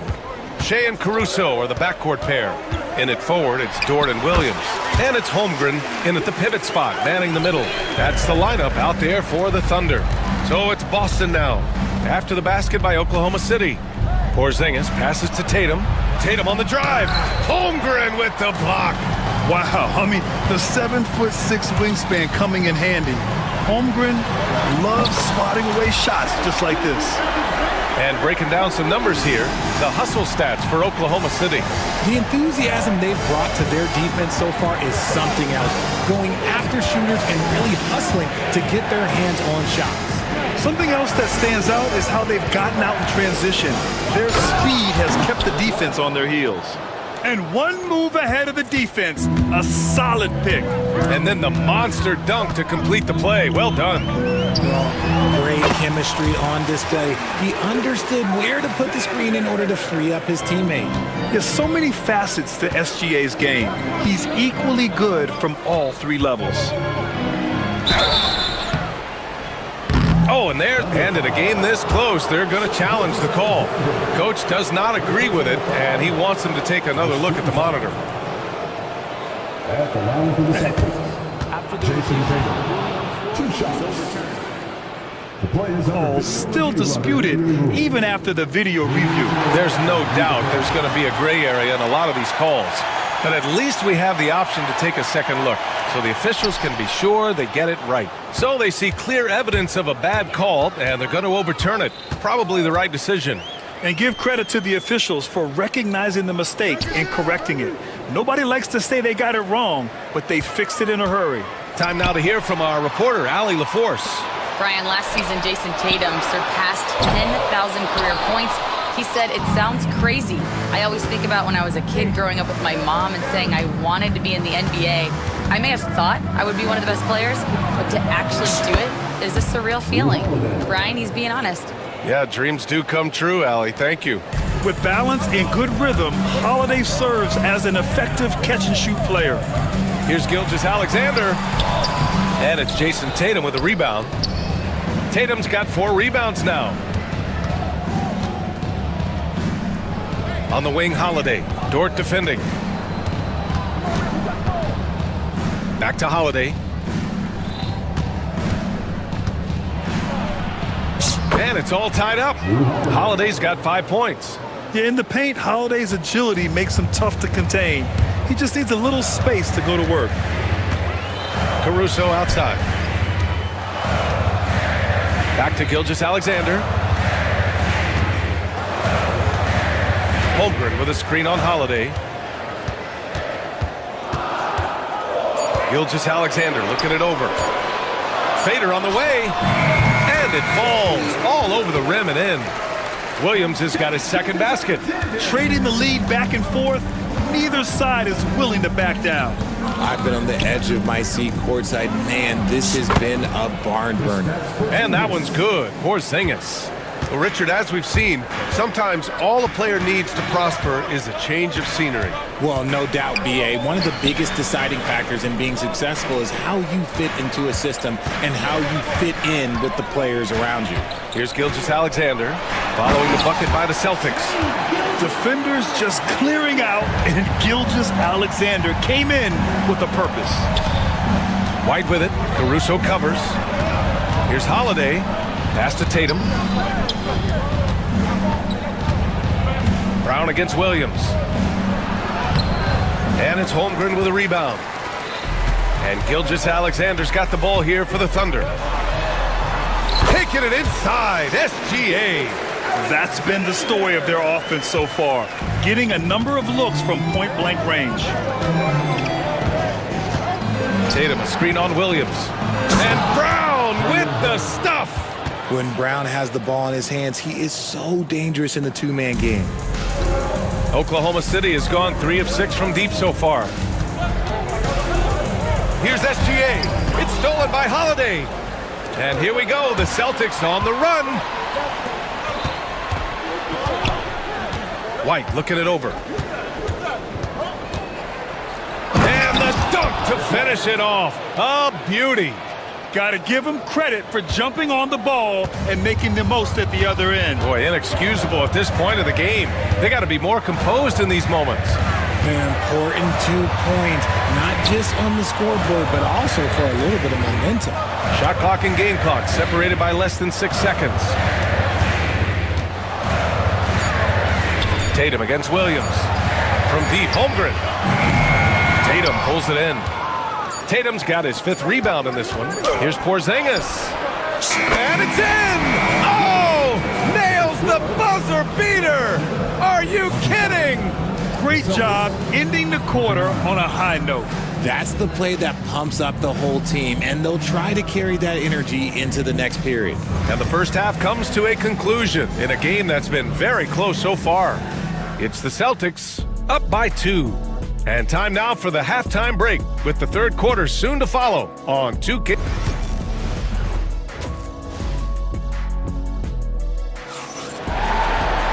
And after a fairly even first couple of quarters, this second half could turn out to be a great one, as both teams trying to gain an edge.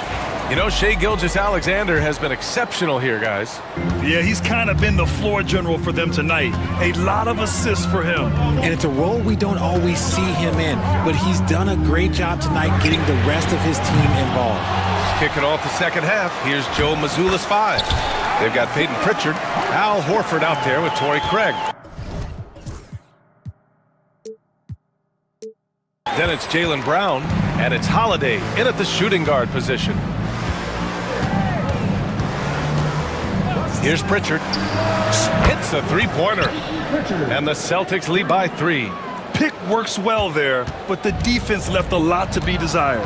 Yeah, that just comes down to a lack of effort. The defender has to do a better job fighting through the screen. Hartenstein with a screen on Brown. To the inside. And Hartenstein slams it in.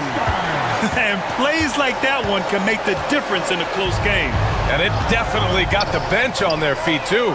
And you can feel the jolt of energy that he sent through his team. That is a huge boost in a tight game like this.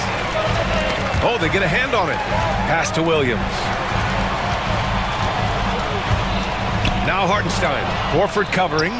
Now the Celtics on the move. Outside Craig. And there's the foul. It's on Cason Wallace. That's his first foul of the game. First team foul. Horford, right side. Screen by Horford. Shot blocked! And it goes out of bounds. Last touch by Hartenstein.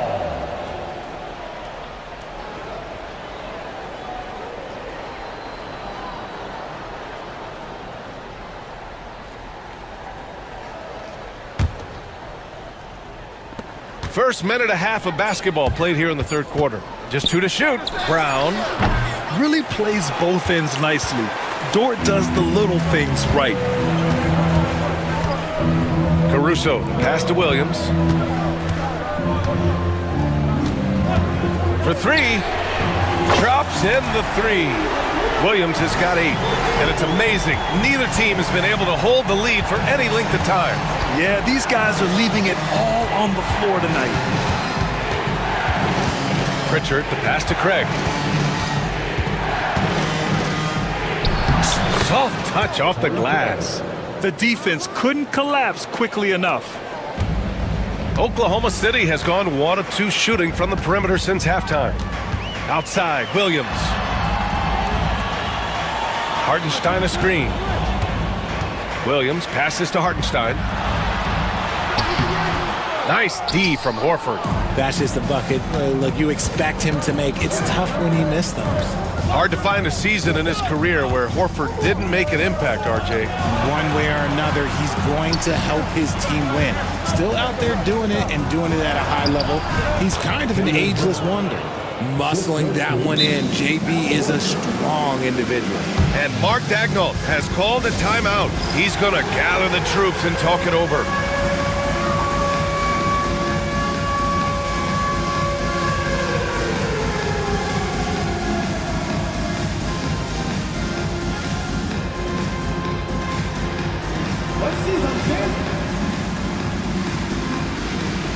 So for Oklahoma City, Chet Holmgren, he's checked in for Hartenstein. Wiggins comes in for Williams, and Gilgeous-Alexander is subbed in for Caruso. Pass to Holmgren, 4-3, that one's good. And so Gilgeous-Alexander with the assist. He's got 5. Yeah, it's just too easy for Holmgren. Man, is he fun to watch operate off the catch. And Pritchard, here we go. Oh, look out! Porzingis! And that's how you lead a team, literally. The Thunder have gone 4 of 6 from the floor in this third quarter. Holmgren with a screen on White. Pass to Holmgren. There's the 3. Boston pulls it in. Shocking that he just bricked that one. The defense got real lucky there. Here's Tatum. Out to Craig. Here's Pritchard. Watched by Wallace. Porzingis up top. Back to Pritchard.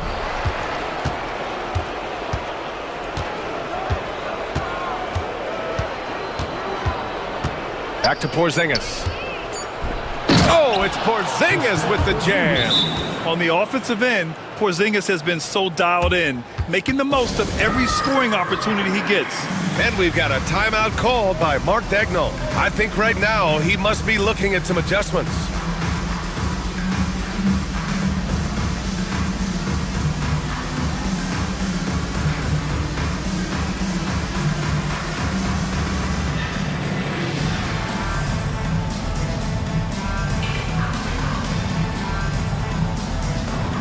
Caruso, he's checked in for Oklahoma City.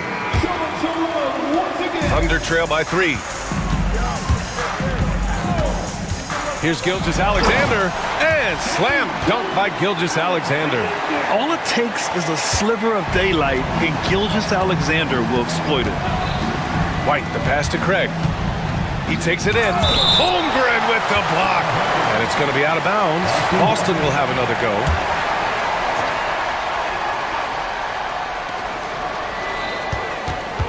Pass to Pritchard. Knocked away. Stolen by Caruso. For the finish. Oh, a huge slam. An exclamation point on that break. Strong defense followed by some smart offense. That's just good fundamentals. Back to the basics. Unleashing the one-hand flush. Boy, he makes the basics look pretty outstanding, though, huh? That's true. Holmgren with a screen on White. Gilgeous-Alexander against Porzingis. And Gilgeous-Alexander missing. And it's Tatum with the ball for the Boston Celtics. They lead by 1. To the left side wing. Outside Porzingis. Pass to Craig. They kick it out to Porzingis from the baseline. And that's not gonna go. Misses at the buzzer. We're at the end of the third quarter. 3 tense quarters behind us. 1 more to go. Thanks for being with us as we get ready for the 4th. And the Celtics shooting 61% for the game, knocking them down. Shea and Caruso are the backcourt pair. Inside, we got Williams and Holmgren, and it's Dort in at the small forward. That's the lineup for Oklahoma City. There's that leaping ability. Brown, he just gets up so easy. That's tipped. Holiday with the ball. Now guarded by Holmgren. He's all alone, and Holiday powers it home. And that's what happens when you don't take care of the ball. Hey, that makes the turnover hurt even more. We know mistakes lead to breaks. That's just textbook right there. Holiday against Gilgeous-Alexander. 6 on the shot clock.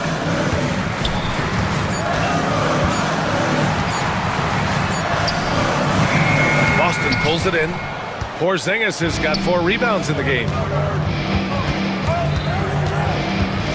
Holiday taking his time here. Pass to Porzingis. Again, Boston. So smooth off the catch. Porzingis is excellent at judging when to take quick shots. And we've got a timeout called by Mark Daigneault. He was quite emphatic, demanding the timeout, clearly wanting to address strategy with his team. And keeping us updated from the sideline, Allie LaForce. Hi, guys. Well, Mark Daigneault was just reviewing the plan with his team. He really emphasized rim protection. He said to his guys, I want us to cut down on the easy looks inside. No more of that. It's a simple ask that could have a big impact. Allie, thank you. Cutting into this lead. They're well within striking distance. A stop or two in the next minute or so, and they could even this game up. Great job to keep battling. Attacking the rim with power. Tremendous finish. Williams, a screen on Holiday. Outside Gilgeous-Alexander. And it's Shea hitting the 3. That's exactly the kind of shooting you need down the stretch to win games. Tatum, a screen on Dort. White drives in. Yep, that one goes. This has been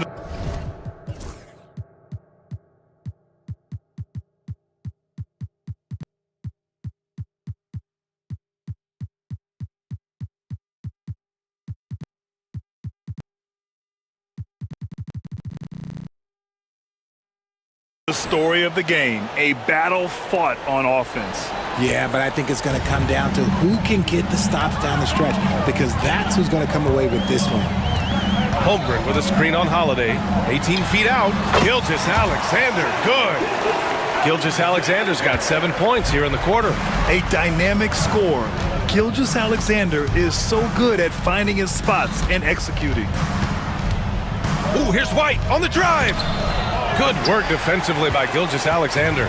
Thunder trail by 4. On the wing, Caruso.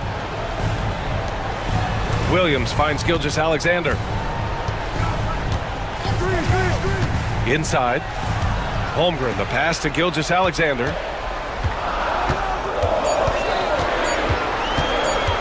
Oklahoma City's got to hurry. They got to get up a shot.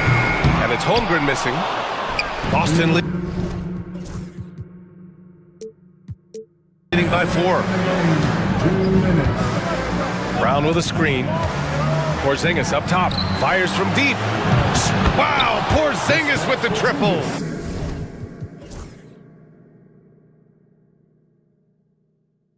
Few bigs stretch the floor like Porzingis. He can be just deadly from the arc. And Drew Holiday gets the whistle that time. That's his first foul of the game.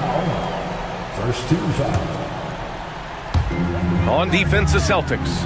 7-point game, biggest lead so far. Holmgren with a screen on Holiday. Gilgeous-Alexander passes to Holmgren. Back to Gilgeous-Alexander. The triple, Shea answering. Oh, obviously Gilgeous-Alexander has the will to win. What a relentless effort. White, the pass to Porzingis. Tatum against Gilgeous-Alexander. Brown, a screen on Gilgeous-Alexander. And finished off by Tatum. With 2 hands on the rock, he powers it through. Totally in control, protecting the ball the whole way. Down low, deflects the pass, and stolen by Holiday. And here we go, the Celtics on the run. White on the wing, the 3 is up. 3-pointer goes up, 3-pointer goes down for White. All right, guys, what do you think about the hustle stats for the Celtics?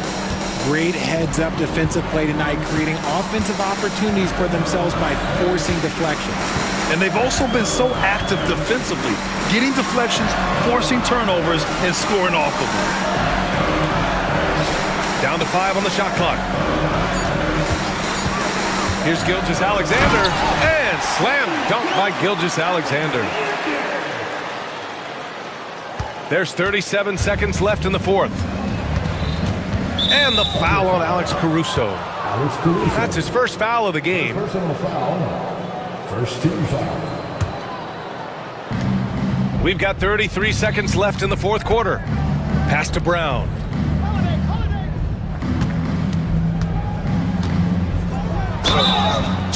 And the shot counts. He's fouled, and it's a chance for a three-point play. Second personal foul. Free throw no good for Brown. Porzingis passes to Brown. Here's Holiday, and he sinks that one, hitting the back of the rim on the way in. And the Celtics lead by 11. This is what winning is all about. Playing your best when it matters most. And let me tell you, as a team, you love to hit your stride right at the crucial moments. They put this game away in style.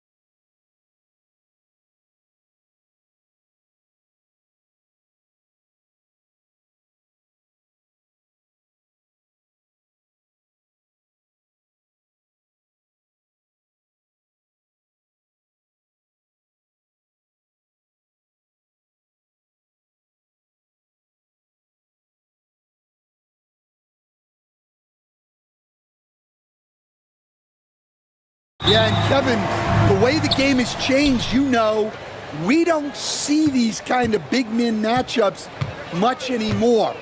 And so it's great to see one where two great big guys going at it, and you know they're going to go after each other. And Stan, you know what you're talking about. You've had the opportunity to coach some great big men. Oh, I have. I mean, I had Shaquille O'Neal, Dwight Howard, Andre Drummond. I seem to always have good centers. Let's take a look at our starters for Portland. They've got Ayton and Fernie Simons out there with Denny Avdia. Then there's Matisse Thybulle, and it's Kamare in at the 4 slot. And good luck keeping Gobert off the boards. He has a tremendous nose for the ball. Ayton in the corner. Simons surveying the D. Good on the shot. Simons has got his second basket. And this team looking to get him the ball and get him in rhythm quickly. Yeah, it's a good start for him. Let's see if they can keep getting him the ball in that area. Offensive rebound. It's good. And this is where you want Gobert to have the ball. And Simons has got the ball here for Portland. Thybulle on the wing. Back to Simons. Ayton up top. Outside, Avdia. 5 on the clock. The baseline J. Second chance shot. Avdia on the wing. Nice shot from the wing. Totally unselfish play there from Ayton. Sends the ball to someone with a wide open look. And the defense of the Timberwolves stand as good as it gets. Well, Kevin, they can compete with anyone when it comes to size, not just up front, but on the wings. They're long and athletic, but it all comes down to execution, and they get it done. Trailblazers moving the ball around. Pass to Ayton. Shooting foul as the whistle blows. He'll shoot 2 free throws. Loads of expectations come with going #1 overall, Stan. We all know that. Just ask DeAndre Ayton. Yeah, Kevin, I think he's become one of the more underrated players in this league. He was the top pick in 2018. People will always measure him against that standard. But look, he's averaged a double-double every season in the league. It's not easy to be that consistent. And sometimes Edwards makes defenses feel helpless. Tough shot there. Ayton sets the pick for Simons.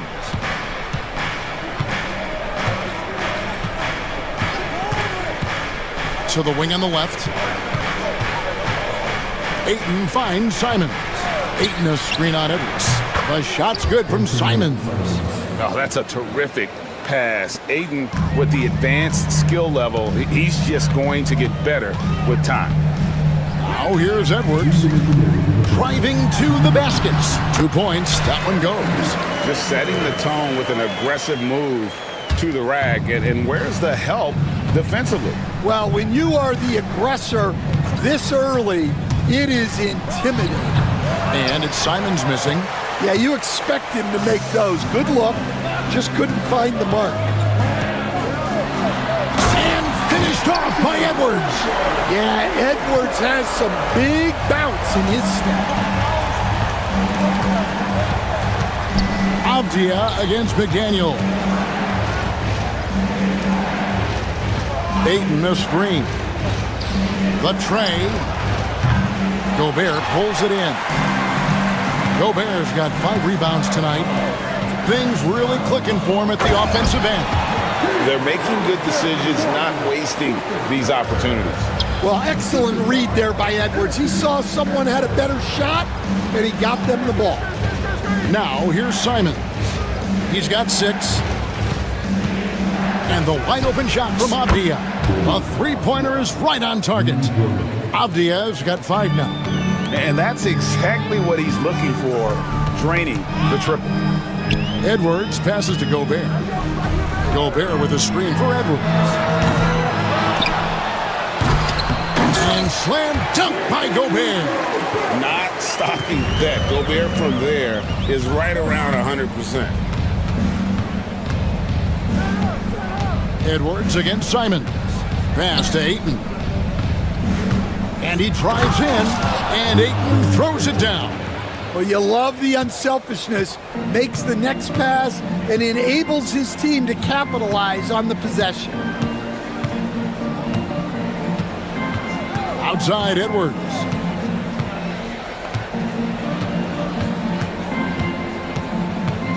The 11-footer. Here's Gobert, and slam dunk by Gobert.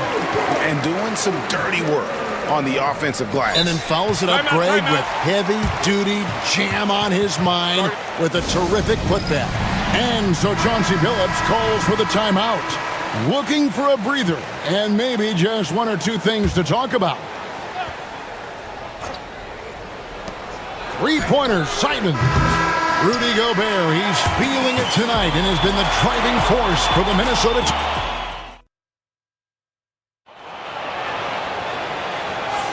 And if you're just tuning in, it's been a pretty even game through the first quarter. And before we move on, what do you guys think about what we've seen so far from the Timberwolves? Aggressive at running guys to the backboard. You could tell it was part of their game plan coming in. Yeah, we're not surprised by this. These guys work hard, and they are physical. We've got Nickeil Alexander-Walker. McDaniels is out there with Randall. Then there's Edwards. And it's Gobert in at the 5 down low. So that's the lineup for Minnesota. Now here's Edwards. Drops it in from 11 feet. Edwards got the first basket of the second quarter for Minnesota. And Greg, it didn't take long for Anthony Edwards to prove himself in the NBA. There's so much to like about his game. As outstanding as his offense is, his defense cannot be overlooked. He is a lockdown presence when he needs to be. Edwards with it. Covered by Simons. From 10 feet out. Here's Gobert. Makes it off the glass. Gobert's got 12. And man, Gobert is on a tear right now. Keep going to the hot head. Avdia, the pass to Ayton. Avdia kicks to Simons. Ayton a screen on Edwards. Pass to Ayton. Lock at 6. And Simons. That is a great finish! Oh my gosh. Oh, forget about going for the long-range bomb to cut into that lead. Just take it to the hoop, my friend. And how? Brilliant throwdown. Avdia on the wing. McDaniels defending. With the drive, the shot is good. And so is his shooting tonight. 3 for 4. Well, when you have a scorer as skilled as he is, you do everything you can to get him the looks he needs. Gobert with a screen for Edwards. To the paint, and stolen by Ayton. Stolen by McDaniels. Fast break, Minnesota. And it's in there. And the Timberwolves lead by 5. For Portland, they've gone 2 of 3 from the field here to open the second quarter. Let's check in with our reporter, David Aldridge. Kevin, Rudy Gobert has tied for the most Defensive Player of the Year awards all time, but he's challenging himself to do more offensively. He said it's all about just being okay with missing or making mistakes, freeing my mind and doing the things that I work on to get out of this shell that I was being put in. Kevin, back to you. All right, David Aldridge, we thank you for that report. Now, here's Avdia. He's got 7, 4 on the shot clock. Here's Simons. Portland again missing. And here's Edwards. He'll bring it up for the Minnesota Timberwolves. Will stand after 11 seasons with this Blazer organization. Damian Lillard traded away in 2023. What a run he had for Portland. Incredible, Kevin. Not only in terms of his scoring and his individual honors, but the success he brought to the team. While they didn't get over the top and get to the finals, they were a consistent winner. If you were a fan in Portland, you had a good team to come and watch for all of those years. Here is Edwards. Portland knocking down that triple moments ago. Here's Gobert, and again it's Minnesota converting. And all of that size rolling there after that screen. Gobert moves now with such confidence when in the pick and roll. Ayton finds Thibault. Back to Ayton. Portland moving the ball around.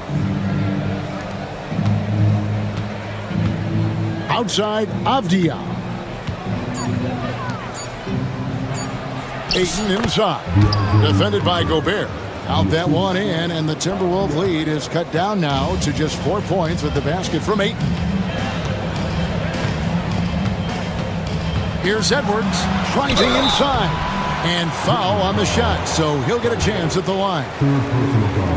And despite his young age, Coach Van Gundy, Anthony Edwards' leadership qualities growing day by day. Yeah, Kevin, and a lot of it's because he is great at both ends of the court. Confident, charismatic, upbeat. He's learning that delicate balance between taking over a game and bringing his teammates along for the ride. And the Trailblazers making a change here. Williams is checked in. Simons, the pass to Williams. Simons against Edwards. And it's Simons missing. They have a chance to go 2 for 1 here. But let's see how they play the clock. Outside Edwards. Gobert with a screen for Edwards. Pass to Gobert. And slam dunk by Gobert. And I like that. Edwards comes off the pick, keeps his options open, and then just makes the right read. On the wing, Williams. Here's Kamara. From outside, off the mark. Gotta run the clock and wait for the last shot. Yeah, unless it's a gimme, there's no reason to put up an early shot here. Gobert with a screen on Avdia. Williams with the block. And we've got a timeout called by Chauncey Billups. He wants a minute here to get things straightened out with his team.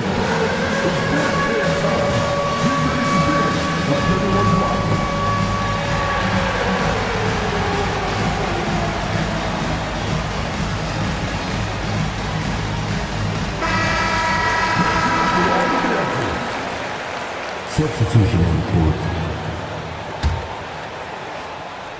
And so Chauncey Billups calls for the timeout. He wants to regroup and go over the strategy.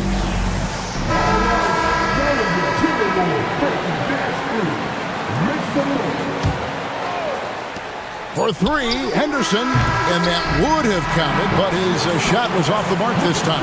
And so it's Minnesota in the driver's seat, up 8 points at the end of the quarter. They're shooting the ball so well in this one, a great performance from the field.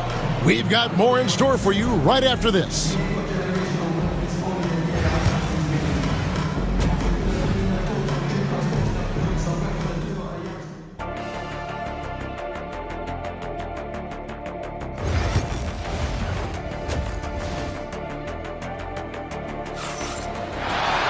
And for those of you just tuning in, thanks for being with us. The second half of this game still to play. Rudy Gobert has been sensational. Well, with a double-double in hand through 2 quarters, you can just imagine what his stat line will look like at the end of this. Well, he's already put in a full day's work. They might want to lighten the load on him in the second half. Here's who Chauncey Billups will start the second half with. Henderson out there with Denny Avdia. Then there's Grant. Then it's Sharp. And it's Reith in at the 5, roaming the paint. Last year, Coach, as you know, the Timberwolves making it to the Western Conference Finals. Yeah, that equaled their deepest run in team history, dropping that series to the Mavs. Minnesota has never been to the finals, one of 5 franchises who've yet to get there. Here's Henderson. After the basket by Minnesota. Nails it from the high post. Assistant Henderson. About 1 minute played here in the second half. Henderson against DiVincenzo. Reed with a screen on Henderson. Chalk up 2 there. DiVincenzo's got 4 points this quarter. And that pick takes the D totally out of the equation. Yeah, you've got to lock and trail hard. You can't allow him a clean look. No problems knocking that one down. Reith has got it back down to a single-digit deficit for Portland. DiVincenzo against Henderson. Going inside, and down it goes, jamming that one home. just rubbing it in their faces with that now. He is never going to take his foot off the pedal. Yeah, they're not pulling any punches here. Even the guards are attacking the basket. And again, it's the Trailblazers from deep. And nice work on the perimeter. Defenses must respect Sharp's range. And while we've got a moment, let's send it over to our terrific reporter, David Aldridge. David? Kevin, thank you very much. The Timberwolves have become a rough and rugged team. Swingman Jaden McDaniels said, "We don't let nobody push us around. We're always being physical defensively. I feel like we're a tough team, super tough." And Kevin, they certainly have the size to hold their own. Always being physical. But David, that's their identity. And we thank you for the report.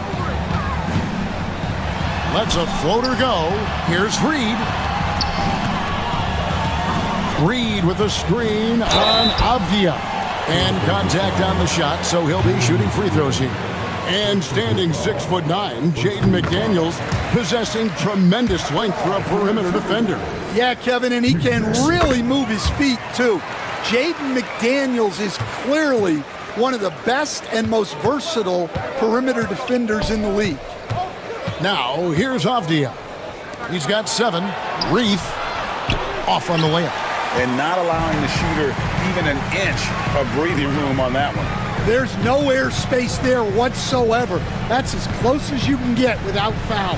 DiVincenzo against Henderson. Driving the lane.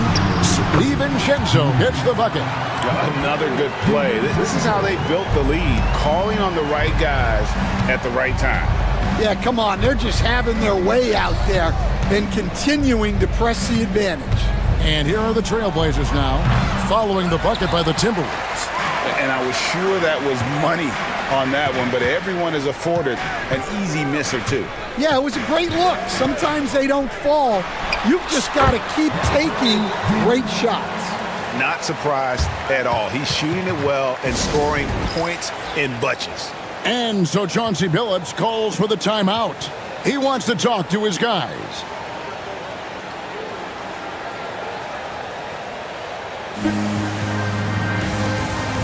Edwards, he's checked in for Nickeil Alexander-Walker. An almost entirely new group here for Portland. Ayton, a screen. Simons kicks to Ayton. And Ayton throws it down. And dunking the ball is just second nature to Ayton. With the right positioning, he's a threat to throw it down. Now here's Edwards. 12 points for him.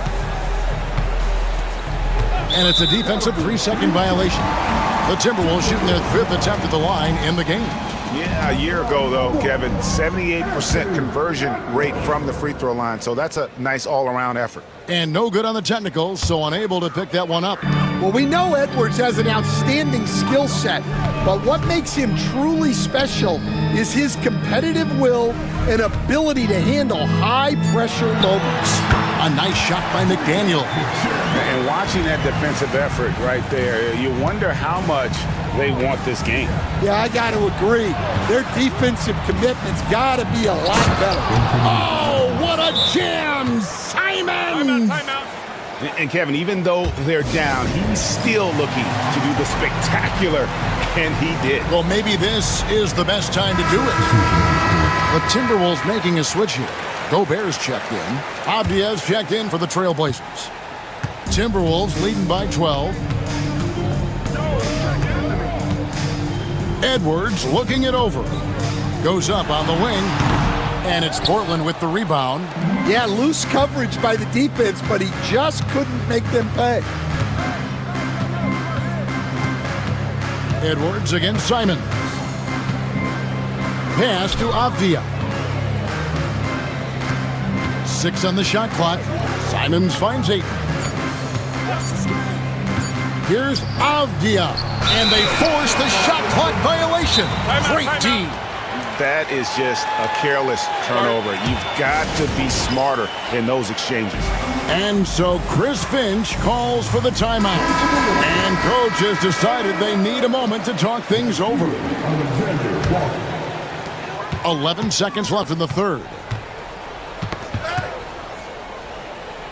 Now here's Edwards. Pass to Randall. 3 seconds left. And so it's the Minnesota Timberwolves, up by a dozen here at the end of the quarter. And let's take this chance now to show you the State Farm assist of the game. And he sliced the D wide open with this feed. They had no chance to prevent that basket. Now that is an elite level dish. What a great passer. And there have been two very different performances from these teams today as we get going in quarter number 4. They've got Edwards, Randall out there with Gobert. Then it's Nickeil Alexander-Walker. And it's McDaniels in at the 3.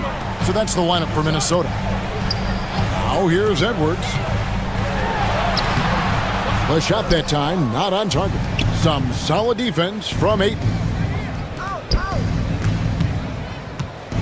Thibault on the wing. Edwards defending. Outside, Simons. 6 to shoot. Back to Thibault. The Trailblazers need to get off a shot. Avdia gets the bucket.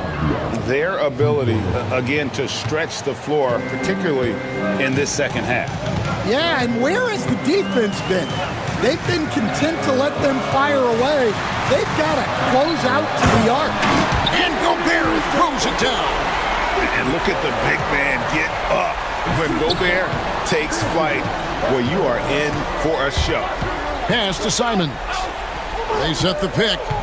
Here's Kamara. Ayton wide open. No good from outside. Timberwolves leading by 9. We're just over a minute and a half now into the 4th. Gobert with a screen for Edwards. Oh, Edwards! Well, Edwards is so strong. He'll complete the play unless you wrap him up. And a chance for just a second to check out the scoring breakdown for the Timberwolves. Well, they've clearly been focused on getting the ball inside. And up to this point, the defense has not had an answer. And during this game, they sliced the D apart by just attacking the rim, flat out dominating them inside. And once he gets clear off the screen, there is no stopping him. No, not when there's a flush waiting to happen. Well, give credit to the screener there. That's how you help free up your teammates. Now here's Edwards. And he tries off the glass, but it's no good. Well, Greg, they're looking to make some big stops here to halt this rally. And luckily, time is on their side, but this is on them. They need to play smart here. Ayton against Gobert. Here's Simons. Banked in off the glass. I tell you what a good thing that he showed up today, because without him, this thing would already be over. Oh, here's Edwards. He's guarded closely.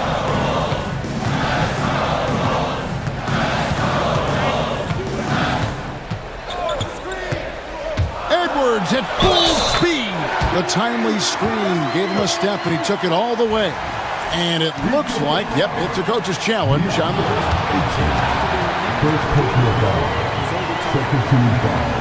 time now where the officials can review in closer detail what constituted the original personal foul. Getting a different angle can sometimes make it a lot easier to determine.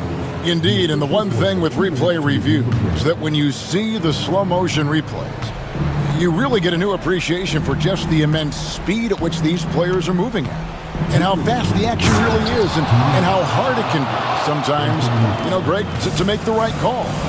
And the announcement on the review is that the foul was called in. So they have determined to overrule the original call. And guys, this is what it's all about, getting the call. That is a great finish! Oh, my. Well, everything about Edwards' drive makes it dangerous.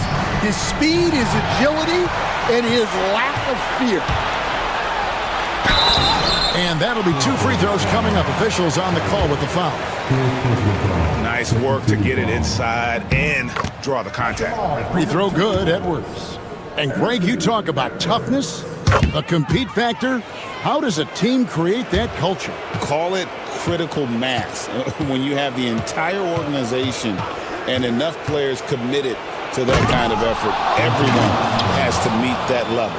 And that's a special play coming from the one spot. You know, his passing can take a backseat for that dunk. Wow.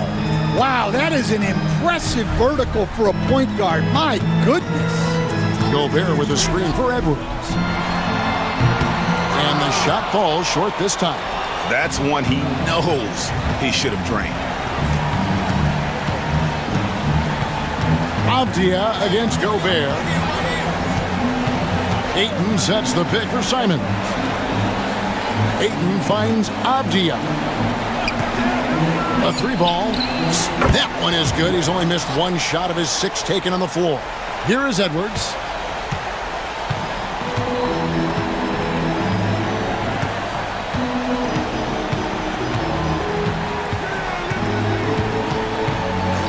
.35 seconds left in the fourth quarter. And Edwards with the stop. What a ferocious drive by Edwards, fending off the defense with ease. Here's Avdia. And finished off by Avdia.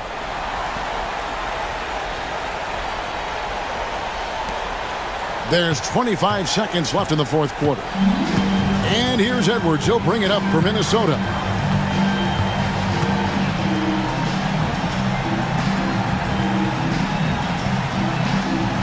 11 seconds left in the game. Shot clock at 5. Fires away from outside.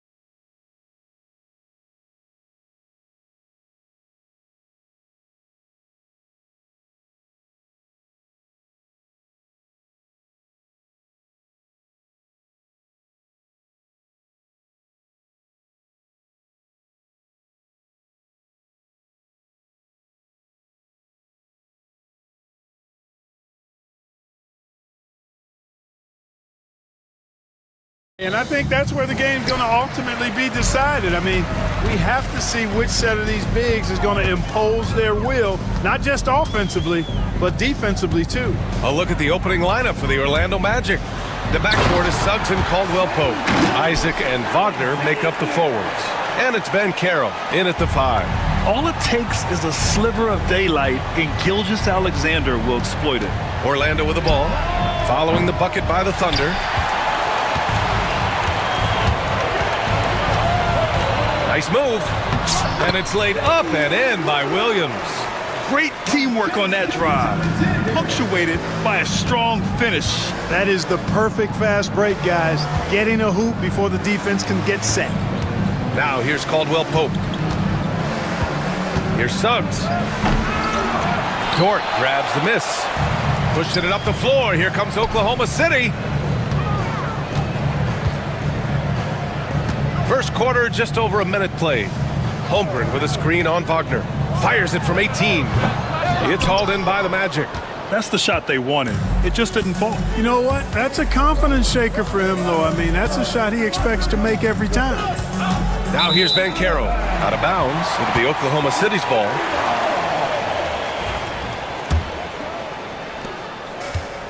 For Oklahoma City, they've gone 2 of 3 from the floor. Gilgeous-Alexander double team. Pass to Williams.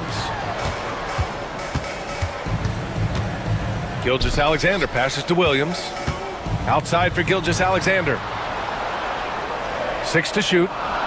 Now here's Holmgren. Isaac covering. Count it. Good. It's so difficult to defend Holmgren inside. For such a young player, his body control and awareness are off the charts. It all started with the pass. That's what coaches love to see, ball movement. Gilgeous-Alexander surveying the D. Pass to Williams. Back to Gilgeous-Alexander. Holmgren with a screen on Suggs. Gilgeous-Alexander against Suggs. And that one's good. Gilgeous-Alexander. And patience is key. Gilgeous-Alexander doesn't let the shot clock disrupt his play. Here's Suggs. Caruso grabs the board. Well, you know he wants that one back. I mean, more often than not, he'll sink that mid-range jumper. Gilgeous-Alexander no good. Magic trail by 6. Caldwell-Pope for 3. Sends it home from three-point land. Attacking immediately. Caldwell-Pope fires the moment he finds his angle. And Gilgeous-Alexander, here we go. That one goes. Count it. Gilgeous-Alexander's got 6. Starting to find his rhythm. He's cooking, and he knows it. And you know what? They're going to keep using him. I mean, he'll be the centerpiece of their offense today. You can bank on that. Now here's Wagner. And Carroll passes to Isaac. Dort against Suggs. And after missing his first 3 shots, he drains it. 1 for 4. Hey, you can see that former football player mentality and history on display with Suggs. He is fearless. And slam dunk by Gilgeous-Alexander. Slams it down with 2 hands. Man, they're really getting aggressive now. Now's the time to do it. Keep attacking that rim. Now here's Suggs. There's the drive. Rejected by Holmgren. And you can't forget about Holmgren's reach, especially when he's nearby on defense. And Williams punches it home.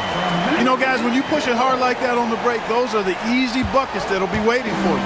Magic trail by 7. 58 seconds left in the opening quarter. Here's Wagner.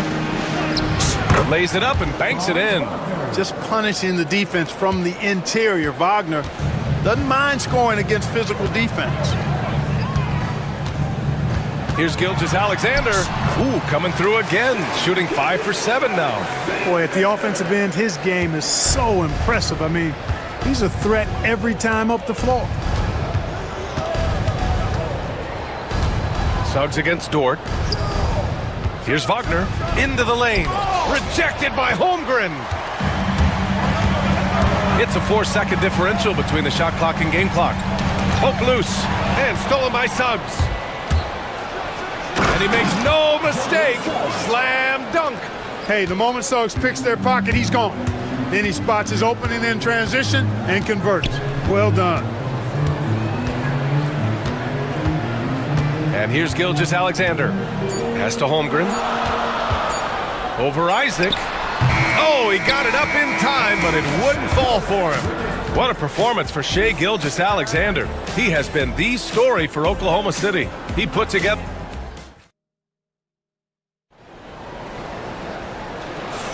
Hope you've enjoyed the broadcast so far. Halfway through the first half in this one.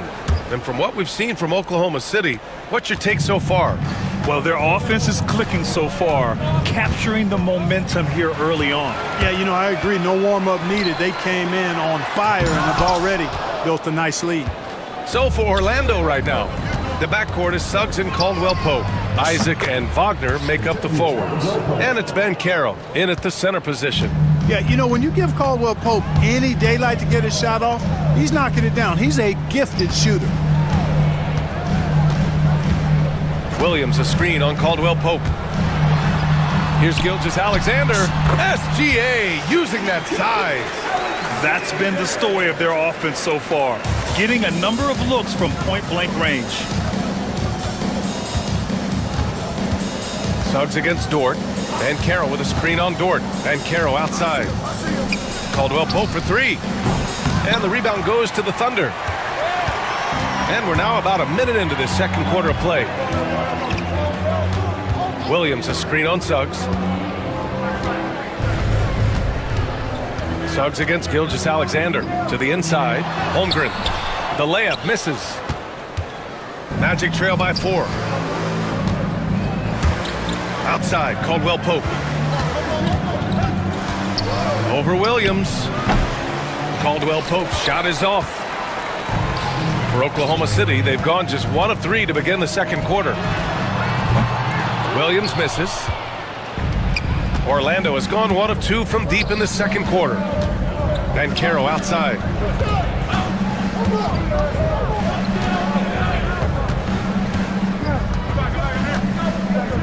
Puts the move on. Yes, Paolo Banchero for 2. He can play big and tough. I mean, Banchero bangs his way in. And Oklahoma City shooting the ball at 60%, an excellent average. Here's Gilgeous-Alexander. Uses the glass on the layup. Gilgeous-Alexander's got 14 points. Got it in deep, and that's how you do it. And so it's Suggs. He brings it up for the Magic. Trailing by 4. And Carroll with a screen on Dort. Suggs, the pass to Caldwell-Pope. And Carroll with it. 5 on the clock. Paolo Banchero flushing it home. And this is why you must push Banchero out of the paint, or else he'll slam it all over you. And so they foul intentionally. Well, Grant, you played on some very tight-knit teams. Talk to us about chemistry. Well, B.A., you know, in some sports, chemistry is not a big issue, but in basketball, it is huge. You have to trust and believe in your teammates, and it has to be a unit, not 5 separate individuals. And so Jamal Mosley calls for the timeout. Coach wants to speak to his guys, maybe alter some of the game plan. For the Thunder, Hartenstein comes in for Chet Holmgren. And it's Wallace in for Shai Gilgeous-Alexander. The Magic making a switch here. Williams on the wing. Hartenstein a screen. To the middle. Oh, plenty of contact on that shot. Officials call the foul, and he'll take 2 free throws now. And a chance for a moment to check out the scoring breakdown for the Thunder. I really like how they're knifing inside with confidence, exploiting any openings they see in the defense, taking advantage. And another thing they've done is look to shoot from the mid-range often. So far, it's really paying off for them. And the foul on Alex Caruso. That's his first foul. Quarter number 2 and around 3 minutes gone by. Knocks down the long J. Love the rise and fire approach from KCP. Gotta be impressed with this guy's confidence. Williams in the post. He's covered by Caldwell Pope. Oklahoma City shooting their third and fourth free throw attempts of the game. And you know, that just added to their confidence at the offensive end. I mean, knowing that free throw shooting was something they didn't have to worry about gave them a lot of confidence to play freely. And good on the second, so he makes them both. A minute 50 left to play in the second quarter. Here's Black. Watch by Wallace. Shot's good by Black. Hey, if you give him room,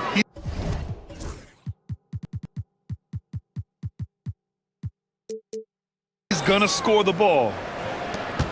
A minute 37 left in the first half of this game.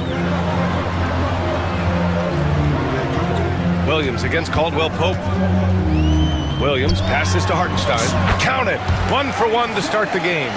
Terrific design and execution, leading to an opportunity right at the rim.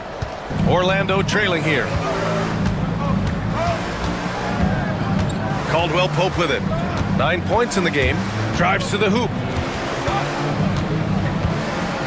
Pass to Carter.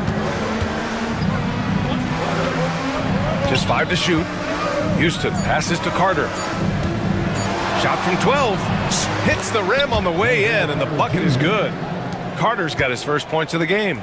You know, the thing about Carter, even though he loves to play with his back to the bucket, he can also face you up and knock down the jump shot. Williams from long range, and the three-pointer goes. Not sure what the defense was thinking. I mean, you can't leave this guy open from deep. Black passes to Houston. We've got 33 seconds left to play in the first half. Picked by Carter. Carter on the wing. Shoots over Hartenstein. The Magic need to put one up here. Whoop, there's the shot clock violation. So they'll turn it over.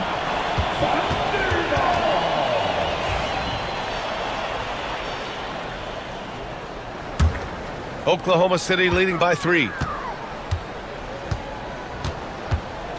Now Williams. 9 points in the game. Hartenstein with a screen on Caldwell Pope. Williams misses. And so Jamal Mosley calls for the timeout. He wants a few moments to regroup with his players. Adjustments are a part of every game and every quarter of a game.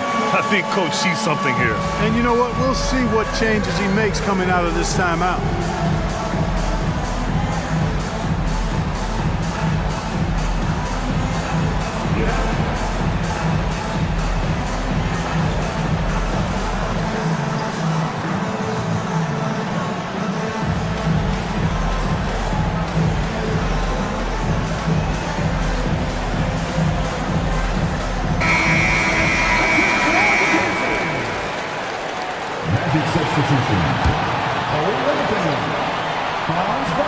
Three-pointer Anthony. And no good. Trying to get that one to fall.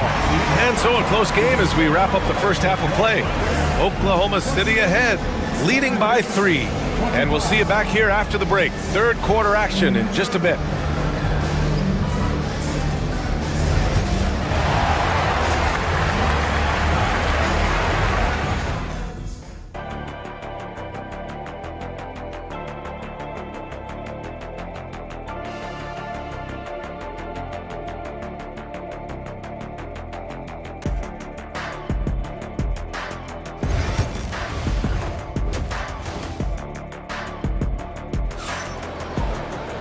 And if you're just joining us, we played through the first half in a game that's been fairly even so far.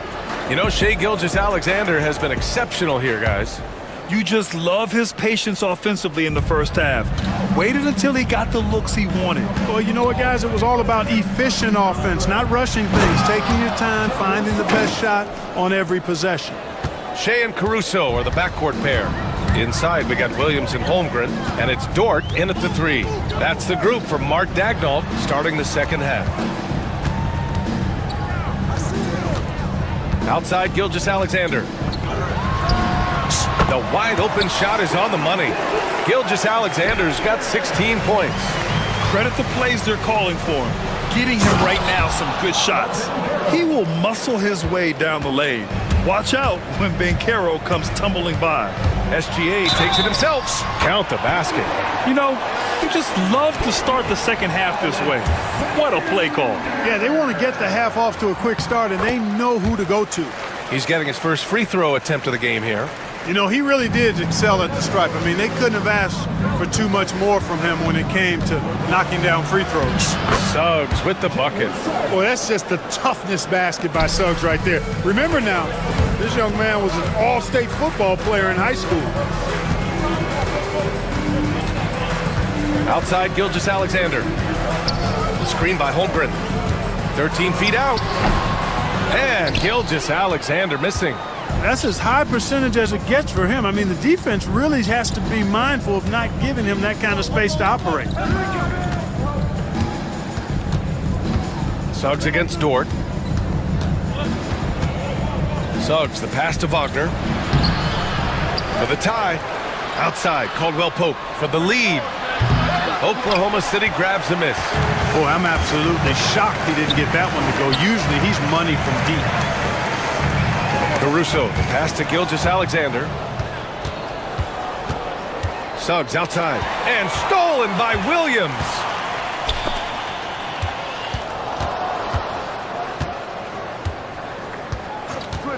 From deep, Gilgeous-Alexander. It's hauled in by Isaac.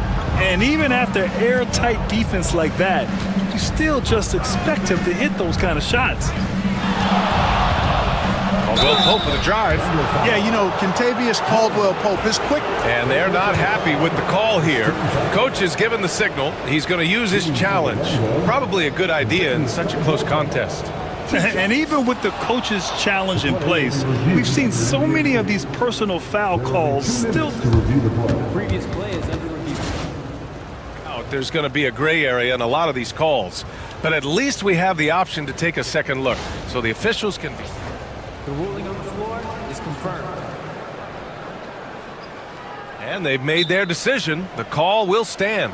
And as much as it hurts to lose a challenge, I think Coach would challenge that call again if he could. He really disagreed with the foul, and he's still peeved.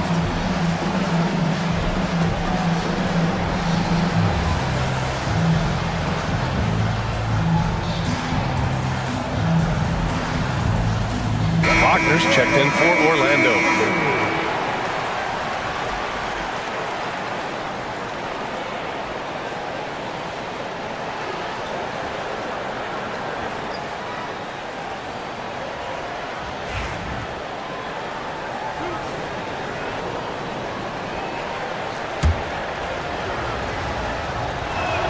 That one's off. The Thunder making a switch here. Hartenstein's checked in. And he's good on the second. And Gilgeous-Alexander's got the ball here for the Oklahoma City Thunder. It's a one-point game. Second half of play here with just under 2.5 minutes passed. Hartenstein with a screen on Suggs. 4 on the clock. Crafty move. And Hartenstein slams it in. And Shea's playmaking is really exceptional. Highlighted there with the perfect pass. Wagner with a screen on Dort. And Suggs, here we go. Ooh, powered down with both hands. Now that's how you use the screen right there. And it leads to a thunderous finish. That was nice. And, you know, not enough help from the defense there to compensate. He gets a clean look, and that's exactly how you draw it up. Hartenstein can't cash it in from close range. Well, he's much better than that. Really no excuse for missing that lay-in. Here's Suggs. On the wing, Isaac. Dort defending. Caldwell Pope, a screen on Gilgeous-Alexander for the lead. And it's laid up and in by Suggs. Suggs has got 12 points in the game. Suggs handling his business so far in this one.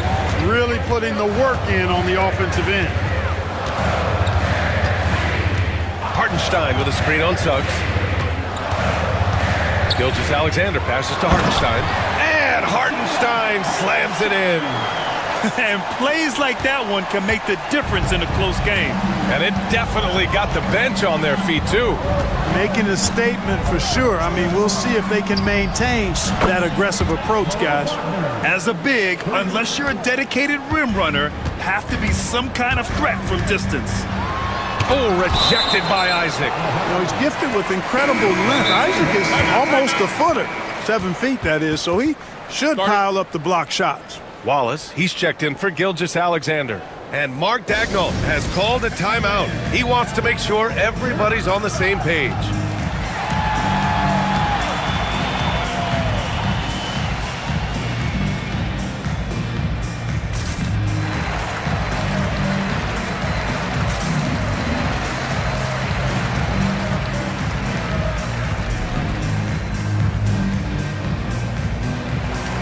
Holmgren, he's checked in for Oklahoma City.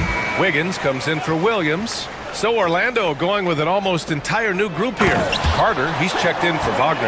And Caro comes in for Wagner. Houston, he's checked in for Isaac. And Black subbed in for Suggs. And Caro with a screen on Dort. Here's Black. Pass to Carter. No one near him. Ooh, a little luck that time as it drops. And the Magic lead by 2. Good play call and good execution. The offense running on all cylinders. And Wallace, here we go. Oh, a big finish with a one-handed jam. And despite the height disadvantage, oh my, he just attacks that interior. You know what, guys, honestly, I didn't think he'd win that battle. I mean, that's a lot of height to give up. Shot and game clock separated by 5. It's good. Keeping pace here. That's an excellent move inside. And we've got a timeout called by Mark Dagnall. He wants to review the game plan.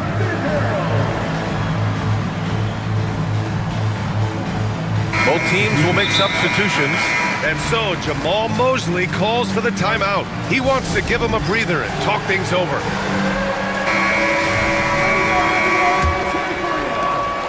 "17 seconds left to play in the third quarter of basketball. Now here's Gilgeous-Alexander. 19 points in the game. Holmgren with a screen on Suggs. Gilgeous-Alexander's shot is good. Gilgeous-Alexander's got 7 points for the quarter. He is absolutely putting on a scoring clinic, guys. If it wasn't for him, they would not be in this game. And we've got a timeout from Jamal Mosley. A moment to rest and confer on the game plan.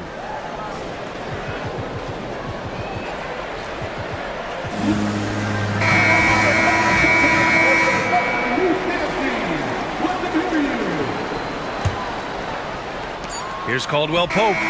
He got it up in time, but it would not fall for him. It's a tie game in Oklahoma City. And time to step away. And a worthy candidate tonight as we take a look at our State Farm assist of the game. This is the definition of team chemistry. I love to see this kind of communication and connection between teammates leading to the perfect pass. For me, next to the big-time alley-oops and monster throwdowns, passes like that are probably the next best thing when it comes to sweet-looking NBA highlights. Magic substitution. And with 3 quarters behind us, we'll start the fourth in what is still anybody's ball game. Fourth quarter, on the court for the Magic. The backcourt is Suggs and Caldwell Pope. Franz Wagner out there with Paolo Banchero. And it's Anthony in at the 3, the small forward. Defenders just clearing out, and Gilgeous-Alexander came in with a purpose. Wagner with a screen on Dort. Suggs sinks it again. That's his 7th made field goal in 11 tries. How about that wonderful floater he has, showing off an exquisite touch. And so it's Gilgeous-Alexander with it. He brings it up for the Thunder. There's the drive. Shea gets it to go off the drive. And the D can't allow Gilgeous-Alexander to get this positioning, because once he does, he makes you pay. Holmgren against Suggs. And there's a whistle. He'll head to the line to shoot 2. Lou Dort picks one up. The officials were right on top of that one. Clearly a foul. I mean, didn't give him any choice but to blow the whistle. I mean, you got to play without fouling. And what I like about Suggs is that he does many things well, and that's because he plays with so much confidence. two-part equation. You have to be aggressive enough to get to the line, then talented enough to sink them. To the left wing. Back to Gilgeous-Alexander. Pass to Holmgren. Shot clock at 6. That one's good. And so Gilgeous-Alexander with the assist. Gilgeous-Alexander's got 5 assists in the game. Magic trail by 3. On the wing, Suggs. George defending. And down it goes. Jam that one home. Absolutely flying. Look at Suggs using those hops to jam it home. And the foul called on Jalen Suggs. That's his 3rd foul so far. And Mark Daigneault has called a timeout. He wants to make sure they're purposeful with the game plan. All right, let's get a report from Allie. Thanks, guys. Mark Daigneault had some words for his team over the last break. They said in the huddle, this is it. No excuses. Let's figure out a way to win. A couple of players spoke as well, firing up their teammates. A great ending could be in store, guys. And Allie, thank you for that. And so Jamal Mosley calls for the timeout. He is not messing around, calling them into the huddle.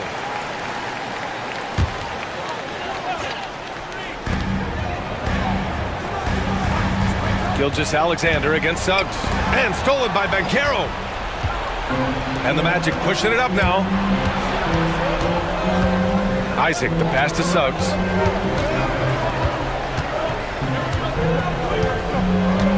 Nifty move. Kicks it out to Wagner. Clock at 4. Baseline jumper. Tries again. Banchero outside. With the clock winding down to the paint. With 1 on the clock.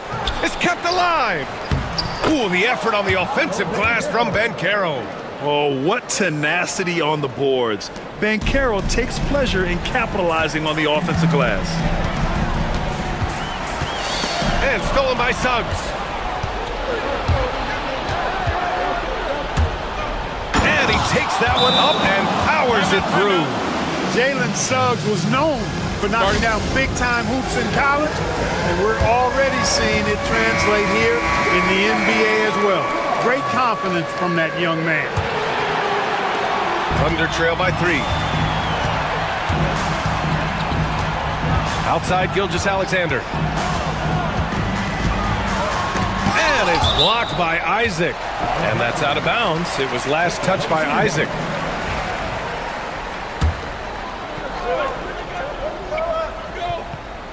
We're in the final quarter play here. 3 minutes in. Here's Suggs. Pass to Banchero. Banchero down the lane. Holmgren with the block. And he recovers it. Banchero passes to Wagner. He buries it from 3. And the Magic lead by 4.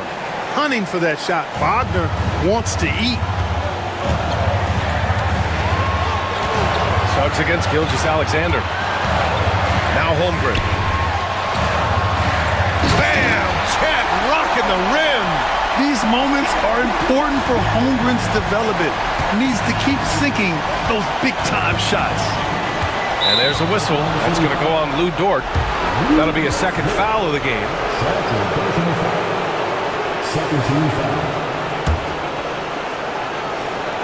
A little over 3.5 minutes in the books now in this 4th quarter. And Suggs, here we go. Gilgeous-Alexander with a steal. And I'll tell you what, I mean, he sees the man's going to kick the ball out. Wow. I mean, that was great anticipation. Just a superb read on defense to come up with the block. Yeah, obviously he had the shot well anticipated, able to shut it down with authority. The Magic have gone 5 of 8 from the field so far in the 4th. Banchero outside. No good on the triple. And Gilgeous-Alexander's got the ball here for the Thunder. 58 seconds left in the 4th quarter here. Pass to Holmgren. Yes! A huge shot to tie it up. Great to see guys who don't back down under pressure. Cool, calm, collected, and confident in the biggest moment of the game. Yes. Suggs with it. Now guarded by Holmgren. Suggs adding another big play to his resume. Incredible. Gilgeous Alexander against Suggs. Lets it fly. It's hauled in by Isaac. Important possession here. Yeah, we'll see how they execute under pressure. 5-second differential between the shot clock and game clock. And we've got a timeout from Jamal Mosley. And a great call on his part. This is the time you want to be in sync right here.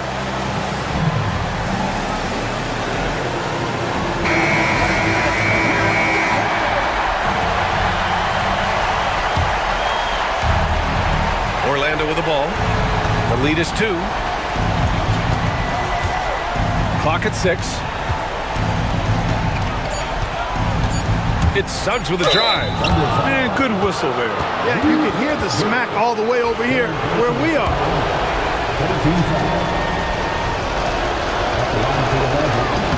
So the first one drops, and that makes it a 3-point lead. And so both free throws good, and it's a 4-point ball game. When you've got your opponent down, don't let him up. This one's all but over. And stolen by Suggs. Orlando calls timeout. Timeout. Only 2 seconds left to play in the fourth.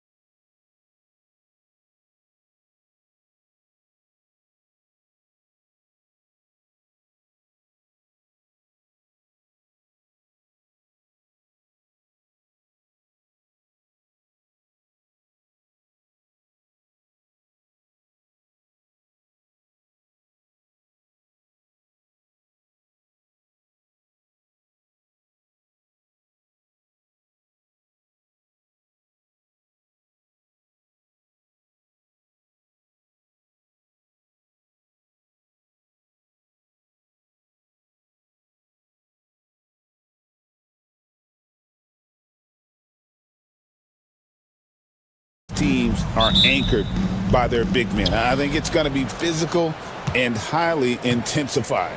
And now the opening lineup for Boston. The small and power forwards, the star pair of Brown and Tatum. Holiday out there with Derek White, and it's Porzingis in at the 5 spot. And so it's the Celtics getting on the board first. Gobert with a screen on Holiday. They get it back. Outside for Randall. Trains it from beyond the arc. Well, you've got to be decisive in catch-and-shoot situations, and Julius Randle leaves no doubt.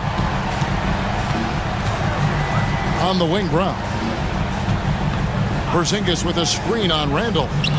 Beyond the arc. And Porzingis gets it to go on the assist by Brown. And an eye for an eye. Both teams working to stretch the floor. Well, that three-point shot just gives you so much room to operate on the offensive end. Edwards, good. And that strength and concentration from Anthony Edwards. Yes, there's contact, doesn't bother him. Greg, this is some kind of note. Last year, Minnesota had, for just the second time, had ever won a series in the postseason. Yeah, they've been bounced in the first round, 10 of 12 appearances. But last year's team was different. Their elite defense fueled the conference finals run. And we talk about Derek White, Doris. How impressive has his rise been? Kevin, it's been both impressive and sometimes feels improbable. He was not highly recruited. There were no expectations on him when he arrived in the NBA. This guy has turned himself into one of the premier defenders from the guard spot, an excellent shot blocker, and so rock steady as a ball handler on the offensive end. Now here's Edwards. Holiday with the defensive effort. Those are chances almost always you can rely on him to get you 2 points, but the D, just enough to keep him out of rhythm. Great contest by the defender, but that's a dunk you've got to put down in his face. Edwards, that's good. Boy, that defense must be better. Anthony Edwards getting it done on the interior. Right now, I've sent it over to the sidelines and get a report from David Aldridge. Well, here's what the Timberwolves head coach had to say when we spoke to him earlier. Now, we talked about Jrue Holiday and how he plans to stop him from being a factor out there. Coach said it won't be easy. He told me Holiday is a gifted two-way guy, but I think we can trip him up by staying on him on all times, by staying aggressive. So that direct approach is what they hope throws Holiday off his game. Guys? Okay, David, much appreciated. Oh, Anthony Edwards thinks this game is a dunk contest. Go ahead, young sir. What a finish. And it's White missing. And so Edwards will bring it up for the Minnesota Timberwolves. Gobert with a screen on Holiday. Down low. Gobert dishes to Edwards. Just 5 to shoot. The Timberwolves need to get a shot off here. And slam dunk by Gobert. How quickly does Rudy Gobert move off the screen? His mobility makes him a tough cover in the pick and roll.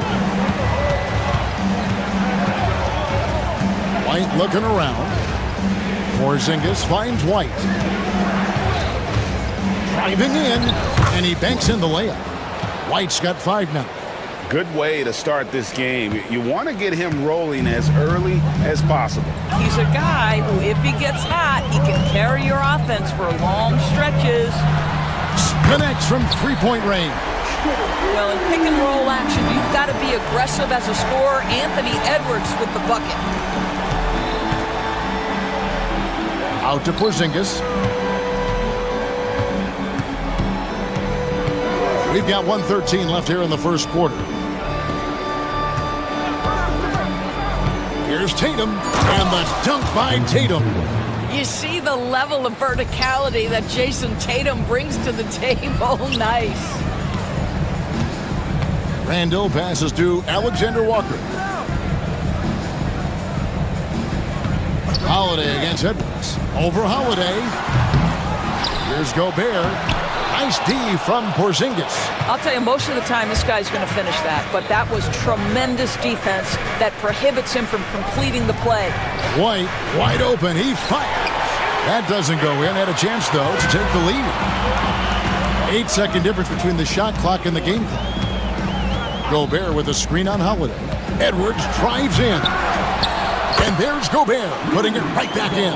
Listen, at just over 7 feet, we know Gobert's going to be terrific on the glass. Porzingis with a screen on Edwards. Porzingis against Edwards. Porzingis kicks to Tatum. Outside, White. Good, and it's Tatum picking up the assist. 8 points for Jarek White. Well, you love the activity out there. What a play. This guy is busy on the offensive end. Anthony Edwards has been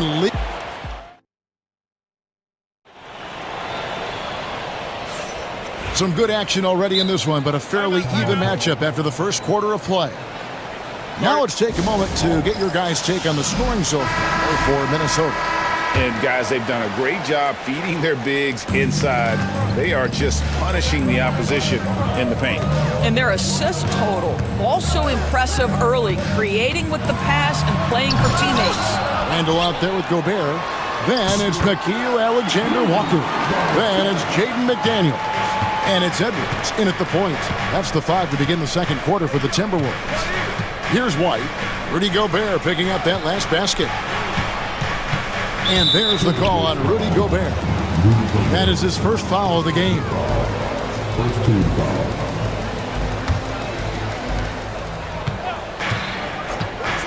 Edwards against White.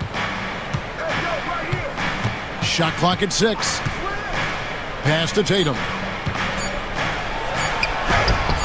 Anthony Edwards with the rebound. And the way he was able to reach out towards that release had an impact. Well, no question. He altered that shot, and most of the time, that's just as good as blocking it. Now here's Edwards. He's got 9. And it's rebounded by Drew Holiday. GA, these Boston Celtics are unquestionably a top-tier offensive unit. Stupendous shooting, excellent instincts with the ball. Yeah, they are a model offense in many ways, making it tough for many teams to keep up with them. And now we've got some time to check in from the sidelines. You got for us, DA? Thank you, Kevin. Anthony Edwards is figuring things out. He said there's levels. My first few years, I looked for my shot and nothing else. I've learned that I can't win without my teammates and that I have to throw them the ball too. It's a team game. I know that now. Kevin, I know it too, so I'm throwing it back to you. And you're the best teammate we could have. Thank you, David. Minnesota in the lead. Edwards looking it over to the middle and stolen by Tatum. Now the fast break. Tatum with the ball. Oh, and the jam by Tatum. So you can see the length and the impact defensively of Jason Tatum. The rip and then the score on the other end. Gobert with a screen for Edwards. To the inside. A jump hook and finished off by Gobert. Taking back the lead once more. Give these teams credit. Man, they are battling. Neither team willing to give an inch and neither able to seize the momentum. This has been a fascinating one to watch. And here's Edwards following Jaylen Brown's 3. Gobert with a screen for Edwards. Oh, Edwards! Oh, my goodness. The athleticism of Anthony Edwards on full display. And he gets it to go. Brown's got 9. And those are the kind of nice inside looks they've gotten here in the first half. McDaniels finds Randall. Gobert with a screen on Tatum. And timeout. Chris Finch calls for the timeout. He's going to have a discussion here on the sideline.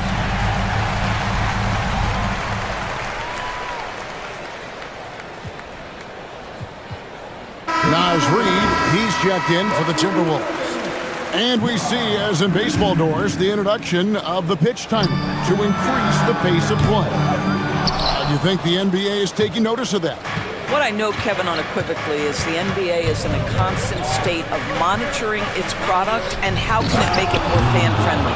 The only criticism to me that's redundant is the pace of reviews, and the league is trying to streamline that to the best of their ability. So it's Minnesota now, after the basket by Boston. And up the court come the Celtics on the break. Basket is good. He'll get a chance for one more at the line. And here we go. So, coach's challenge happening right now. This one in regards to the personal foul.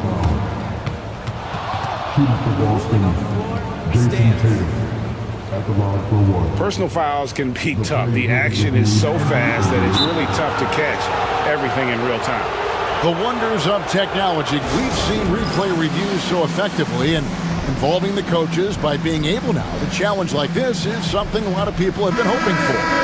And so the word is in. They've decided that the call stands as it was made on the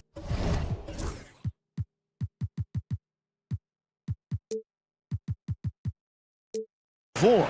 And, you know, even if a coach still feels this wasn't the right call, you got to acknowledge the effort being put in to reviewing it. The double checking, and the game continues on. Torrey Craig, he's checked in for Jaylen Brown. You know, Doris, from the moment Jason Tatum entered the NBA, he has been the guy on his team. How big a burden do you think that is for a player to carry? Well, Jason Tatum, regardless of how much responsibility he has always worn it gracefully. This young man, from the time he was a little kid in St. Louis, has dreamed of leading an NBA team. He is doing exactly that. Wasted no time on that one. Pritchard's got the lead up to 7 now for Boston. And guys getting into a nice groove here, starting to feel it. And this is partly what the game has become, right? A matter of dueling three-point opportunities. And the lack of effort to fight over the screen there makes that an easy shot. You know, we see this all the time. You're basically, as a defender, hoping the man misses rather than putting in the work to get over screens. Here's Pritchard. Horford with the screen on Edwards. Down to 5 on the shot clock. Horford the pass to Pritchard. Over Edwards. A shot by Pritchard, no good. And this is exactly what you have to do to stop him. That was a tremendous contest, forcing the miss. Basket counts. And now just a 2-point Celtic lead. Boy, there was plenty of contact down low, but Randall assertive and able to find the finish. Craig with a screen on Edwards. Pritchard, and there are the Celtics with another basket. 11 seconds left in the first half of the game. Edwards passes to Reed. Just 3 on the clock. Gets it off. No good on the last second attempt there. Jaylen Brown has been leading the charge for the Boston Celtics. And we'll be back with you shortly. 34. These are red takers from the court. And get ready for the big half-court shots. Drum line. They're measuring up the shots.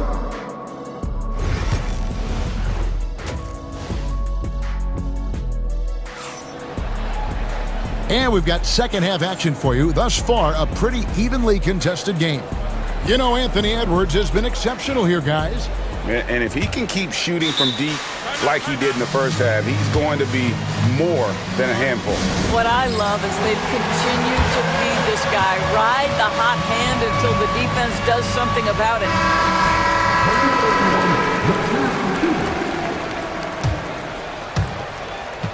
Timberwolves trail by 4. Starting off the second half, here's Joe Mazzulla's 5. Tatum and Horford man the post positions. Then it's Torrey Craig. Then it's Holiday. Timeout. And it's Pritchard in at the point guard position. The Timberwolves dancer. White is checked in for Drew Holiday.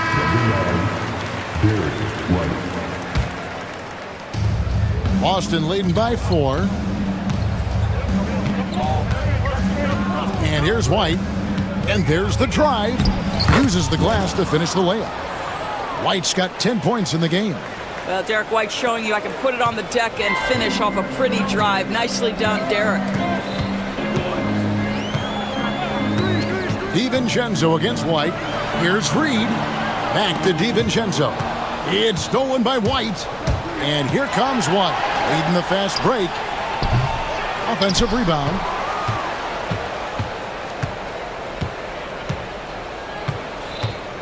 Pass to Tatum. 5 on the clock. Another shot. They get the rebound. Out to the right wing. Here's the floater, and it's good, 2 points. He's got 7. Yeah, the evolution of Tatum as a passer is evident. This guy more committed than ever to making the right play. Reed with a screen on White. A three for DiVincenzo. Gets the three-pointer to fall. Off and running right out the bat here to start the second half. It's safe to say Jason Tatum is a bona fide superstar. He certainly is, Kevin, and really been a big-time star from the time he was 23 years old. Lots of pressure on this young player, but Jason's not only embraced it, he's thrived under it. You can see why they go to this guy so often. More often than not, he's going to be very efficient like he is right here. And again, Minnesota with the triple.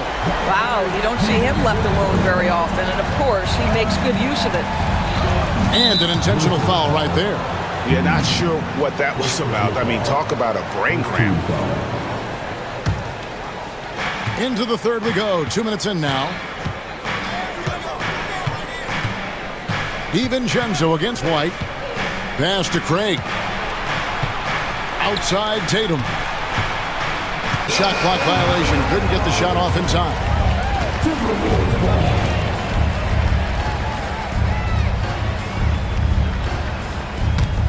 Timberwolves trail by 4. Second half of play with just under 2.5 minutes gone. DiVincenzo passes to Reed. Now DiVincenzo. He's got 6. Oh, and he went for the two-hander on the slam, using some muscle. Some urgency from him there, sure. Craig kicks to Horford.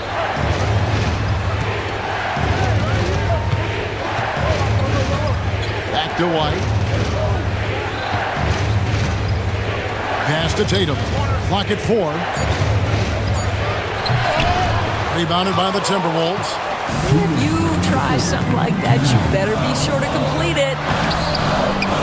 DiVincenzo can't hit it. Boy, that's the kind of look this offense is designed to create. That's just a tough miss. Picked by Horford. No one near him. Pritchard gets the bucket. Pritchard's got 11 points. Timberwolves have gone 3 of 4 so far in the third quarter from the field. Pretty good start to the half. DiVincenzo passes to Reed. Well, he's such a good athlete for a center. It's how he's able to succeed despite being one of the smallest 5s in the NBA. And there's the call on Nickeil Alexander-Walker. That's foul number 2 for him. And we've got a timeout from Joe Mazzulla. He wants to make some adjustments to the game plan, clearly.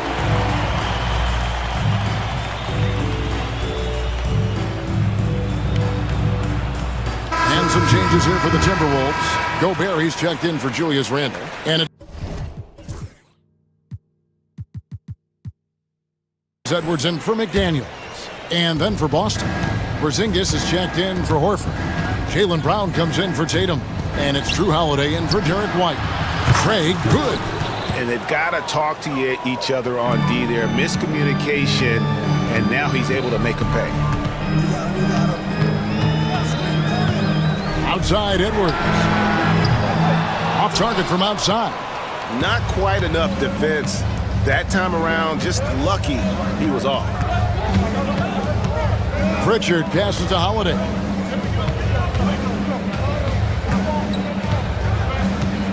Craig sets the screen for Holiday. Minnesota with the rebound. Here is Edwards. He's got 17. Gobert with a screen on Holiday. Pass to Reed. His three-pointer's off the mark. Rare you'll see him miss such an open look. The shot and game clock separated by 4. The wide open look here for Porzingis. The shot's good. Brown making the play. And now it's an 8-point Celtic lead. When Porzingis is knocking down that three-point shot consistently, it opens up other aspects of his game.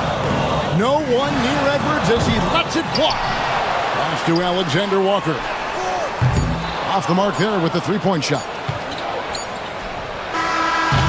And offensively, a great show for the fans through the first 3 quarters. It's been a fun game to watch. And it's time now to bring you our State Farm assist of the game. Yeah, and I like the fact we get to see this pass one more time. A magnificent feed, and you love to see your off guard taking over the playmaking duties with this much skill. You love the unselfishness, finding the best look, and it doesn't matter who's taking it.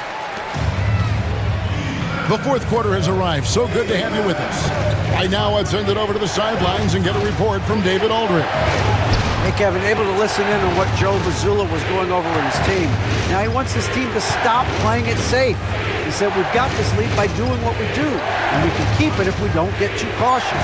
Play our game. Kevin? All right, David, thanks. Anthony Edwards out there with Nickeil Alexander-Walker. And it's Rudy Gobert. Then it's Julius Randle. And it's McDaniels at the small forward.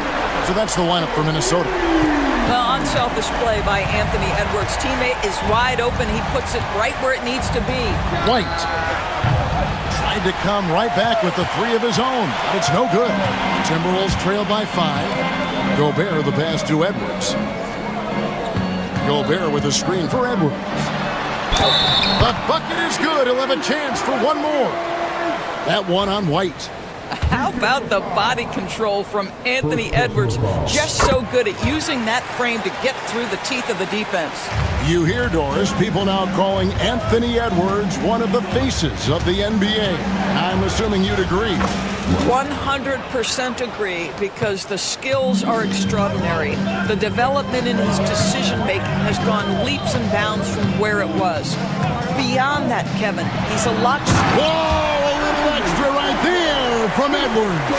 I think his teammates understand that Anthony Edwards has every aspect of his offensive game working, so let's make sure he's got the basketball. And White kicks to Porzingis. And right through it goes. You love how each side has risen to the challenge throughout this one. I'll tell you, we have seen great execution from both teams. Neither one giving an inch here. For 3, Edwards. Look at Edwards slotting home the 3. The work that Anthony Edwards is putting in as a shooter is there. That range shot so important. Nice three-point look right there. Brown with a screen on Edwards. White finds Brown. And then jammed down as it goes right over Anthony Edwards. Oh, my goodness. How about that move by Jaylen Brown? That is spectacular. Gobert with a screen on Holiday. Edwards drives in. Over in the corner, Randle. Back to Edwards.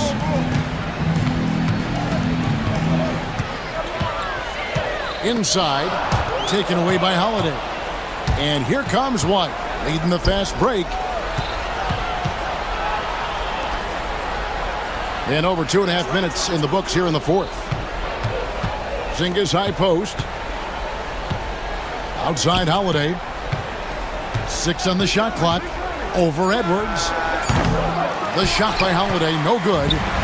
Well, if the defense gives him that shot next time, they could get burned. I think he's just a little bit out of rhythm. Edwards against White. Edwards going all the way. Anthony Edwards relishes big-time moments, and he delivers right there. Here's White, and White with the stuff. Big-time basket there on the inside. I mean, he had to get that one up and over the big guy. Has the ability to score against size, and those were crucial. It's tipped. Edwards passes to Gobert. And finished off by Gobert. Great game for him. Double-double now. 10 points and 12 rebounds. Rudy Gobert is so competitive. Doesn't want to let a big moment go by. Nicely done. Brown wide open. He fires. Misses the 3. And here's Edwards. He'll bring it up for the Minnesota Timberwolves. They trail by 1. Here's Gobert. Oh, and they take the lead. 12 points for Rudy Gobert. Gobert is not fazed by these moments. He wants to be the man.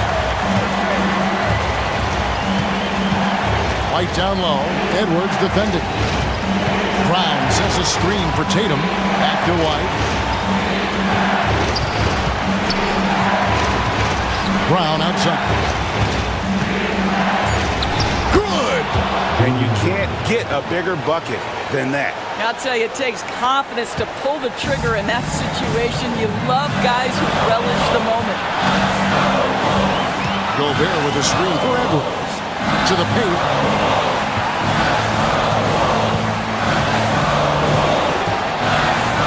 You know, he rips it and jams it right over Porzingis. Wow!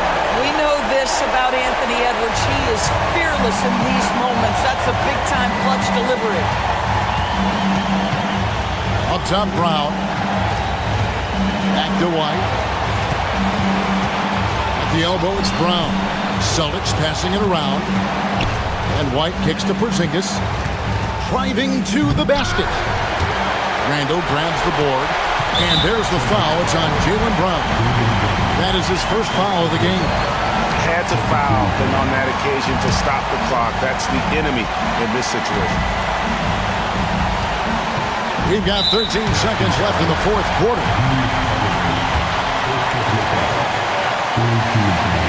So the first one drops, and that will put them up by 2. So he gets them both, and it's a 3-point game.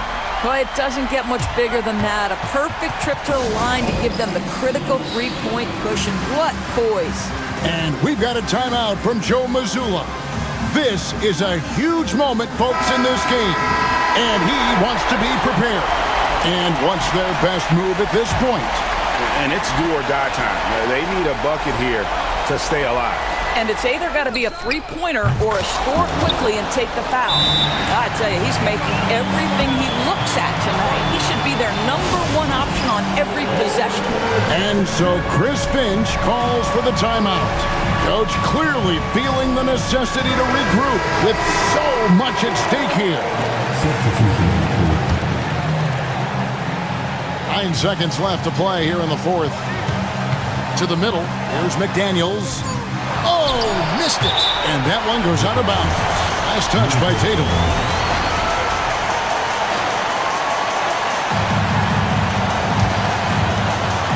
Second shot opportunity. It's good! Boy, that's a bang-bang play on the inbounds pass. I like those quick hitters. And we've got a timeout from Joe Mazzulla. Pivotal moment in this game. He's not taking any chances. He'll call time. And talking about the approach now, what are they looking at? And the only chance here is a lob at the front of the rim. A tip in to tie the game. There's not enough time to get a